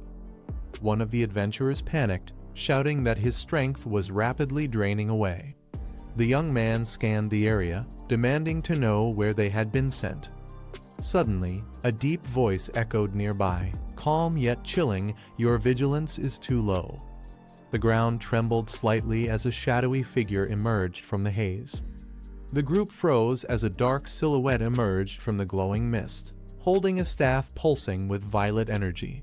The adventurers instinctively took a step back, demanding to know who he was. The young man's eyes narrowed, studying the figure's aura. He realized instantly this was no ordinary opponent.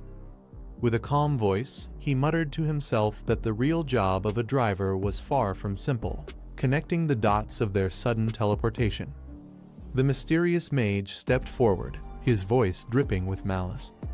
"Welcome to my hunting grounds," he declared, revealing himself as Harada, a level 79 secret mage.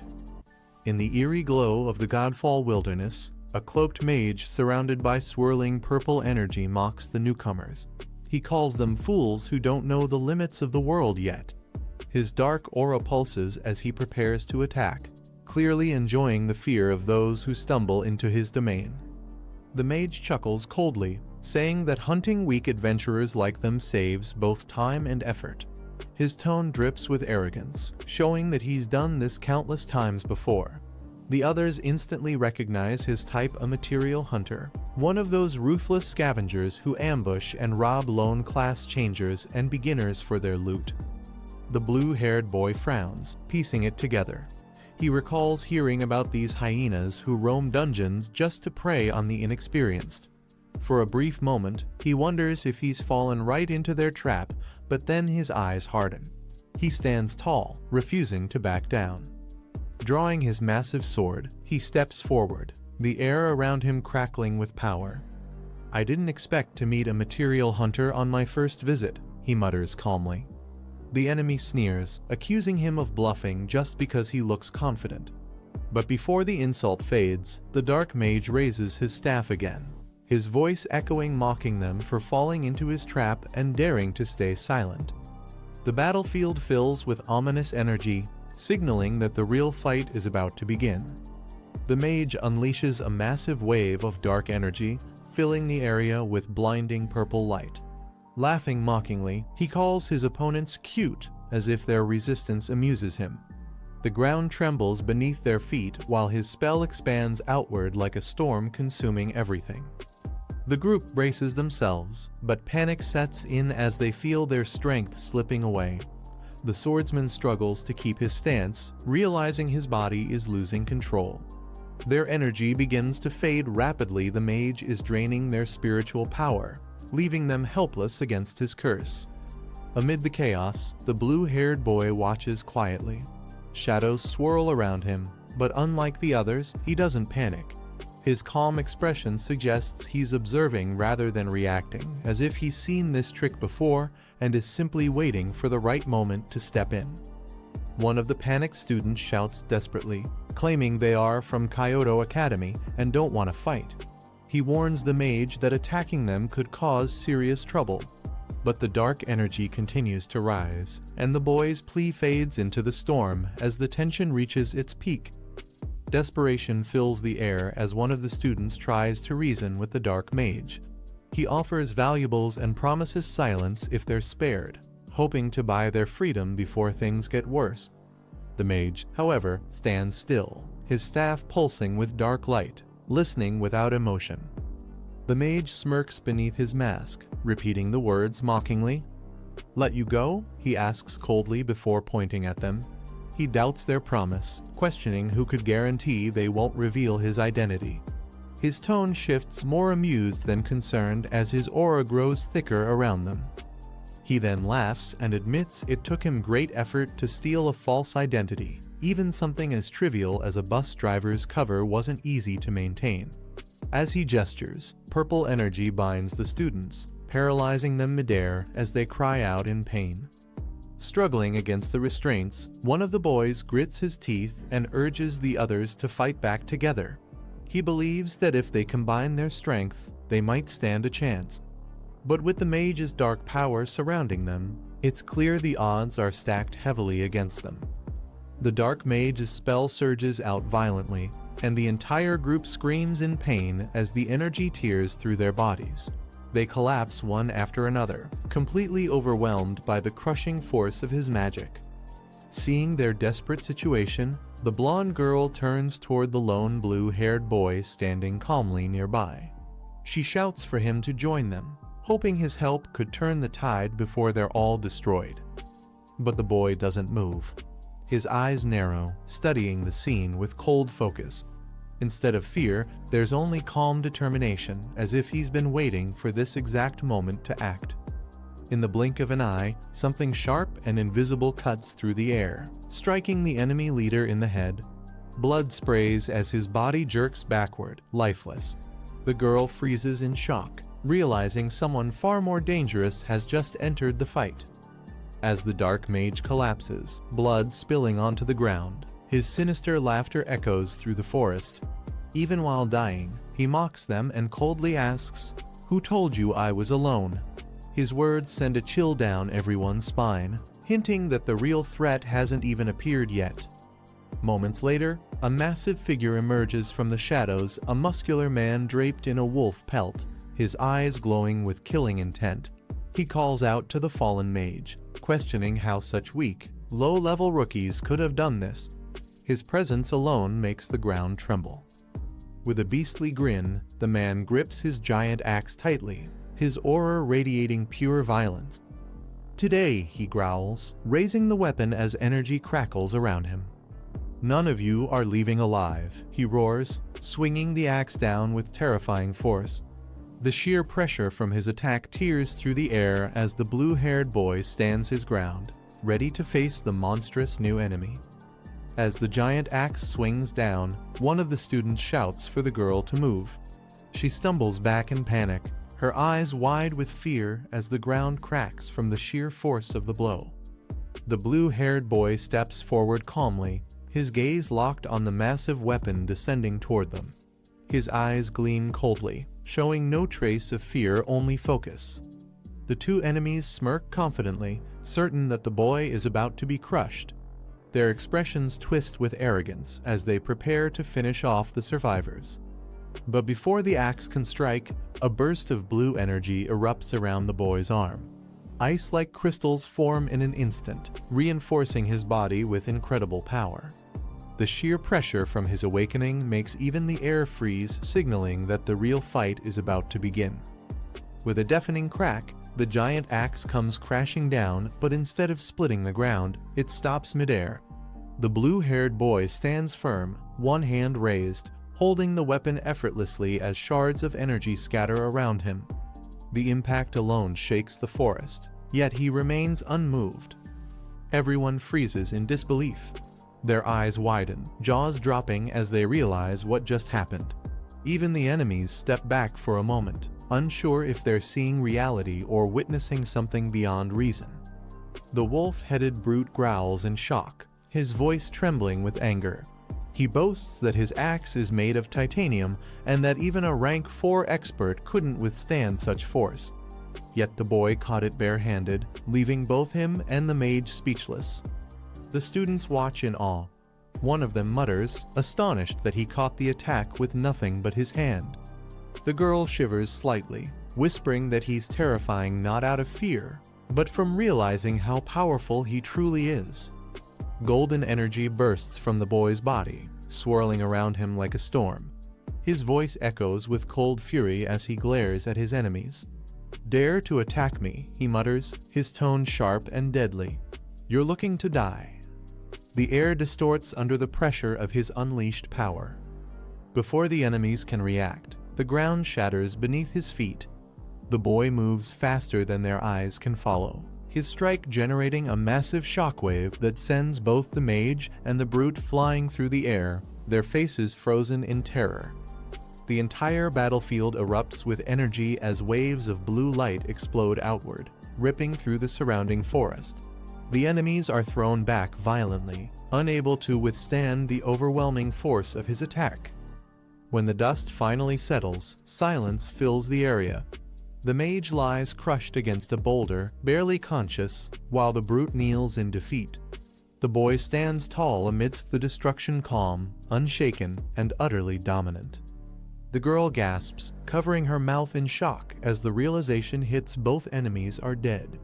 The others stare at the aftermath, unable to believe what just happened in mere seconds. A sudden gust of wind whips through the clearing as something massive unfurls behind the boy. Red, demonic wings spread out from his back, glowing faintly under the moonlight. Everyone around him freezes, eyes wide in disbelief. With a single movement, he slams his fist into the ground, and the shockwave blasts outward like an explosion. The earth splits, dust rises, and the sheer impact leaves everyone speechless. The group watches from a distance, trembling. One of them mutters that the boy killed 2 level 70 warriors without even breaking a sweat. His strength feels unreal, terrifying even, and all they can think now is one question: who is he? The 3 survivors stand among the fallen bodies, their faces pale from shock. The girl mutters that she regrets ever coming here, while the boy beside her insists they need to leave immediately. None of them want to stay in this cursed forest a second longer. They hurry through the woods, but the air feels heavier with every step. Strange vines slither quietly across the ground, creeping closer as if alive. The forest suddenly plunges into darkness. One of them panics, saying it was bright just moments ago. Another tries to calm the group, promising to use his searchlight to find their way. But the silence around them feels wrong, like something unseen is watching. He raises a glowing device that projects a magic circle, casting a faint blue light into the shadows. The faint glow illuminates the twisting vines ahead and reveals that the darkness around them is slowly closing in. The group cautiously moves deeper into the forest, unaware that several massive snake-like creatures slither silently around them. The faint beam of their light barely pierces the darkness as the forest grows eerily quiet. Suddenly, one of them halts, sensing something strange. The boy whispers that he hears a faint noise, something crawling nearby. His expression hardens as he realizes they're being surrounded.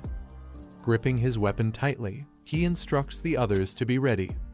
"When I count to 3, we'll split and run," he says in a low voice, his tone sharp with urgency. The air grows tense as the unseen creatures close in.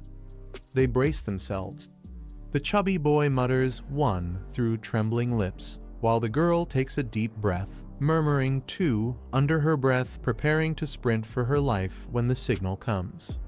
The boy shouts "3," and the group bursts into action, sprinting in different directions through the dark forest. Panic fills the air as the ground shakes beneath their feet. But before they can escape, enormous serpents emerge from the shadows, their mouths glowing with fiery energy. Each one launches a blazing orb toward the fleeing students, trapping them in a deadly crossfire. The explosions tear through the trees, lighting up the night sky in a storm of fire and debris. The forest burns bright, and the terrifying roars of the serpents echo far into the distance. From afar, a mysterious hooded figure watches silently, his eyes glowing through the darkness. A giant serpent coils beside him, waiting. He says nothing, but his calm gaze makes it clear this was only the beginning. The next day, the boy launched into the skies once again. His crimson wings spread wide, slicing through the clouds as he soared upward. Determination filled his eyes this time. He wasn't just flying, he was pushing his limits. The wind roared past him, carrying away every trace of hesitation. Far ahead stood his destination, the Sky God Peak. Its sharp summit pierced the heavens like a divine spear. Without slowing down, he ascended higher, the sunlight glinting off his wings as he approached the towering mountain. Each flap carried him closer to the peak, where few dared to go. But just as he gained altitude, a sudden pressure filled the air. Another figure appeared, a man with the same red wings. The boy's instincts screamed danger. The stranger blocked his path midair, radiating an intense aura that forced him to stop. Shock flashed across his face as their eyes met, tension thickening between them. A powerful shockwave erupted as their wings clashed in the sky. The force sent both of them spiraling backward, barely maintaining balance. The boy steadied himself, his wings trembling from the impact, while the wind howled between them. It was clear this wasn't just a random encounter. A new challenge had begun. After stabilizing himself midair, the boy extended his hand forward, channeling energy through his arm.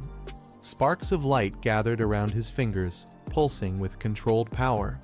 His focus sharpened, he was preparing to test the invisible force that had stopped his flight.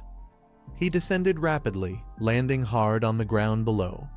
Dust and leaves scattered with the impact as his wings folded back.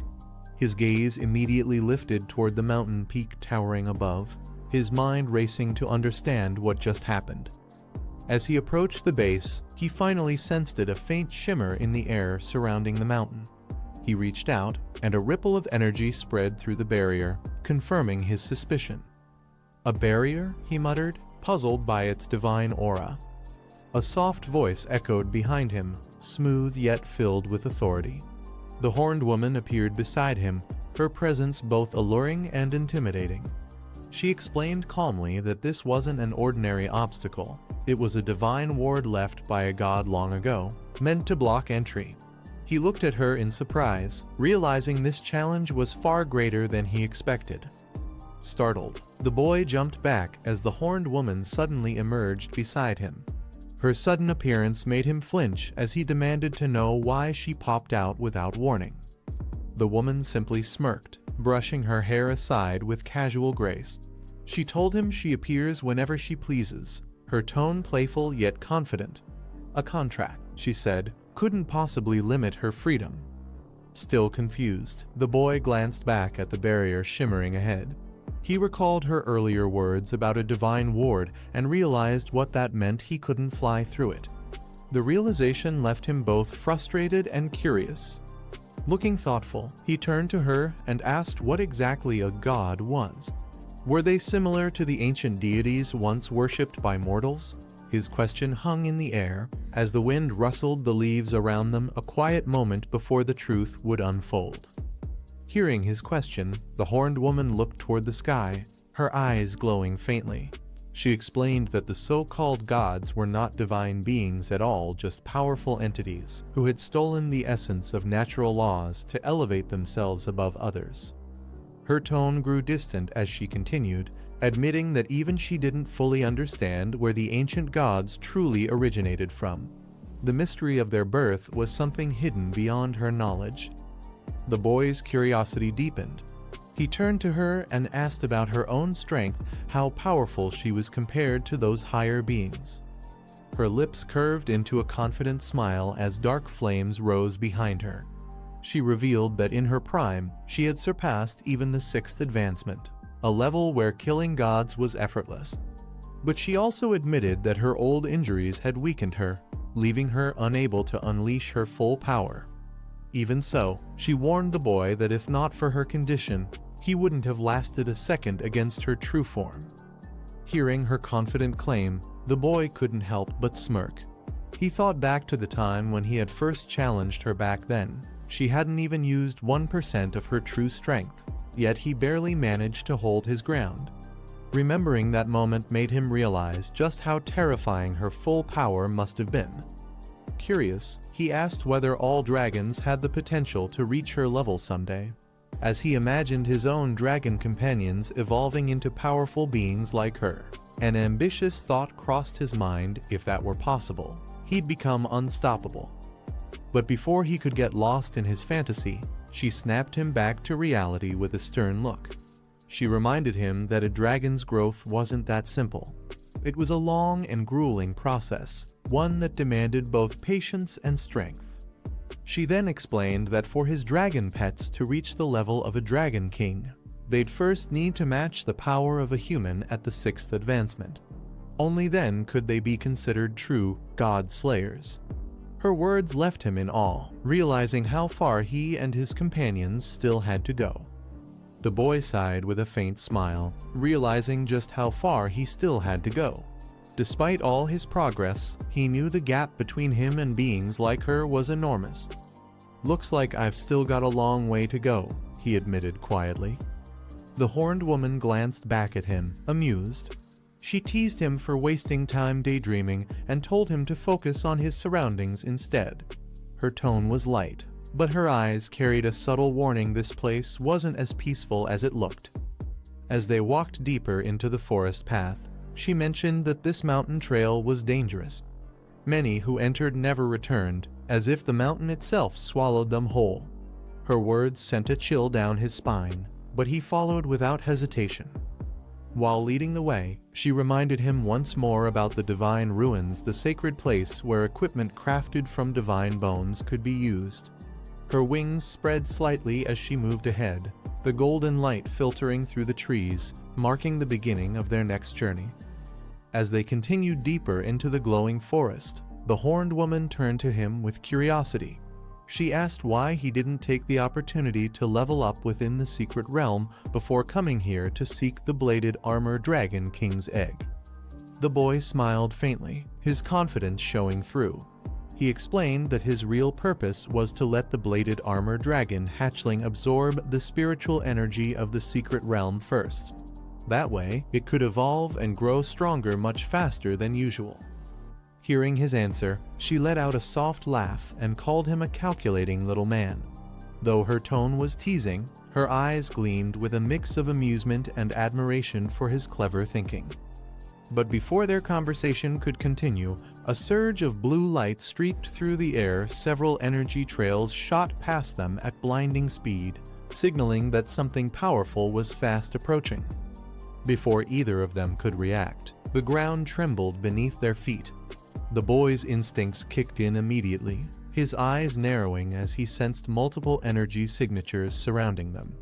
The horned woman glanced sharply in the same direction something was coming. In an instant, blue light erupted from the forest floor. Energy surged upward as both the boy and the woman prepared for combat, their auras flaring. The air crackled with power as the light solidified into armored shapes. A deep, mechanical voice echoed through the woods, declaring them trespassers in a forbidden land. The booming tone carried divine authority, warning that no one was permitted to defile this sacred place. Moments later, several massive figures emerged the Crystal Rock clan, glowing with radiant blue energy. Each one wielded a stone spear, their presence heavy and unyielding. The leader, identified as a level 95 believer, radiated immense power as the ground shook with every step it took. The horned woman glanced toward the glowing figures ahead and smirked. She offered to handle the enemies herself, suggesting they count it as their second deal. Her tone was playful, yet her aura hinted that she meant every word. But the boy shook his head with a confident smile. He told her there was no need for her to intervene using her strength. Here would be like smashing a nut with a sledgehammer. He added that she should save her power for the real challenge ahead, the bladed armor Dragon King. Amused by his response, the woman chuckled softly. Her sharp gaze softened as she tilted her head and agreed to let him handle it. Leaning back against a tree with a teasing grin, she gestured dramatically toward the enemies and told him to begin his performance. Her voice carried a mocking edge as she called him the mighty dragon slayer, clearly curious to see what he'd do next. The boy clenched his fists, a faint smirk forming on his lips. "Fine by me," he muttered, his aura beginning to surge. This was the perfect chance to test out his new ability, one he hadn't used in real combat yet. A powerful wave of energy burst from his body as dark smoke intertwined with blue light. He activated his latest skill, Shadow Dragon King Aura. His presence shifted instantly, filled with the essence of the Shadow Dragon King's power, increasing his speed and strength dramatically. In a flash, he dashed forward, closing the distance between himself and the towering golems. The ground cracked beneath his feet as he launched his attack, eager to test how effective his third advancement truly was. The Crystal Rock warriors responded immediately, their massive arms glowing as they charged energy through their stone bodies. The forest shook as the clash between shadow and crystal power began a battle that would decide whether his new ability was worthy of the Dragon King's name. The boy charged straight into the battlefield, his Shadow Dragon King aura radiating waves of power. The Crystal Rock warriors launched volleys of blue energy spears, shaking the forest as they rained down like a storm. He dodged effortlessly, weaving through the barrage with incredible speed. Every motion of his body left trails of shadowy light, showing his complete mastery of movement. The air itself trembled under the intensity of his strikes. One of the giant rock golems stepped forward, its crimson eyes glowing brighter as it gathered energy for a devastating attack. Its stone fists cracked the ground beneath it, signaling its intent to crush him in one blow. But the boy didn't flinch. His sword ignited with dragon energy as he raised it high, roaring the name of his technique, breaking the sky. The blade tore through the air, releasing a powerful slash infused with dragon aura that collided head-on with the enemy's attack, shaking the entire battlefield. The blast from his strike shattered the nearest golem, sending fragments of glowing blue crystal scattering across the ground. The remaining ones staggered but quickly regained their stance, their red eyes burning with hostility. He exhaled slowly, lowering his sword as energy rippled around him. A small grin appeared on his face. "This Dragon Tamer aura is pretty damn useful," he muttered, admiring the seamless power coursing through his veins. However, more of the Crystal Rock warriors began to close in, forming a tight circle around him. Their synchronized movement and heavy footsteps made the earth tremble. They weren't going down easily. Undeterred, the boy shifted his stance. His aura flared again, and multiple afterimages of himself appeared, each one preparing for an attack from a different direction. The forest was filled with streaks of shadow and light as he launched his next barrage. The boy's afterimages struck in perfect synchronization, their blades cutting through the golems like flashes of light. Each swing shattered another crystal body, filling the forest with a chorus of breaking stone and glowing fragments. As the dust settled, he stood in silence, his breathing steady. The shadow dragon energy slowly faded from his body, leaving faint ripples of blue light swirling around him. His eyes stayed sharp, scanning the wreckage for any remaining threats. When the final crystal fell apart, he lowered his sword, exhaling softly. The dragon aura still coiled faintly around his arms, proof of the overwhelming power he now controlled. Even the horned woman watching from afar couldn't hide her smirk. The boy had grown far stronger than before. The dragon woman looks at him with a smile, surprised that he could actually use the Shadow Dragon clan's signature skill. She calls him the little dragon tamer who always manages to surprise her. He responds calmly, saying that the more he uses this power, the more he realizes how incredible the strength of the dragon race truly is, something far beyond what humans can comprehend. Being able to channel the Dragon King's power so freely makes all his past efforts worthwhile. The dragon woman mentions that clearing out the remaining believers on the path will be his task, calling him the Dragon Kid. She then flies off gracefully, leaving him to handle it alone. Moments later, the scene shifts abruptly. The man looks around in confusion, realizing that just a moment ago, they were in the forest, but now, everything has changed. The young tamer stands frozen in shock, surrounded by snow and ice. Moments ago, he was deep in the forest, but now, everything around him has turned into a freezing wasteland. He looks around, confused about how the scenery changed so suddenly. The dragon woman lands beside him, her wings spreading wide as the cold wind howls around them. She looks ahead sharply, sensing something unusual in the distance. The young man wonders if this strange shift could be the result of another magical restriction at work. Her expression turns amused, a faint smile forming on her lips. She can already tell that something interesting is about to happen, something that will likely test them both. Suddenly, the wind picks up strength, sharp and biting. The young man shields his face with his arm as the storm grows harsher. He can feel the energy in the air changing, the cold carrying a sense of danger that wasn't there before. The young tamer narrows his eyes as a blinding light flashes across the snowy plain. Before he can react, a massive shadow looms over him. He looks up and his expression tightens. A towering beast covered in thick white fur stands before him, its icy blue eyes glowing with rage. Without hesitation, the creature swings its massive arm down, shaking the frozen ground. The young man leaps back, summoning a blazing aura that wraps around his sword. The contrast between his fiery energy and the freezing air crackles with intensity. He charges forward, his blade igniting in brilliant flames as he meets the monster's attack head-on.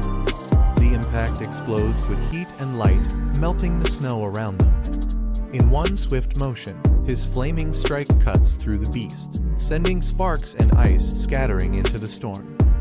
As the roar fades, the air falls silent again. Only the sound of the howling wind remains, swirling around his still burning sword. The young tamer steadies his stance, his fiery blade still glowing as the dragon woman descends beside him. Flames swirl around them, melting the snow beneath their feet. He realizes that what he thought was a sudden shift in the environment was actually something much deeper, a trap set by the beasts of this frozen land. Moments later, multiple massive creatures emerge from the mist, each covered in thick white fur and glaring with cold hostility. He quickly understands that the first monster wasn't alone, it was only the beginning. The dragon woman calmly observes the situation. She explains that this entire region is bound by ice restrictions, granting every creature a layer of solid ice armor that's nearly impossible to pierce. She glances at his sword and remarks that even with his strength, ordinary blades won't be able to cut through such defenses. The young tamer's eyes narrow. Instead of hesitation, determination flashes across his face. he tightens his grip and channels more energy into his weapon. The flames surrounding his sword erupt even brighter, refusing to be suppressed by the freezing storm. He knows ordinary power won't work here, only the true strength of the Dragon King's flame can break through this icy armor. As the icy wind howls across the frozen field, the dragon woman watches closely while the young tamer adjusts his stance. She explains that ordinary weapons won't work against creatures protected by ice armor, but if a blade is infused with lava flames, things might be different. Hearing this, the young man smirks confidently. He lifts his sword, now burning brighter than before, and flames spiral around him like a storm of molten energy. The ground cracks beneath his feet as he channels the power of the Dragon King once more. He declares that his weapon has been fully updated, its energy stronger and more refined than ever. With that, he lunges forward, his body wrapped in fiery light as his blade erupts with intense heat. The attack unleashes a massive surge of dragon energy, transforming the flames into the shape of a roaring dragon. It slams into the enemies with unstoppable force, melting their ice armor in an instant. The beasts cry out in agony as the fiery explosion engulfs them, turning the battlefield into a blazing inferno. After the fierce battle, the snowy storm fades, and the scenery slowly shifts back to the peaceful forest. The young tamer lowers his weapon, flames still flickering faintly around him. He realizes that to face monsters of different attributes, he must balance his control over opposing dragon auras. A confident smile forms on his face as he experiments with both energies at once. The result surprises even him. The effect is far more powerful than expected. His aura pulses with a mix of fire and shadow, merging perfectly without conflict. The dragon woman watches silently, her expression filled with quiet admiration. She notes that his understanding of dragon magic runs far deeper than she imagined. For a human, his growth has already reached a level close to the dragons themselves. Looking ahead, she remarks that the surrounding environment has stabilized once again. With a calm tone, she tells him to keep moving forward. The two continue walking through the tranquil forest, their path now clear, but both aware that even greater challenges lie beyond.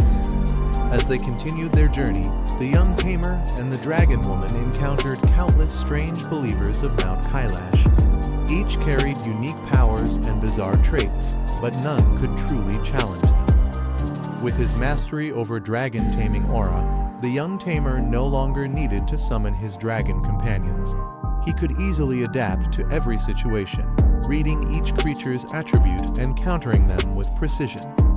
Along the way, he faced many fierce beasts, yet not a single one matched the strength of a true boss-level opponent. It became clear that something was limiting the potential of the creatures in this land. The dragon woman explained that the local gods were likely suppressing their followers' growth, afraid they might one day rebel.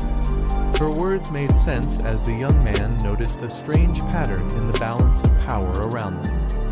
To overcome these limitations, he began infusing thunder energy into his dragon aura. Blue lightning surged through his body as he unleashed devastating attacks, striking with precision and force. Together, they advanced through the mysterious realm, cutting down enemies with fiery flames and blazing thunder, growing stronger with every battle that followed. After countless battles, their journey finally brought them closer to the truth of this divine land.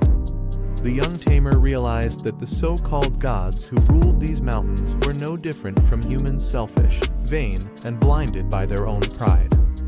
3 days later, they reached the peak of Heavenly God Mountain. The sky above was dark and heavy, filled with thunderous energy as if the heavens themselves were watching. The dragon woman landed gracefully beside him, her wings folding as she gazed at the enormous structure ahead. Towering chains bound a colossal palace suspended between clouds and stone. Its ancient walls radiated divine power, yet something about it felt abandoned. The young man looked up, astonished by the sight. He muttered to himself, wondering if this grand palace was truly left behind by the gods of Heavenly God Peak. The air grew still, a sign that their long journey was finally reaching its climax. The young Tamer stood at the mountain's summit, still staring at the divine palace when the dragon woman suddenly laughed, breaking the silence. When he asked if this was truly the legendary Blade Armor Dragon King, she replied with confidence that it was indeed what he had been seeking. His eyes widened in disbelief. He couldn't hide his frustration. The mighty name, Blade Armor Dragon King, didn't seem to match the image before him. The dragon woman smirked at his reaction, clearly amused by his lack of understanding. Calmly, she explained that there were more than 30 types of dragons in existence, each possessing different strengths. Not all of them relied on brute force or physical combat. Some dragons specialized in unique forms of magic and energy control far beyond what humans could grasp. Seeing his expression still filled with doubt, she teased him lightly, telling him not to act like he'd never seen the world before. Her tone was firm yet playful, reminding him that even the weakest-looking dragon could hold unimaginable power. The young Tamer studies the massive structure before him, trying to make sense of what he's seen. He recalls that even Xiaojai's dragon form was composed entirely of liquid, flexible, and formless. If that's possible, then the idea of a Dragon King taking the form of a mountain of blades suddenly doesn't seem so far-fetched. Curious, he channels a bit of flame through his sword and asks about its current state, whether this so-called Blade Armor Dragon King is awake or asleep. The dragon woman closes her eyes briefly, sensing the aura ahead. She explains that the creature is currently in a defensive stance. Even if someone were far stronger, it would be nearly impossible to peer through its protective barrier and uncover its true form. The young man looks at her with surprise, repeating her words as if trying to fully grasp their meaning. A defensive stance, something so powerful that even the strongest beings can't see through it. The realization only deepens his respect for the mysterious Dragon King that lies ahead.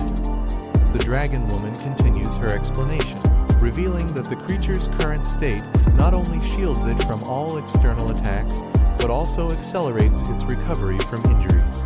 Its defensive stance is nearly perfect, a living fortress that rejects everything from the outside world.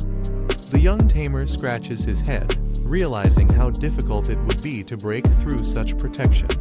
He asks if there's really nothing they can do about it. But the dragon woman smirks confidently, saying that's not the case. She explains that she once formed an alliance with the Poison Dragon King of the Underworld, a being whose nature allows it to counter such iron-like defenses. Its poison can infiltrate barriers that ordinary power cannot touch. Hearing this, the young man's eyes widen with realization. He turns toward his small companion, Xiaojai, and asks if that means his own dragon could handle this task. The thought brings a spark of hope, hinting at a new strategy to face the Blade Armor Dragon King. The dragon woman glances toward the sealed dragon ahead, explaining that while the creature is powerful, it's also severely injured and still in its infancy. Its strength hasn't fully matured, leaving it vulnerable at least for now. She crosses her arms with a confident smile, reminding him not to forget how much her own recovery has improved inside his pet space.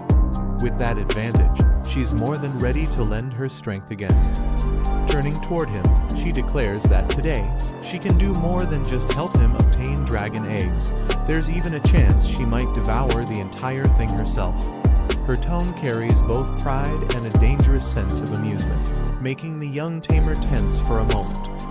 Before he can respond, a surge of magical energy fills the air. Complex symbols form beneath their feet as a summoning circle ignites in blinding light. Something begins to awaken, and both of them realize the real battle is about to begin.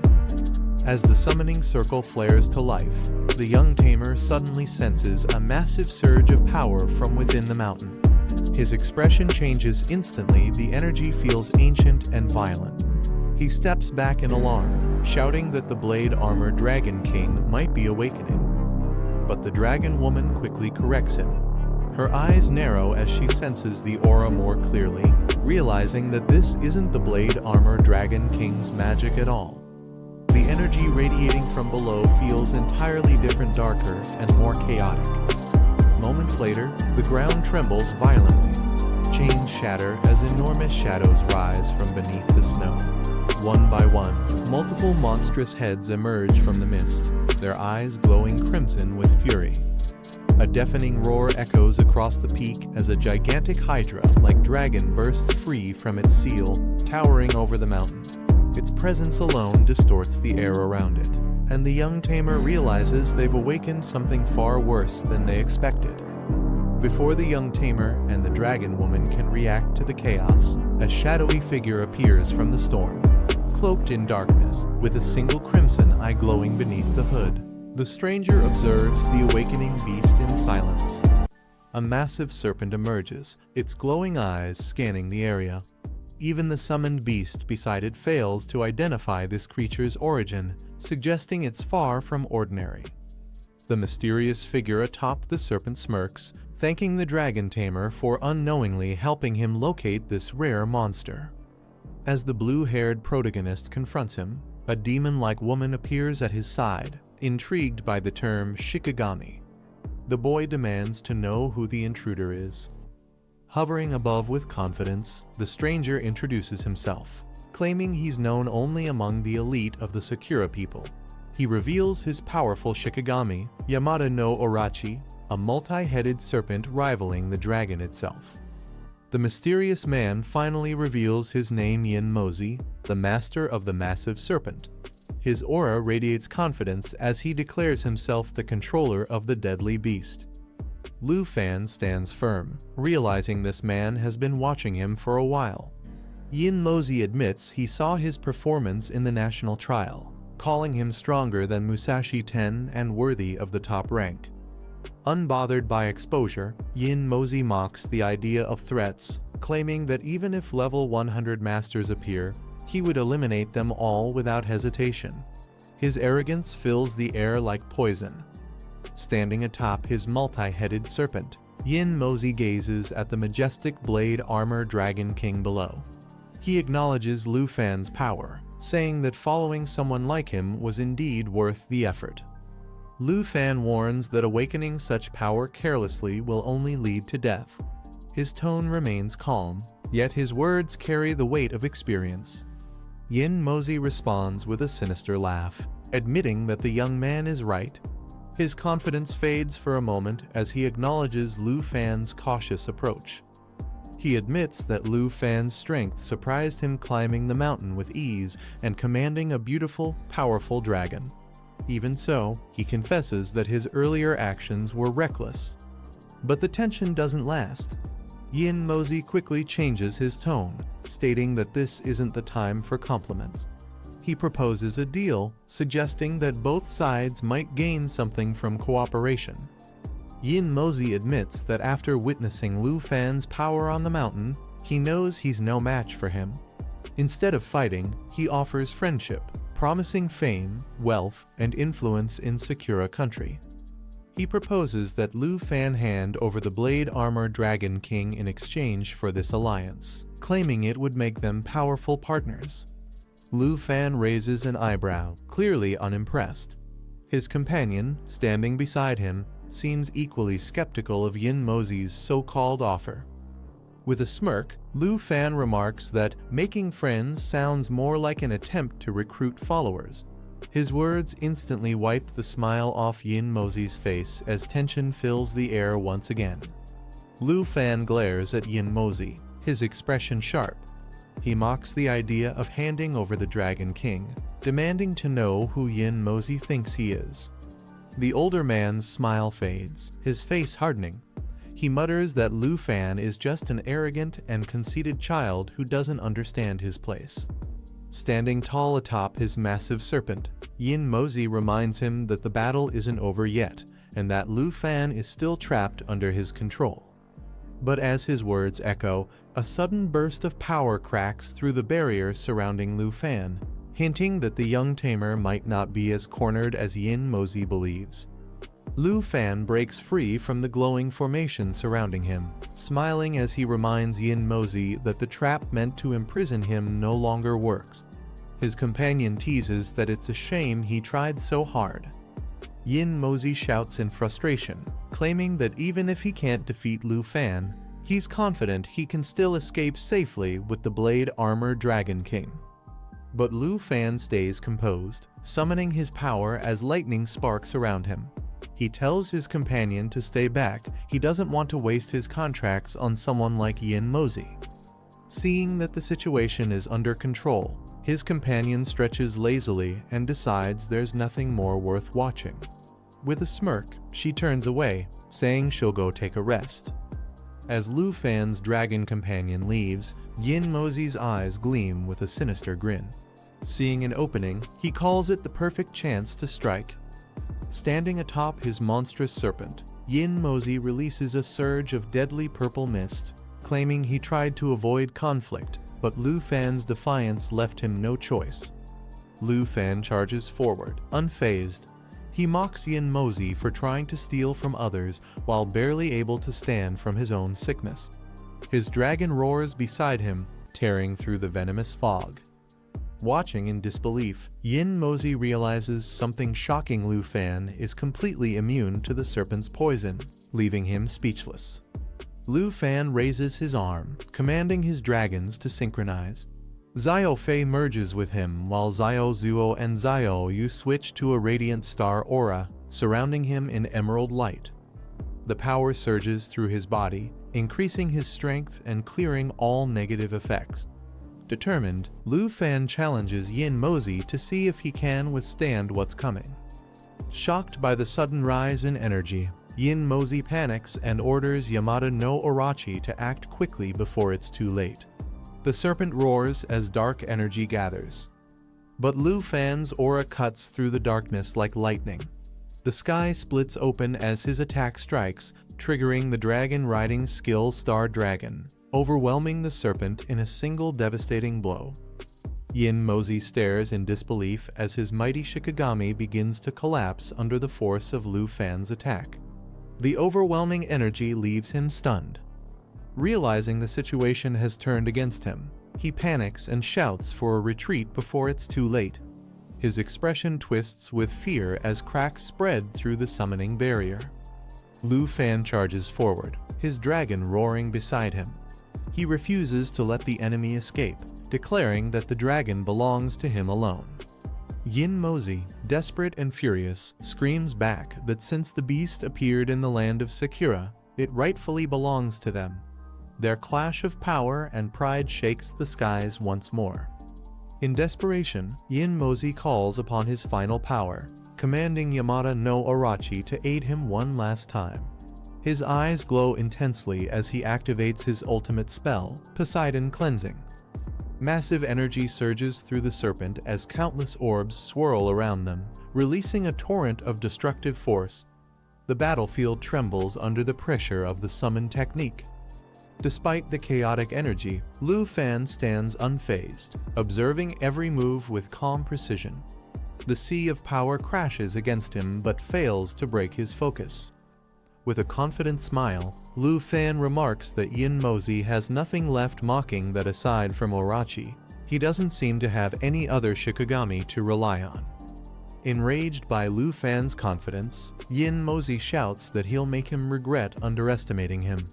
Channeling his fury, he summons Yamada no Orochi once more, now fueled by resentment. The serpent's body twists violently as a dark core forms in Yin Mozi's hand. He releases it toward Lu Fan, merging the spirit of hatred with his Shikigami. The fusion completes as the energy surges. The system registers Poseidon Cleansing summoning complete, and the battlefield erupts in a blinding flash. Seeing the transformation succeed, Yin Mozi smirks with satisfaction, muttering that his plan worked exactly as intended. Lu Fan's power surges once more as the cooldown on his ultimate skill ends.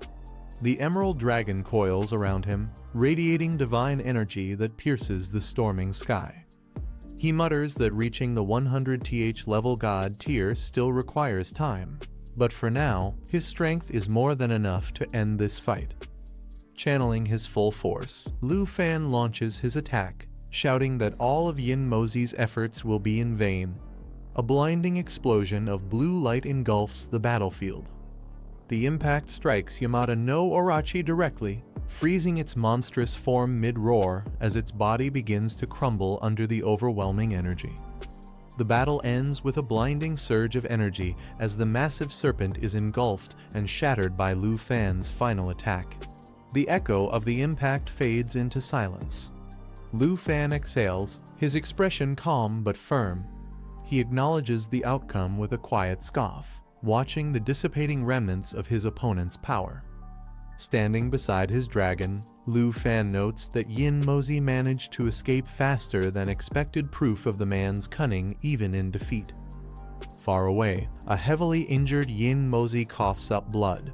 With regret in his voice, he apologizes to his unseen teacher, admitting his failure.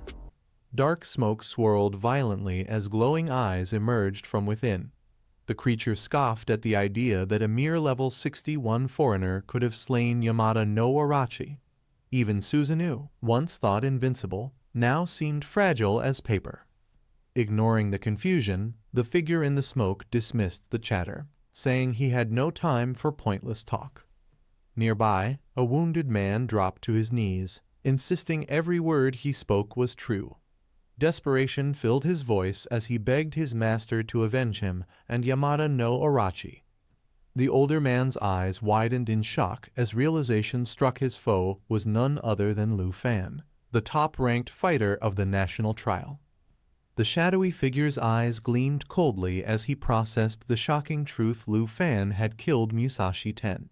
Confusion turned to disbelief as he demanded every detail of what had happened.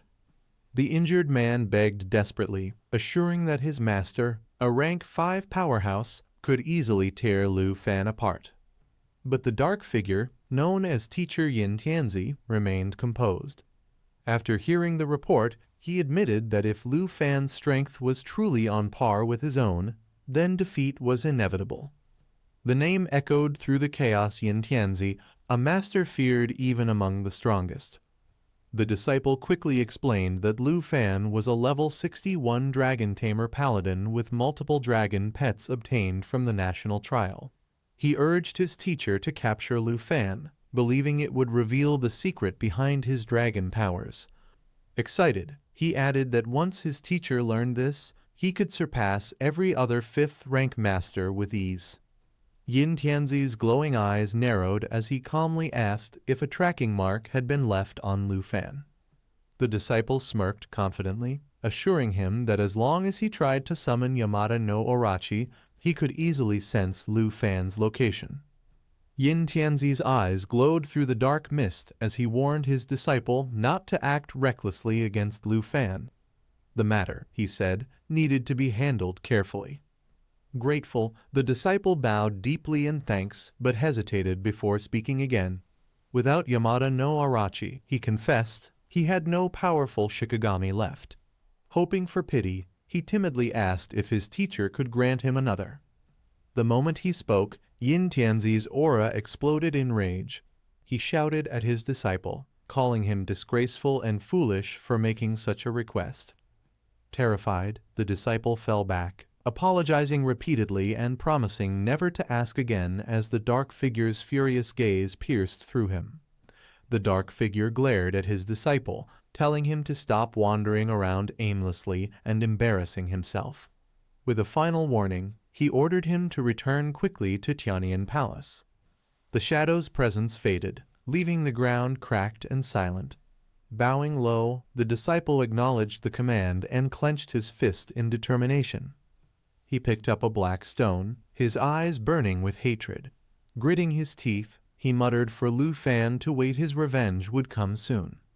Standing tall against the fading sunset, he vowed coldly that a gentleman's revenge is never too late. At the same time, on the golden peak of Tianshan, the battle for the dragon egg was about to begin. Lu Fan stood ready with his companions, facing the towering fortress ahead. He turned toward the red-horned demon woman and asked if they could start. She smiled faintly, teasing him for being impatient. The demon-devouring Dragon King warned that if she hadn't restrained her power, he wouldn't even stand a chance of claiming the dragon egg. But Lu Fan wasn't intimidated. After equipping the God-Bone Dragon King armor, his strength had surpassed 1,000,000. He wondered aloud, was it still impossible to defeat the Blade Armor Dragon King? The demon-devouring Dragon King laughed mockingly, calling Lu Fan a cute little dragon tamer and warning that this was only the beginning. Lu Fan stayed calm, reminding her that his Bone Dragon King was a 1-star summon, while the Blade Armor Dragon King was nearly 4 stars. He advised her to stay back if she didn't want to risk her life. The Dragon Queen explained that once awakened, the enemy would immediately activate its defense. She told Lu Fan to summon all his dragons to protect him during the battle and to retreat once the egg was secured. Lu Fan clenched his fists, sensing her hesitation. With a faint smirk, he noted that even she didn't seem completely confident in defeating the creature. The Dragon Queen confirmed that both she and the Blade Armor Dragon King had exhausted their power in their last battle at the Falling Dragon Valley. She admitted she hadn't yet recovered to her full strength. If the Blade Armor Dragon King regained power before she did, none of them would stand a chance against it. Lu Fan listened quietly, understanding the gravity of her words. With a calm expression, he simply nodded and replied that he understood the situation clearly. Lu Fan summoned his dragons as glowing portals opened around him. The air grew tense as energy surged through the battlefield. He instructed his allies to feint an attack while he struck from behind. Once he secured the dragon egg, they would open a portal and retreat immediately. The demon-devouring Dragon King nodded, saying everything was ready. Together, they faced the massive fortress ahead. With determination in his eyes, Lu Fan raised his glowing hand and declared that it was time to wake the sleeping beast. Lu Fan's dragon companions took their positions, their energy swirling through the air as portals flickered with light. Each creature stood ready for battle, their eyes locked on the massive fortress ahead. The green dragon girl clutched her small companion tightly, silently praying for success. The atmosphere grew tense as power gathered around them. The demon-devouring Dragon King watched quietly, her red eyes narrowing in focus. Without hesitation, Lu Fan stepped forward and placed his glowing hand against the sealed gate, triggering a powerful surge of energy. The ground split apart as a powerful surge erupted from within the fortress. Lu Fan was caught off guard, his eyes widening in shock. He turned toward the others, shouting in confusion as the atmosphere shifted violently. "This doesn't match what we expected." The demon-devouring Dragon King stared at the awakening force, her expression tightening in disbelief. The energy radiating from it was far beyond what she had predicted. Her eyes widened as realization struck the Blade Armor Dragon King had awakened earlier than expected. A blinding light burst from within as the Blade Armor Dragon King roared back to life, its entire body radiating with restored power. It had returned to its peak form. Realizing the danger, Lu Fan quickly changed plans, ordering Xingqian to activate Star Shuttle and retreat immediately. The demon-devouring Dragon King's lips curved into an excited grin. Bursting into laughter, she launched herself toward the awakened beast. Thrilled by the chaos, she shouted that this battle reminded her of the Great War from long ago, her wings slicing through the sky as the clash began. With the battle erupting around them, the demon-devouring Dragon King turned toward Lu Fan, her voice echoing with challenge. She charged forward with blazing energy, shouting for the young dragon tamer to make his move. He pauses for a moment, glancing at the chaos unfolding before him.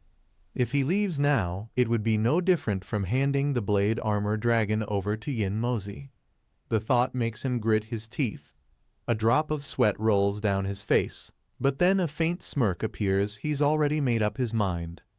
Gathering his courage, he mutters that this time he won't back down.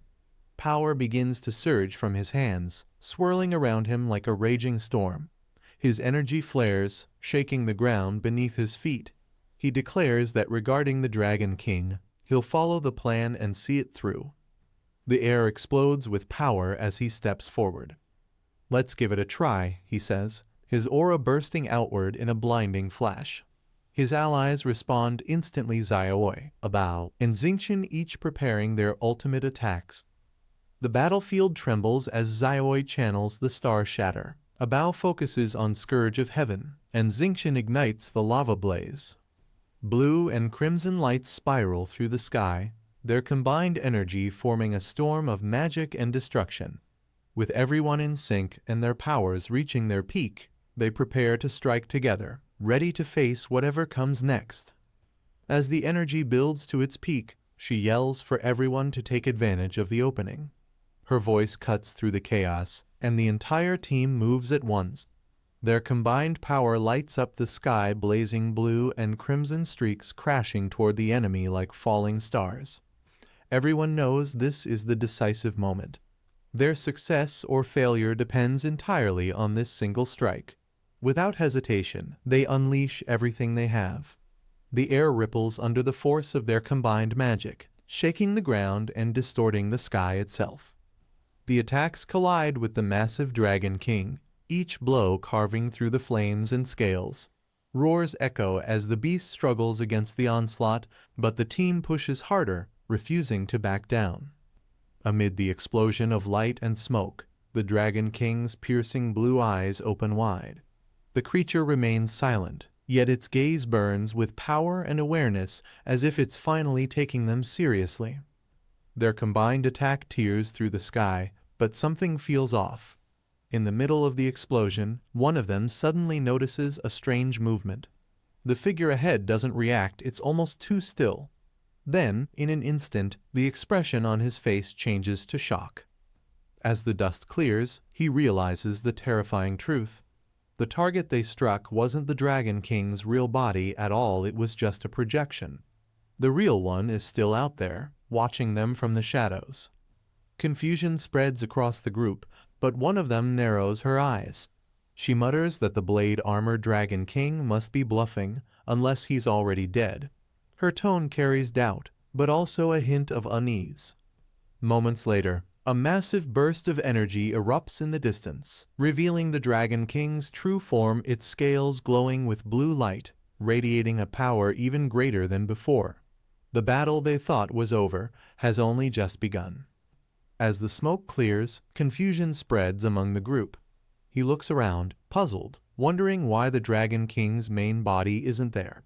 Before he can figure it out, she steps forward, her wings unfolding as she calmly explains the truth: the blade-armored Dragon King is already dead. Her words leave him stunned. He repeats the word dead in disbelief, unable to accept it. But she continues, her tone steady and analytical. The defensive form they just fought was nothing more than an illusion, a lifeless echo left behind. She explains that the Dragon King must have sacrificed its recovery, burning away its own essence to maintain that illusion. It was a final act of defiance, holding on even after death. Judging by the remains, it's been gone for a long time. She gazes toward the horizon, her expression turning cold as fragments of steel drift in the air. This broken shell before them, this scrap of armor, is all that remains of the blade-armored Dragon King. After uncovering the truth about the Dragon King's death, the tension slowly fades.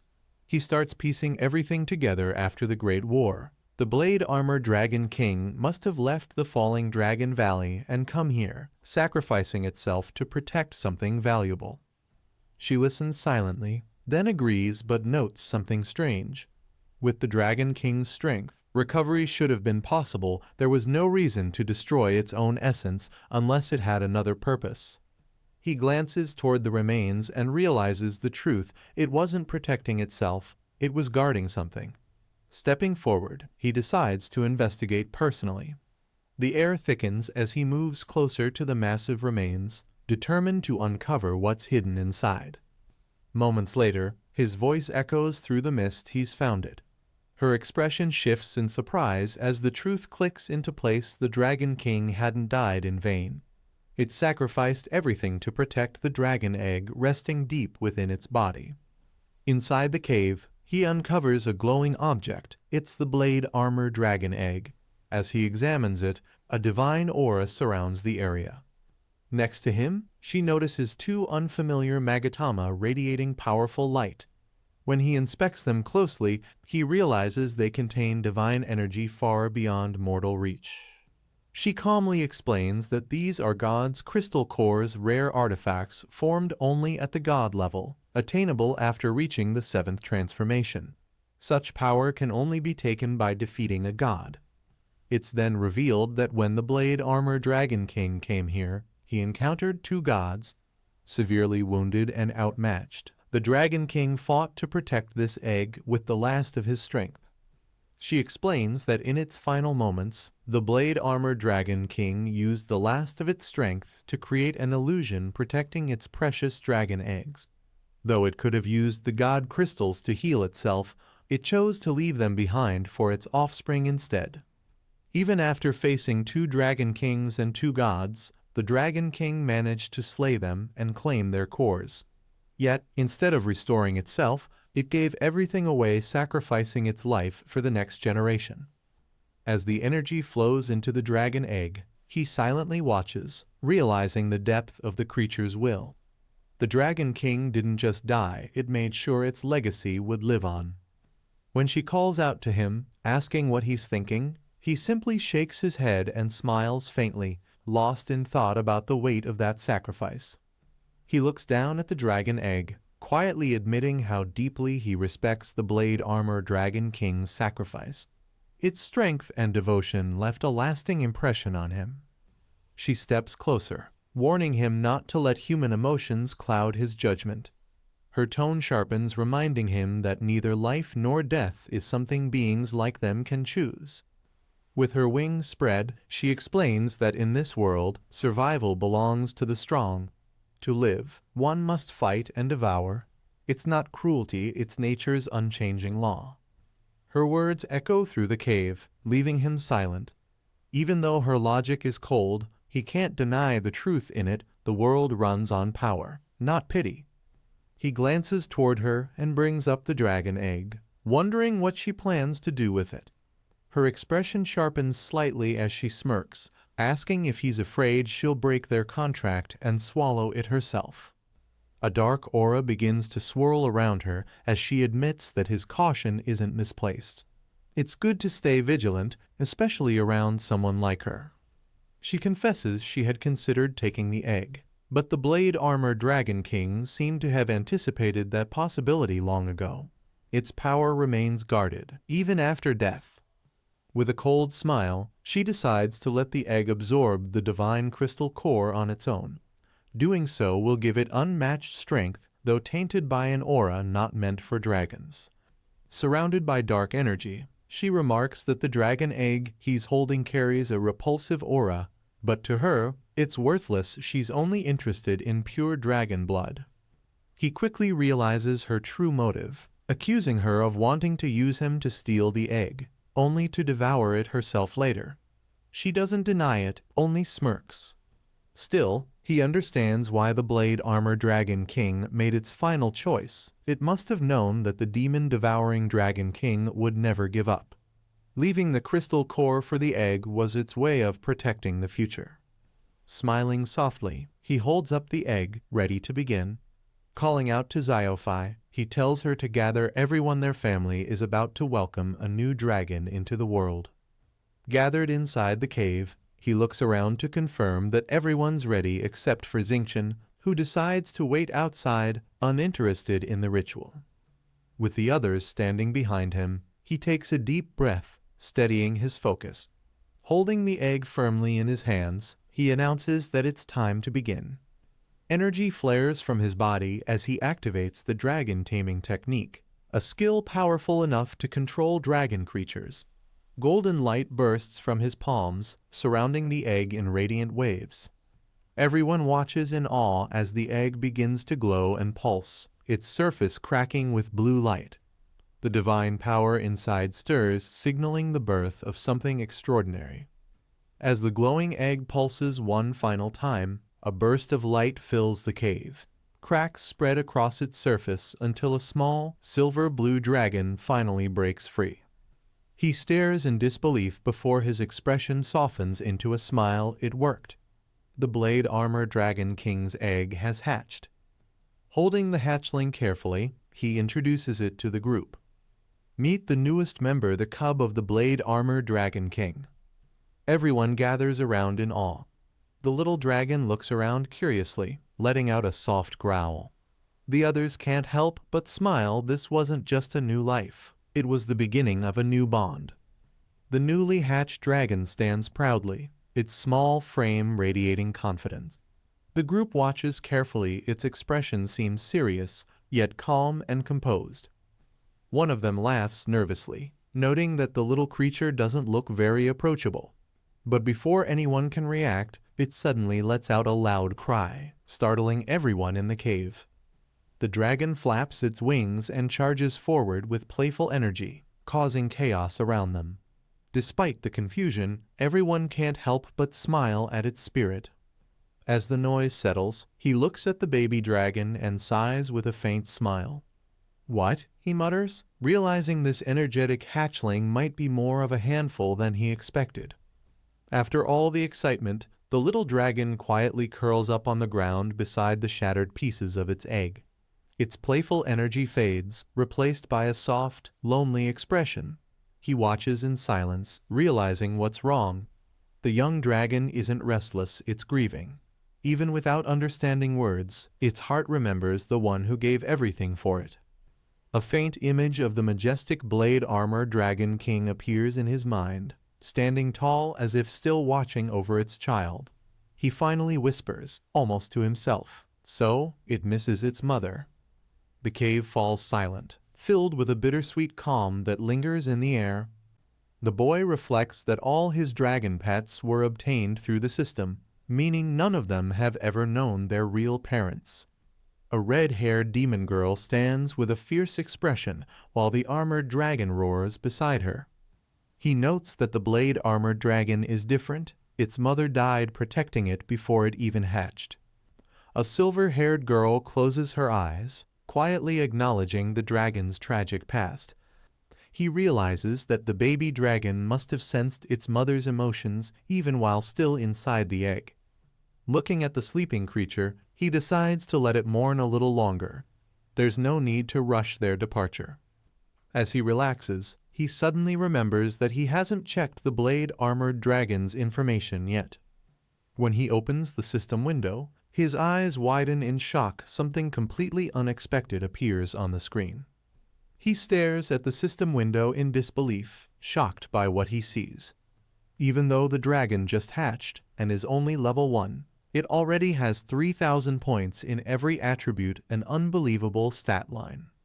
He realizes the crystal cores from the previous Dragon King not only saved its life but also blessed it with immense power, granting the rare god aura skill. The dragon's core ability, Armor Bond, matches that of the Divine Bone Dragon King, allowing it to transform into equipment and transfer all its attributes and skills to him. With a confident smile, he notes that combining the Divine Bone Gauntlet with the Blade Armor chest piece gives him incredible power. He clenches his fist, confident that he can now completely overpower Ning Shuang in the Divine Ruins secret realm. Nearby, the red-haired demon girl yells at the dragons to calm down as they roar loudly, shaking the area. Smiling calmly, he suggests waiting for the Blade Armored Dragon to wake up before taking any further action. He looks at the sleeping dragon and decides to give it more time to grieve before moving on. A vision of 2 dragons appears, symbolizing the bond between the fallen mother and her child. He then realizes the Blade Dragon has no gender. The next morning arrives as he stretches and yawns after a long night of waiting. Smiling under the morning light, he feels a sense of relief after staying by the dragon's side all night. The Blade Dragon finally chooses to accompany him, signaling its trust and readiness to move forward. He recalls already knowing how strong it was from birth, but now witnesses that its power comes with one drawback. Despite its overwhelming strength, its movement is painfully slow, making it hard to keep up with the others. Patting the dragon's head, he gently suggests it switch to its blade armor form so he can equip it and continue their journey together. The blade dragon glows brightly as it activates its transformation skill, ready to merge with its master. Energy surges around him as the dragon's power fuses into his body, forming a sleek layer of radiant armor. A metallic chestplate takes shape, gleaming with the dragon's divine essence. Fully equipped with the blade armor, his stats skyrocket, his strength, agility, spirit, and endurance reaching extraordinary levels. He looks down at the glowing armor in awe, realizing it's the blade armor chest piece and that he's inherited all of the blade dragon's abilities. With a determined expression, he summons his power, ready to test the strength of his new form. He launches into the sky, wings spreading wide, as he prepares to unleash his first attack. Calling out blade armor sickle, he fires a sharp, hook-shaped energy slash that pierces through the air, demonstrating the immense power of his new skill. A powerful explosion shakes the battlefield as his companion unleashes a blast to clear the way. With his wings spread wide, he charges forward, breaking through the falling debris with unstoppable force. Shouting his next move, he activates blade within blade, focusing his energy into a deadly strike. Blades of energy burst forth, piercing through everything in range, each hit ignoring defenses and reflecting damage back at enemies, displaying the terrifying might of his new power. With excitement in his eyes, he realizes the blade armor offers everything: offense, defense, crowd control, and even damage reflection. It's a perfect balance of power and protection. He prepares to activate the final ability, raising his hands as divine light surrounds him. With a commanding voice, he calls out, "God Aura, light blade armor." Instantly, his armor radiates with holy energy, glowing brighter than ever. A surge of divine power floods his body, turning even his basic attacks into holy strikes. He marvels at the transformation, noting that his abilities now resemble those of Qin Qiu's sacred powers. Smiling confidently, he observes the continuous healing effect surrounding him. This divine mode not only boosts his strength, but also eliminates the blade dragon's weakness of only recovering outside battle, making him nearly unstoppable. With a sharp look, he commands the switch to dark blade armor. Immediately, the divine glow fades into a deep purple aura radiating pure shadow energy. Dark energy wraps around his body as his armor transforms, amplifying his strength and aggression. The god aura now pulses with overwhelming darkness. He can feel the immense surge of shadow power building within him. Every attack now stores and releases devastating damage. Combined with the divine bone dragon king's immense attributes, each strike delivers catastrophic force. Satisfied with the transformation, he grins confidently. Once he levels up the blade dragon, he'll be unstoppable, fully prepared to enter the divine ruins' secret realm with absolute peace of mind. With a confident smile, he looks back at his companions and tells them to prepare as he opens the territory gate. It's finally time to return home. Using the portal constructed by Morozov in the Tianfu Island territory, he activates the gate, causing a surge of bright energy to swirl open before him. Stepping through the glowing portal, he swiftly travels back to Zhanghai City, leaving the battlefield behind. As he arrives home, familiar faces greet him warmly, one of them smiling and announcing his return. Xiao Fan is back. His aunt hugs him tightly, relieved yet calmer than before. Over time, she's grown used to his constant travels and no longer cries or worries like she once did. She smiles and mentions that she bought plenty of groceries, suggesting they invite Xiao Qiu over for dinner. The woman beside her adds playfully that since today is Taozi's free meal day, she'll definitely come too. He nods with a gentle smile, saying he also has something important to share with everyone during the meal. Later that afternoon at Zhongshan Garden, the house fills with chatter as someone reacts in surprise. He's planning a hiking trip all the way to the western frontier. At Zhongshan Garden, everyone sits around a table filled with food, enjoying a calm meal together. Xiao Fan suddenly mentions that he's planning to use the teleportation scroll Miss Yi gave him for his next trip. His friends are quick to react, telling him there's no need to push himself so hard or take unnecessary risks. One of them reminds him that forcing himself when safer options exist could easily lead to accidents. The group suggests alternatives. He could simply take a plane or even ride one of his god bone clones. Another adds that the journey itself would be long and exhausting, taking at least a month or two to reach the western border. But Xiao Fan doesn't seem bothered by their concern. He calmly explains that he can no longer summon his fallen corpse golem because it has transformed into something even stronger, the God Bone Dragon King, a creature with incredibly high attributes. Everyone listens in silence as he continues. The reason, he explains, is that his fallen corpse Holy Dragon absorbed all the puppet corpses he once controlled, merging their power into one superior form. Despite losing his golem, he's gained something far greater. Then, with a confident smile, he adds that on his latest journey, he also managed to acquire a new set of blade ninjas, an achievement that pushed his stats all the way to 1 million. Hearing that, the entire table goes quiet for a moment before everyone reacts in shock. Their eyes widen, and even the usually composed ones can't hide their surprise. Xiao Fan simply takes a sip of his drink, assuring them once again that there's no need to worry about any accidents happening on his trip. Everyone is stunned when Xiao Fan reveals that his stats have reached millions of attributes. He explains that he originally planned to farm dungeons to level up his blade armor dragon, but since the opening of the Shangsu secret realm is still a month away, he decided to travel westward. Xiao Fan adds that his team gained more experience along the way, and by the time they reached the Western Territory, the blade armor dragon had leveled up too. One of them softly asks if he's leaving again soon, to which Xiao Fan confidently replies that they'll be departing tomorrow morning. Early in the morning, Xiao Fan bids farewell to his aunt and the others before setting out on his new journey. Heading westward, he travels across 14 regions alone, facing countless beasts along the way. Through each battle, he defeats powerful enemies, slaying rare elites and high-ranking bosses one after another. With every victory, his strength surges higher, his weapon blazes with energy as he continues to carve his path forward through the chaos.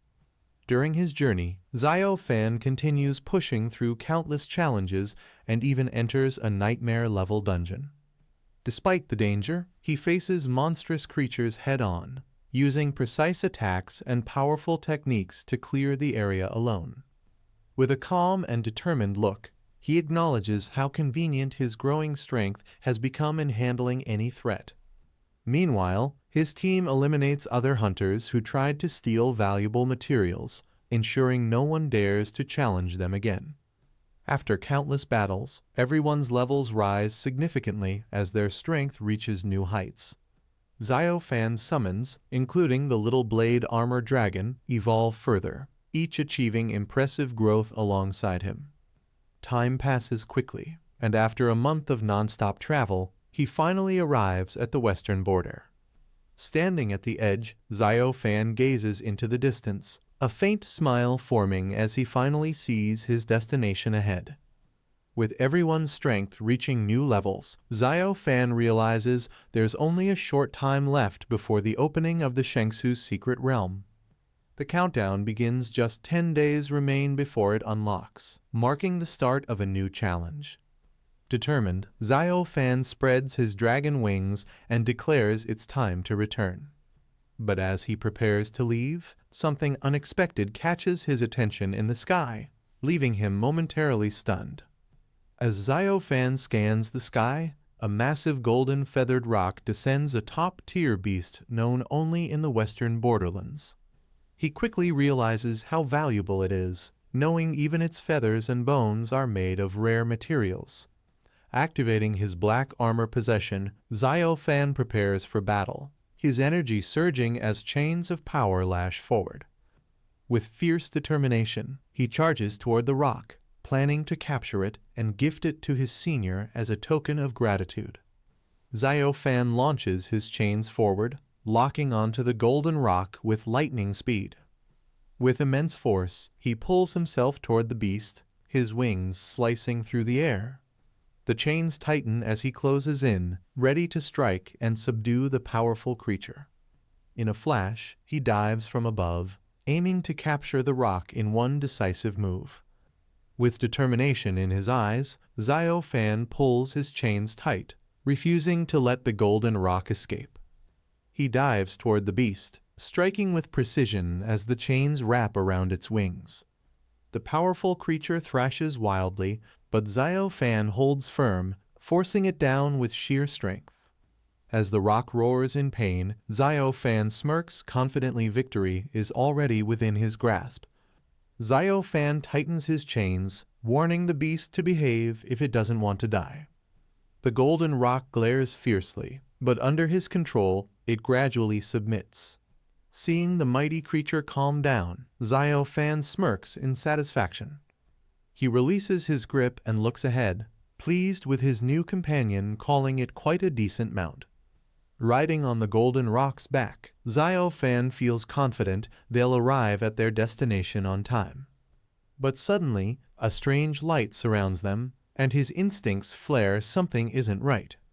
He looks around sharply, realizing too late that it's an ambush. Before he can react, a powerful net drops from above as unknown enemies shout to capture the beast. The golden rock is suddenly trapped inside a powerful energy net, struggling to break free.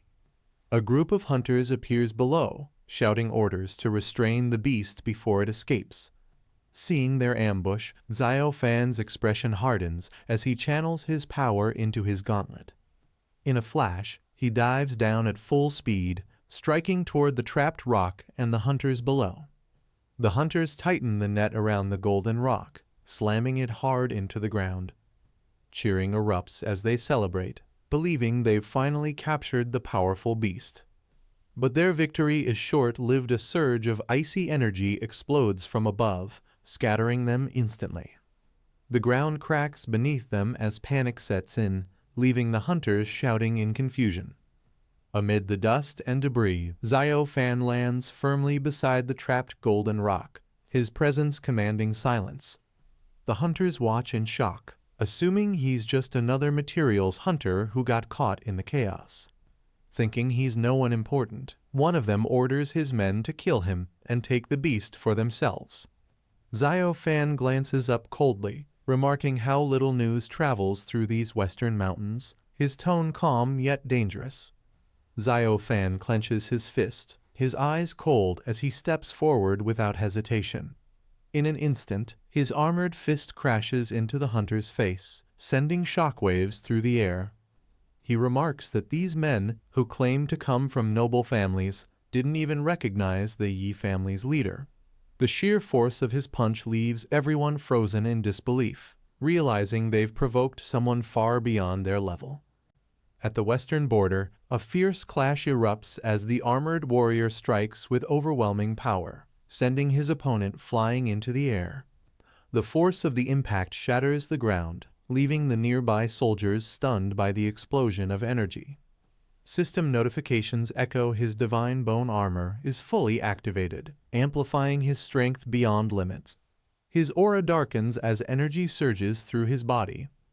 Transformed into a monstrous form with dual scythes, he bursts forward at blinding speed, tearing through the battlefield like a storm. The transformed warrior's power surges violently, creating shockwaves that force nearby soldiers to retreat in fear. Suddenly, the energy fades as Lu Fan's expression shifts. Something unexpected catches his attention. From above, a silver-haired girl descends through the sky with a bright smile, calling out to him. Recognizing her instantly, Lu Fan's eyes widen in disbelief as she shouts for him to catch her, leaping straight into his arms. Lu Fan catches the silver-haired girl in his arms, shocked to see her after so long, and asks why she's suddenly here. With a teasing smile, she tells him it's only been a month and playfully scolds him for turning wild in her absence. Flustered, Lu Fan questions if she really came all this way just to meet him, unable to hide his confusion. Smiling softly, she admits she counted the days until his return and waited at the outskirts every day, just to see him again. The silver-haired girl glances around, noticing the destruction left behind, and asks why there's such a huge commotion in the area. Her tone is casual, but her sharp gaze shows concern. Lu Fan points to the ground, explaining that he had caught a golden feather rock earlier as a gift for her. He wanted it to be a surprise, but things didn't go as planned. He then waves his arms dramatically, complaining that soldiers suddenly attacked, shooting both him and the bird down, completely ruining the gift he'd prepared. Hearing his explanation, she gives a faint smile, her red eyes glowing slightly. Though she seems amused, a dangerous glint flashes across her expression as she says softly that now she understands what happened. The silver-haired girl's calm expression hardens as fiery energy begins to swirl around her. Flames ignite across her body, forming a blazing armor of power. With cold authority, she demands to know who dared to steal from her Yi Wuxian. Her name alone sends a chill through the soldiers. One of them stammers in disbelief, realizing she's the same Yi Wuxian the Grim Reaper rumored to have annihilated the Huang and Long families. Terrified, they fall to their knees, begging for forgiveness. They hastily introduce themselves as members of the Jia family, a D-rank noble house, pleading that this was all a misunderstanding and offering riches if she spares them. Yi Wuxian raises her spear, flames coiling around it like a living inferno. With an unshaken voice, she declares she doesn't care who they are. If they dared raise a hand against her, they must pay with their lives. Her eyes burn as she challenges them to seek revenge anytime they wish. As Yi Wuxian lifts her flaming spear, Lu Fan steps in and gently stops her hand, cooling the heat before it erupts. She eyes him, wondering why he's holding her back. Lu Fan stays calm, implying there's no need to go all out here. He explains the leader is already down, the rest only need a warning. Small fry aren't worth her strength. She relaxes, letting him handle it. Lu Fan surges forward and unleashes a decisive strike. Energy tears across the field like a falling star. The system confirms the technique's overwhelming effect as the enemies are crushed into submission. The blast sends shockwaves across the battlefield, leaving the surviving enemies screaming in pain as they collapse to the ground. Lu Fan steps forward calmly, declaring that he was the one responsible for the fight and the injuries. He boldly tells them that if the Jia family has a problem, they can come find him directly. Turning to Yi Wuxian, he smirks and asks if she's satisfied now. She gives him a sharp look, teasing that he's asking a little late after finishing everything himself. With a faint smile, Lu Fan lifts her gently into his arms as dark energy swirls behind them. "It's too late to be dissatisfied now," he says confidently, the tension easing into quiet warmth between them. High above the sky, Lu Fan flies with red dragon wings, holding Yi Wuxian in his arms. She complains, demanding to be put down and teasing that he's sweaty and smells. He warns her not to struggle unless she wants to risk falling. They soon arrive at the Yi family residence in the Western Territories, the night calm and peaceful after the chaos of battle. Inside, Yi Wuxian excitedly leans forward, her eyes sparkling as she tells Lu Fan to summon the Blade Armor Dragon King hatchling eager to see and hug the newborn dragon. Lu Fan gives her a playful but serious smile, warning her to abandon that dangerous idea immediately, clearly knowing the little creature isn't as harmless as she imagines. Yi Wuxian tilts her head, questioning if Lu Fan really thinks she'd get hurt just by hugging a baby dragon, her tone filled with disbelief and curiosity. Without answering, Lu Fan closes his eyes and channels his energy. A glowing vortex forms in his hand, radiating a calm but powerful aura. Moments later, a small blue dragon appears within the light, its armored scales gleaming. Yi Wuxian's eyes widen in awe as she realizes it's the legendary Blade Armored Dragon King. Lu Fan smirks and warns her not to be deceived by its size. Its defense is on a monstrous level. Even someone as strong as Xiao Yi would struggle to pierce its armor. Yi Wuxian looks nervously at the dragon, noticing its piercing gaze. She questions whether Lu Fan can truly control it, remarking that it's staring at her like she's nothing but a rock. Lu Fan smiles confidently and gestures toward the dragon, telling her to relax. "Of course, I can control it," he says, inviting the little creature to shake hands. The dragon extends its claw, lightly tapping Lu Fan's palm. The gesture seems simple, but the air around them ripples with a faint surge of energy. Turning back to Yi Wuxian, Lu Fan smirks and tells her to watch closely, ready to show her just how strong his bond with the blade-armored Dragon King truly is. At Lu Fan's command, the small dragon obediently lies down on the table, its sharp eyes watching him closely. Lu Fan smiles proudly, assuring Yi Wuxian not to be intimidated by its appearance despite its fierce look. Its execution and control are top tier. Leaning forward curiously, Yi Wuxian playfully asks if the dragon can do something simple, like slicing apples. Her tone turns teasing as she sets one on the table. With a flash of precision, the dragon lifts its claw and splits the apple cleanly in half, the cut so smooth it gleams under the light, leaving Yi Wuxian both impressed and amused. Yi Wuxian excitedly holds up the sliced apple, calling the dragon the ultimate all-purpose companion perfect for home, travel, and even chaos.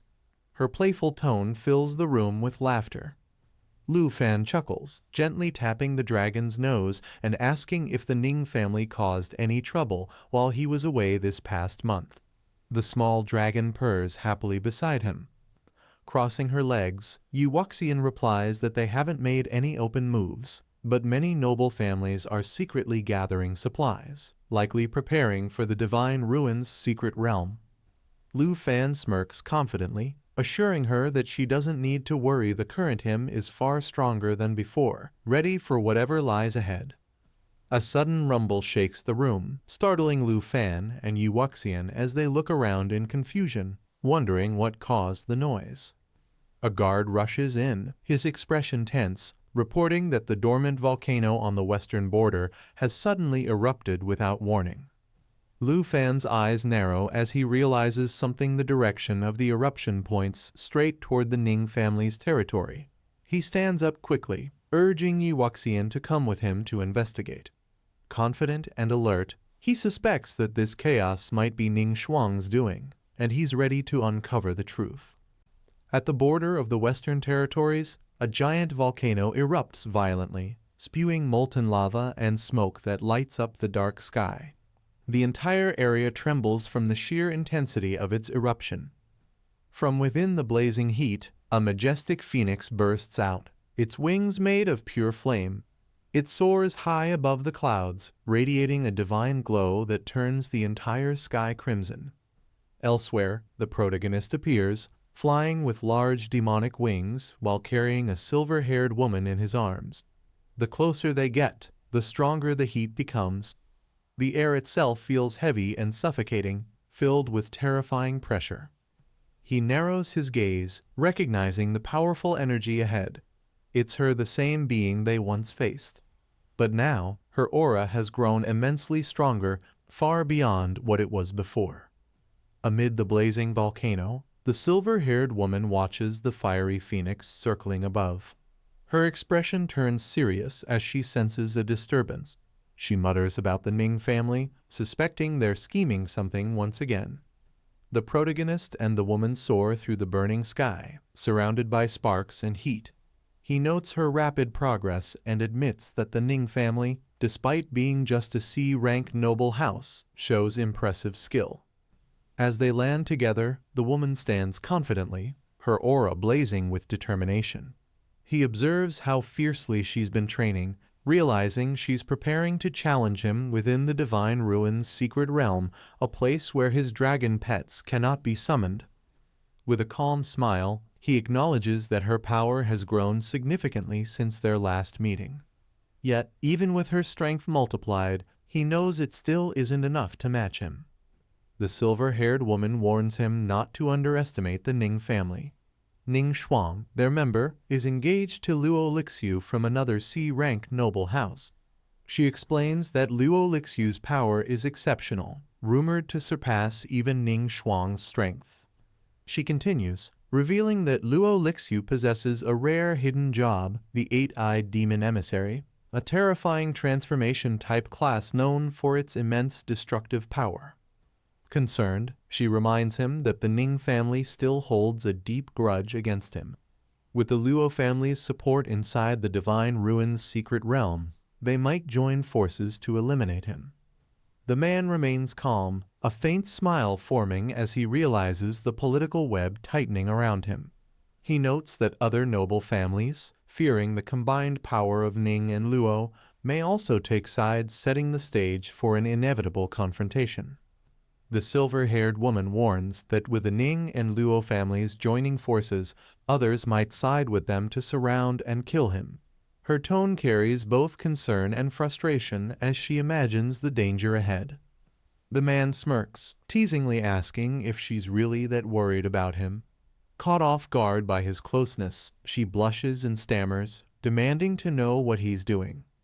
She quickly regains composure, reminding him that he now represents the Yi family. She admits she doesn't want him to die, her concern slipping through despite her firm words. Unbothered, he closes his eyes and smiles calmly. With complete confidence, he assures her there's nothing to worry about. He's fully capable of handling whatever comes his way. With a confident smile, the man declares that not only the Ning family, but everyone who enters the Divine Ruin's secret realm will fall before him. His tone carries absolute certainty in his strength. The silver-haired woman warns him not to take it so lightly. Even if his powerful dragons, the blade-armored hatchling and the Divine Bone Dragon King, are allowed to enter, she insists that the combined might of the C-rank families must not be underestimated. The man looks at her calmly and asks what she believes Ning Shuang's power level would reach once she activates her transformation ability. Her expression grows serious as flames surround her. She recalls Ning Shuang's background, born into wealth and trained with abundant resources from a C-rank noble family. When combined with her transformation traits, Ning Shuang's total attributes could easily surpass 10,000. Making her an incredibly formidable opponent. The woman looks shocked when he casually remarks that even with over 100,000 total attributes, Ning Shuang's power still isn't impressive. She demands to know what he means by that. With a confident smile, the man raises his glowing arm, telling her to witness his true strength. His body begins radiating a fierce, blinding aura that shakes the air around him. He clenches his fist, channeling immense energy that bursts outward in a surge of raw power. The atmosphere crackles as the ground trembles under the pressure of his awakening force. In the next moment, a massive explosion of energy erupts from his position, sending a shockwave across the sky. The sheer intensity of his power leaves no doubt he has far surpassed ordinary limits. The woman steadies herself, her eyes widening as she feels the immense force radiating from him. She realizes that the power behind his last punch is beyond comprehension. He calmly explains that with the blessings of both the Divine Bone Dragon King and the Blade-Armored Dragon King hatchling, his strength has reached an entirely new level. A confident smile forms on his face as he reveals the truth: his total attributes have now surpassed 1 million, a feat few could even dream of achieving. The woman stares in disbelief, surrounded by the shockwave of his power. She mutters to herself, stunned that in just a single month, his growth has become monstrous. 1 million attribute points, it's a level of strength that defies logic. With unwavering confidence, the man assures her that even within the Divine Ruin's secret realm, he won't fear anyone's combined assault. His tone leaves no room for doubt. He's ready for any challenge ahead. The woman sighs softly, explaining that it's not about trust. She simply hopes the elite warriors trained by the C-rank noble families won't provoke him, knowing what his retaliation could lead to. Her expression hardens as she warns that if he truly kills them all, it could spark a massive conflict among the C-rank families, turning their rivalry into a full-scale noble war. The next day, at the Ning family's residence, elders gather in preparation for the upcoming expedition. They stress the importance of cooperation with the Luo family, determined to prevent other clans from obtaining the rare spirit-tempering liquid within the secret realm. Inside the Ning family residence, Luo Lixu confidently assures the elders that their alliance with the Ning family is solid. As Ning Shuang's fiancé, he vows to protect their shared interests and won't allow anyone to undermine their power. Just then, a figure enters the room, greeting his father. The elder looks up in surprise, instantly recognizing the familiar aura of someone who's advanced in strength. As the footsteps grow closer, the young warrior reveals his achievement. He has reached level 110, a clear sign of his rapid progress and determination. With fiery red hair blazing in the sunlight, Ning Shuang steps forward, her confidence radiating through every movement. She declares that she's mastered a new high-level skill, Scarlet Sunfire, and this time she intends to make the Dragon Tamer pay for their past encounter. The Ning family elder beams with pride, praising Shuang for reaching level 110 at just 18. He declares that her power is unmatched among all C-rank nobles and places her near the level of a 5th job class expert. Luo Lixu nods in agreement, confident that with her growth and time, she could elevate the Ning family into a prestigious B-rank noble house, a goal that once seemed impossible. Turning toward Shuang, Luo Lixu tells her that with her current strength, she's bound to dominate the Divine Ruins' secret realm. Shuang, however, dismisses his flattery, uninterested in titles or praise. Crossing her arms, she focuses on what truly matters. Her expression sharpens as she asks if everything is proceeding according to plan and whether the Dragon Tamer is ready for the upcoming battle in the Divine Ruins' secret realm. Luo Lixu, adjusting his glasses with a smirk, informs Shuang that according to the Luo family's intelligence network, the Dragon Tamer has returned to the Yi family. His presence confirms that he plans to enter the Divine Ruins' secret realm. Flames flicker around Shuang as she laughs lightly, saying it's good he has the courage to show up. She admits she feared he might not have the guts to face her again. Luo Lixu narrows his eyes, adding that the boy's rapid growth remains suspicious. He speculates that the Dragon Tamer might have used an unknown method to increase his power. Leaning forward, Luo Lixu reveals a final piece of intelligence. The Dragon Tamer somehow acquired a new dragon pet in Secura Nation, a move that hints he's preparing for something big inside the Divine Ruins' secret realm. Shuang's eyes widen in surprise upon hearing that the Dragon Tamer has obtained a new dragon pet. The news catches her completely off guard. Luo Lixu explains that according to their intelligence reports, this dragon is unlike any ordinary creature. It's a special type that can transform into equipment, enhancing the Dragon Tamer's combat abilities directly. The Ning family elder folds his arms thoughtfully, suggesting that the boy must have anticipated the restrictions within the Divine Ruins' secret realm. By bringing a transformable dragon, he's perfectly adapted his strategy for the upcoming challenge. Still confident, the elder declares that even with such a trick, the Dragon Tamer's strength will be limited since he can't summon multiple dragons inside the realm. With the Ning and Luo families working together, he insists that their victory is guaranteed. Shuang frowns, questioning whether the Dragon Tamer truly dares to challenge the Divine Ruins' secret realm with just a single dragon that transforms into equipment. She wonders if he's underestimating the danger, or if there's something more to his plan. Luo Lixu waves off her concern with a confident grin. He insists that regardless of any tricks the boy might have, he's still only a level 5 turn fighter. With both the Luo and Ning families working together, taking him down will be effortless. He adjusts his glasses, shifting the topic.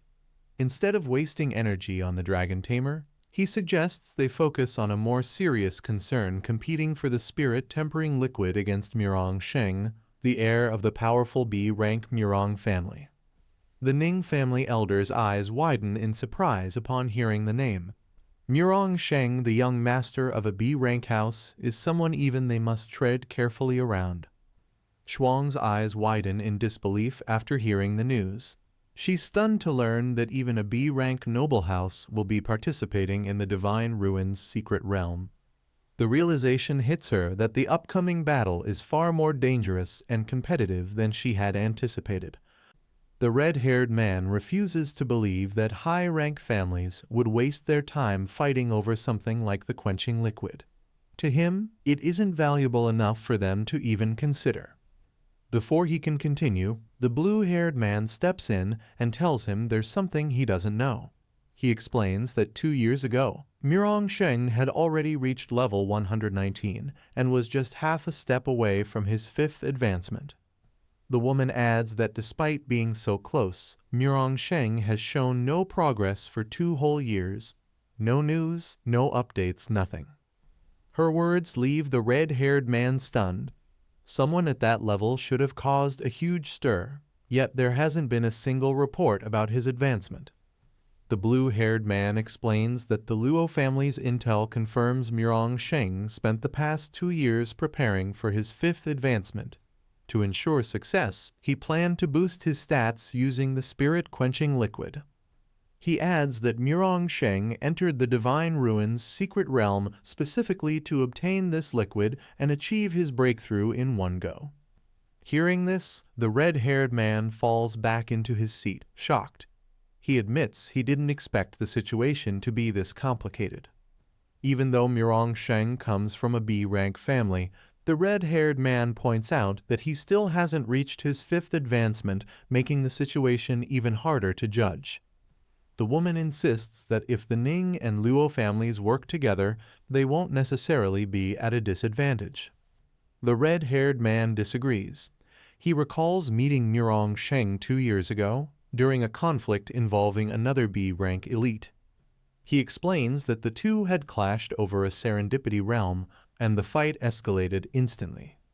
In that encounter, Sheng defeated the other elite with a single skill, showing just how overwhelming his strength truly was. The red-haired man recalls the fight from 2 years ago. From that moment, he understood that the gap in their strength was enormous. He says that even if they're the same level, they have almost no chance of winning, especially if Sheng is after the spirit-quenching liquid. The woman refuses to accept that. She argues that things aren't that simple and tells him not to jump to conclusions. She explains that the Divine Ruins secret realm has many restrictions, and since Sheng isn't a transformation-type class, the environment may limit him. She adds that they won't truly know what will happen until they're inside. The blue-haired man encourages Uncle Ning not to lose hope. He reminds him that inside the Divine Ruins secret realm, luck can sometimes outweigh skill. He believes that with the right timing, he and Shuanger might be able to reach the spirit-quenching liquid before Sheng does. The red-haired man, however, prioritizes their safety. He tells them the spirit-quenching liquid is important, but their lives matter more.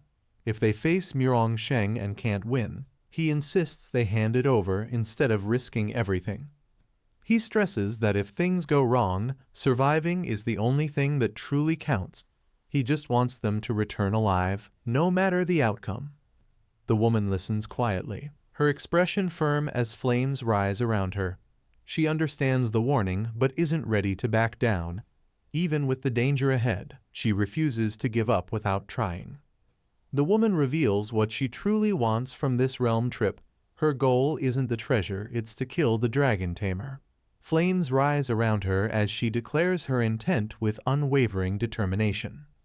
The blue-haired man is startled and calls out to her, trying to calm her down. But before he can say more, Uncle Ning interrupts with something unexpected. Uncle Ning says that once they return, it's time to schedule the wedding between the blue-haired man and Shuanger. The blue-haired man is shocked, but quickly agrees and promises he'll protect her throughout the realm trip. The red-haired man watches them with a grunt of disapproval, while the woman sits silently, her expression unreadable as the tension in the room settles. A small creature watches from the rocks as 2 figures fly overhead. It realizes they've reached deep into the western border frontier. The silver-haired girl says she grew up nearby, but never traveled this far. The boy is surprised since it's only 2,000 li from her estate. She explains that this area is heavily guarded by the C-rank noble families, making it a forbidden zone for outsiders. The boy questions if C-rank families are really that arrogant, wondering how the stronger families must act. She doesn't answer directly. Instead, she says that kind of world ruled by powerful families and strict hierarchies is something she could never belong to. The boy stays quiet for a moment, thinking about her words. His expression softens as he looks ahead. He admits that maybe in the past he felt the same way she does, but things are different now. They continue flying forward at full speed. Suddenly, the silver-haired girl spots something below and urgently tells him to look. They see a massive crater on the ground. She tells him that this is the entrance to the Divine Ruins' secret realm, the place their entire journey has been leading to. As they land near the entrance, the girl notices the huge crowd gathering and comments that things are about to get intense. People in the crowd spot the boy and immediately start whispering. They recognize him as the dragon tamer from the Yi family and mock him for daring to show up. More voices join in, calling him cannon fodder and claiming he only defeated a few minor families. Someone even mentions a rumor that the Ning family gave him a teleportation stone just to kill him inside the realm. The silver-haired girl leans closer and tells him not to listen to their insults. She reminds him that reaching this point at level 65 is enough to make others jealous, explaining why they're trying so hard to tear him down. The boy brushes off the crowd's insults with a calm smile, saying it's nothing. At this point, he's used to being the center of attention. The small creature points out that most of the people gathered are transformation-type fighters. It tells him to look at one of them nearby. It identifies the muscular man as Yuan Jinggang, level 110, a warrior from a western border family who can transform into a giant ape during battle. The girl's attention shifts to another presence approaching, a figure accompanied by a large white crane, someone worth noting among the competitors. The small creature introduces another contender, Lai Qingfeng, a level 110 crane mage from a western border C-rank family who can transform into a divine crane. The girl explains that aside from the Ning family, those two transformation-type fighters are the strongest opponents in the area. A sudden cry echoes across the field as a powerful presence descends, making everyone look up in surprise. The boy lifts his gaze and quietly realizes who it is. With a calm expression, he says that she's here. A fiery phoenix swoops down from the sky, drawing everyone's attention. The crowd quickly recognizes the arrivals Ning Shuang from the Ning family and Luo Lixiu from the Luo family. They land with overwhelming force, accompanied by a massive armored puppet and blazing flames, instantly becoming the center of attention. The blue-haired man and the flame-haired woman watch their powerful entrance in silence, clearly surprised by the display. The boy and the silver-haired girl stand calmly on the side. Neither says much, but both quietly acknowledge the pressure these new arrivals bring. A massive surge of light erupts from the crater, shaking the ground as the secret realm begins to activate. The flame-haired woman notices the change first and tells the others to look.